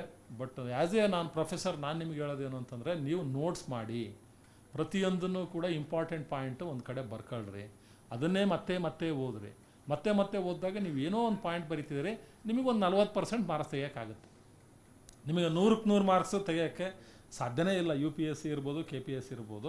ಹಾಗಾಗಿ ಕಷ್ಟಪಟ್ಟರೆ ಫಲ ಇದ್ದೇ ಇರ್ತದೆ. ನಿಮ್ಮೆಲ್ಲರೂ ಭವಿಷ್ಯ ಕೂಡ ಉಜ್ವಲವಾಗಿರಲಿ. ನೀವೆಲ್ಲರೂ ಕೂಡ ನನಗೆ ಬಂದ್ಬಿಟ್ಟು ಹೇಳ್ಬೇಕು, ಇನ್ನು 3 ವರ್ಷ ನಾನು ವೈಸ್ ಚಾನ್ಸಲರ್ ಆಗಿರ್ತೀನಿ. ಇನ್ನು ವೈಸ್ ಚಾನ್ಸಲರ್ ಆಗಿ ಇನ್ನೂ ಬರೀ 1 ತಿಂಗಳಾಗಿದೆ ಅಷ್ಟೇ, ನಾನು ಇನ್ನು ಇದು 2ನೇ ತಿಂಗಳು ನಂದು. ನೀವೆಲ್ಲರೂ ಕೂಡ ಒಂದು ದಿನ ಬಂದುಬಿಟ್ಟು ನನಗೆ ನೋಡಿ ಸರ್ ಇವತ್ತು ನೀವು ಹೇಳಿದ್ರಿ 31 ಜುಲೈ 2026 ನೀವು ಹೇಳಿದ್ರಿ ನೋಡಿ, ನೀವು ಹೋಗೋಷ್ಟೊತ್ತಿಗೆ ಇಲ್ಲಿಂದ ವೈಸ್ ಚಾನ್ಸಲರ್ ಆಗಿ ನಾನು ವಾಪಸ್ ಮತ್ತೆ ಫಿಸಿಕ್ಸ್ ಡಿಪಾರ್ಟ್ಮೆಂಟ್ಗೆ ಹೋಗ್ತೀನಿ. ಇನ್ನೂ ಒಂದು 8 ವರ್ಷ ಸರ್ವಿಸ್ ಇದೆ ನನಗೆ. ಸೊ ಹಾಗಾಗಿ ನೀವು ಅಲ್ಲಿಗೆ ಬಂದು ಹೇಳಿದ್ರೂ ಪರವಾಗಿಲ್ಲ, 3 ವರ್ಷ ಆದಮೇಲೆ ನೀವು ಪಾಸಾಗಿ ನೀವು ಅಲ್ಲಿ ಮಾನಸ ಗಂಗೋತ್ರಿಗೆ ಬಂದ್ರೂ ಅಲ್ಲೇ ಇರ್ತೀನಿ ನಾನು. ಇನ್ನು ಅದು VC ಪೀರಿಯಡ್ ಮುಗಿದ ಮೇಲೇನೂ ಒಂದು 5 ವರ್ಷ ಇರ್ತೀನಿ ನಾನು. ಸೊ ಅಂಥ ಒಂದು ಸಿಚುಯೇಷನ್ನು ಕ್ರಿಯೇಟ್ ನೀವು ಮಾಡ್ಕೊಳ್ಬೇಕು ಅನ್ನೋದು ನನ್ನ ಆಸೆ. ನೀವೆಲ್ಲರೂ ಕೂಡ ಇಲ್ಲಿಗೆ ಯಾರ್ಯಾರು ಬಂದಿದ್ದೀರೋ ನೀವೆಲ್ಲರೂ ಕೂಡ ಒಂದಲ್ಲ ಒಂದು ಗೌರ್ಮೆಂಟ್ ಕೆಲಸ ತಗೊಳ್ಬೇಕು. ಸೊ ಅದಕ್ಕೆ ತುಂಬ ಪ್ರಯತ್ನ ಬೇಕು, ಕಷ್ಟಪಡಬೇಕು, ಡೆಡಿಕೇಶನ್ ಮಾಡಬೇಕು. ಮೊಬೈಲ್ಗಳು ಅನ್ನೆಸೆಸರಿ, ಮೊದಲು ಮೊಬೈಲ್ಗಳನ್ನ ನೀವು ನೋಡೋದು ಬಿಡ್ರಿ. ಮೊಬೈಲಿಂದನೇ ಈಗ ಪೂರ್ತಿ ಬರೀ ನೀವೊಂದಲ್ಲ ನಾವು ಕೂಡ ಮೊಬೈಲಿಂದನೇ ಹಾಳಾಗ್ಬಿಟ್ಟಿದ್ದೀವಿ ಅಂತ ಹೇಳ್ತೀನಿ ನಾನು. ಯಾರ ಕೈಯಲ್ಲಿ ನೋಡಿದ್ರು ಮೊಬೈಲು, ಯಾರು ನೋಡಿದ್ರು ಈಗ ಎಲ್ಲ ರೀಲ್ಸ್ ನೋಡೋದು, ನ್ಯೂಸ್ ನೋಡೋದು, ಈಗ ಎಲ್ಲರೂ ಮೊಬೈಲಲ್ಲಿ ಬ್ಯುಸಿ ಆಗಿಬಿಟ್ಟಿದ್ದಾರೆ. ಹಾಗಾಗಿ ನೀವು ಮೊಬೈಲ್ನ ಟೈಮ್ನ ಒಂದು ಲಿಮಿಟ್ ಮಾಡ್ಕೊಳ್ಳಿ, ಸ್ವಿಚ್ ಆಫ್ ಮಾಡಿಬಿಡ್ರಿ ನೀವು ಪೂರ್ತಿ ಮೊಬೈಲ್ನ. ಇಲ್ಲ ಸೈಲೆಂಟ್ ಮೋಡ್ಗೆ ಹಾಕಿ ಎಲ್ಲಾದರೂ ಒಂದು ದೂರ ಒಂದು ಕಡೆ ಇಡ್ರಿ. ದೂರ ಇಟ್ಬಿಟ್ಟು ನೀವು ಓದಿದರೆ ಮಾತ್ರ ನೀವು ಸಕ್ಸಸ್ ಆಗ್ತೀರಿ ಅನ್ನೋದು ನನ್ನ ಭಾವನೆ. ನಾನು ಆಗಲೇ ಮತ್ತೆ ಹೇಳ್ತಿದ್ದೀನಿ, ಕಷ್ಟಪಡಲಿಲ್ಲ ಅಂತಂದರೆ ನೀವು ಮೇಲೆ ಬರೋದಕ್ಕೆ ಸಾಧ್ಯ ಇಲ್ಲ. ನಾನು ವೈಸ್ ಚಾನ್ಸಲರ್ ಆಗಿ ನಿಮಗೆ ಕಾಣ್ತಾ ಇರ್ಬೋದು, ನಾನು ಈ ಪೊಸಿಷನ್ನಿಗೆ ಬರೋದಕ್ಕೆ ನಾನು ಎಷ್ಟು ಕಷ್ಟಪಟ್ಟಿದ್ದೀನಿ ಅಂತ ನಿಮ್ಗೆ ಏನಾದ್ರು ಗೊತ್ತಾಗುತ್ತಾ? ನೀವು ಎಲ್ಲ ಕೋಟು ಗೀಟ್ ಹಾಕೊಂಡು ಒಳ್ಳೆ ಬಂದುಬಿಟ್ಟಿದ್ದಾರೆ, ಚೆನ್ನಾಗಿ ಕಾಣ್ತಿದ್ದಾರೆ ಅಂತ ನೀವು ಅಂದ್ಕೊಳ್ಬೋದು. ಅದರಿಂದೇನು ಕಷ್ಟ ನನಗೆ ಮಾತ್ರ ಗೊತ್ತಿದೆ. ಬರೀ ನಂದು ಮಾತ್ರ ಅಲ್ಲ, ಇಲ್ಲಿ ಕುತ್ಕೊಂಡಿರೋದು ಎಲ್ಲರದು ಅದೇ ಸ್ಟೋರಿನೇ.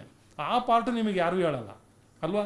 ಈಗ ಎಲ್ಲ ಚೆನ್ನಾಗಿ ಹೇಳಿದ್ರು, ನಾನು IASಗೆ ನಾನು ಪ್ರಿಪೇರ್ ಮಾಡ್ತೀನಿ, IPSಗೆ ಪ್ರಿಪೇರ್ ಮಾಡ್ತೀನಿ, KS ಪಾಸ್ ಮಾಡಿದೆ, ಅದೆಲ್ಲದು ಎಲ್ಲರೂ ತುಂಬ ಚೆನ್ನಾಗಿ ಹೇಳ್ತಾರೆ. ಬಟ್ ಹೆಂಗಾದ್ವಿ ಅಂತ ಯಾರು ಕೂಡ ನಿಮ್ಗೆ ಹೇಳಲ್ಲ. ಯಾರಾದರೂ ಹೇಳಿದ್ರೆ ನಿಮಗೆ ನಾನು ಎಷ್ಟು ಕಷ್ಟಪಟ್ಟೆ, ನಾನು ಏನು ಮಾಡಿದೆ ಅಂತ ಹೇಳ್ಬಿಟ್ಟು ನಾನು ಚೆನ್ನಾಗಿ ಓದಿದ್ದೀನಿ, ನಾನು ಪಾಸ್ ಆಗಿಬಿಟ್ಟಿದ್ದೀನಿ ಅಂತ ಎಲ್ಲರೂ ಹೇಳ್ತಾರೆ. ಬಟ್ ಎಷ್ಟು ಕಷ್ಟಪಟ್ಟಿದ್ದೀನಿ ಅನ್ನೋದು ನಮಗೆ ಮಾತ್ರ, ಯಾರು ಸಾಧನೆ ಮಾಡಿರ್ತಾರಲ್ಲ ಅಂಥವ್ರಿಗೆ ಮಾತ್ರ ಗೊತ್ತಾಗ್ತದೆ. ಅದಕ್ಕಾಗಿ ನೀವೆಲ್ಲರೂ ಕೂಡ ನಮ್ಮ ಟೈಪು, ನೀವು ಕೂಡ ಸಾಧಕರಾಗಬೇಕು ಅನ್ನೋದು ನಮ್ಮೆಲ್ಲರೂ, ಇಲ್ಲಿ ಯಾರು ಕೂತ್ಕೊಂಡಿದ್ದೀವಿ ನಮ್ಮೆಲ್ಲರ ಆಸೆ ಏನು ಅಂತಂದರೆ, ನೀವು ಒಂದು ಒಳ್ಳೆ ಉನ್ನತ ಹುದ್ದೆಗೆ ಹೋಗಬೇಕು, ಚೆನ್ನಾಗಿ ಸಾಧಿಸ್ಬೇಕು, ಮೇಲೆ ಬರಬೇಕು, ಸಮಾಜನ ನೀವು ಚೆನ್ನಾಗಿ ನೋಡ್ಕೊಳ್ಳೋಂಥ ಒಂದು ಒಳ್ಳೆಯ ಮನೋಭಾವನೆ ಇಟ್ಕೊಂಡಿರಬೇಕು. ಸಮಾಜ ಸೇವೆ ಅಂತೇಳ್ಬಿಟ್ಟು ನೀವು ಸರ್ಕಾರಿ ಕೆಲಸಕ್ಕೆ ಹೋಗಬೇಕು. ನೀವು ಕೆಲಸ ಅಂತ ನೀವು ಕೆಲಸ ಮಾಡಬೇಕು ಅಂತ ನಿಮ್ಮ ಮನಸ್ಸಲ್ಲಿದ್ದರೆ ಇನ್ನು ಉಳಿದಿದ್ದೆಲ್ಲ ನಿಮ್ಮ ಹಿಂದೆ ಬರ್ತದೆ. ಆಯಿತಾ? ಸೊ ಒಳ್ಳೆ ಕೆಲಸ ಮಾಡಿರಿ, ಚೆನ್ನಾಗಿ ಓದ್ರಿ, ಒಳ್ಳೆ ಅಭ್ಯಾಸ ಮಾಡಿರಿ. ಒಳ್ಳೆ ನೀವೆಲ್ಲರೂ ಕೂಡ ಕಾಂಪಿಟೇಟಿವ್ ಎಕ್ಸಾಮ್ಗಳಲ್ಲಿ ಪಾಸ್ ಆಗಿಬಿಟ್ಟು ನೀವೆಲ್ಲರೂ ಕೂಡ ಉನ್ನತ ಹುದ್ದೆಗೆ ನೀವೆಲ್ಲರೂ ಏರಬೇಕು ಅನ್ನೋ ಒಂದು ಆಶಯದಿಂದ ನಾನು ಒಂದು 2 ಮಾತುಗಳನ್ನ ಮುಗಿಸ್ತೀನಿ. ಎಲ್ಲರಿಗೂ ಧನ್ಯವಾದ. ಜೈ ಹಿಂದ್, ಜೈ ಕರ್ನಾಟಕ. ತಮ್ಮ ಅಧ್ಯಕ್ಷೀಯ ನುಡಿಯಲ್ಲಿ ಭಾಳ ತಾಂತ್ರಿಕ ಹಾಗೂ ವಾಸ್ತವಿಕ ಅಂಶಗಳನ್ನು ಅನಾವರಣಗೊಳಿಸಿದಂಥ ಮಾನ್ಯ ಕುಲಪತಿಗಳಿಗೆ ನಿಮ್ಮೆಲ್ಲರ ಪರವಾಗಿ ಅನಂತ ವಂದನೆಗಳು. ಸ್ನೇಹಿತರೆ, ಕಾರ್ಯಕ್ರಮದ ಅಂತಿಮ ಘಟ್ಟ ವಂದನಾರ್ಪಣೆ. ಕಾರ್ಯಕ್ರಮಕ್ಕೆ ಆಗಮಿಸಿರುವ ಎಲ್ಲರಿಗೂ ವಂದಿಸುತ್ತಾ ಈ ಕಾರ್ಯಕ್ರಮವನ್ನು ಇಷ್ಟು ಅಚ್ಚುಕಟ್ಟಾಗಿ ಮೂಡಿಬರೋದಕ್ಕೆ ಪ್ರೇರಣೆ ನೀಡಿದಂಥ ಮಾನ್ಯ ಕುಲಪತಿಗಳಿಗೆ ಮತ್ತೊಮ್ಮೆ ನಿಮ್ಮೆಲ್ಲರ ಪರವಾಗಿ ಅನಂತ ಅಭಿವಂದನೆಗಳನ್ನು ಅರ್ಪಿಸ್ತಾ ಈ ವೇದಿಕೆ ಕಾರ್ಯಕ್ರಮವನ್ನು ಮುಕ್ತಾಯಗೊಳಿಸ್ತಾ ಇದ್ದೇವೆ. ಎಲ್ಲರಿಗೂ ನಮಸ್ಕಾರ.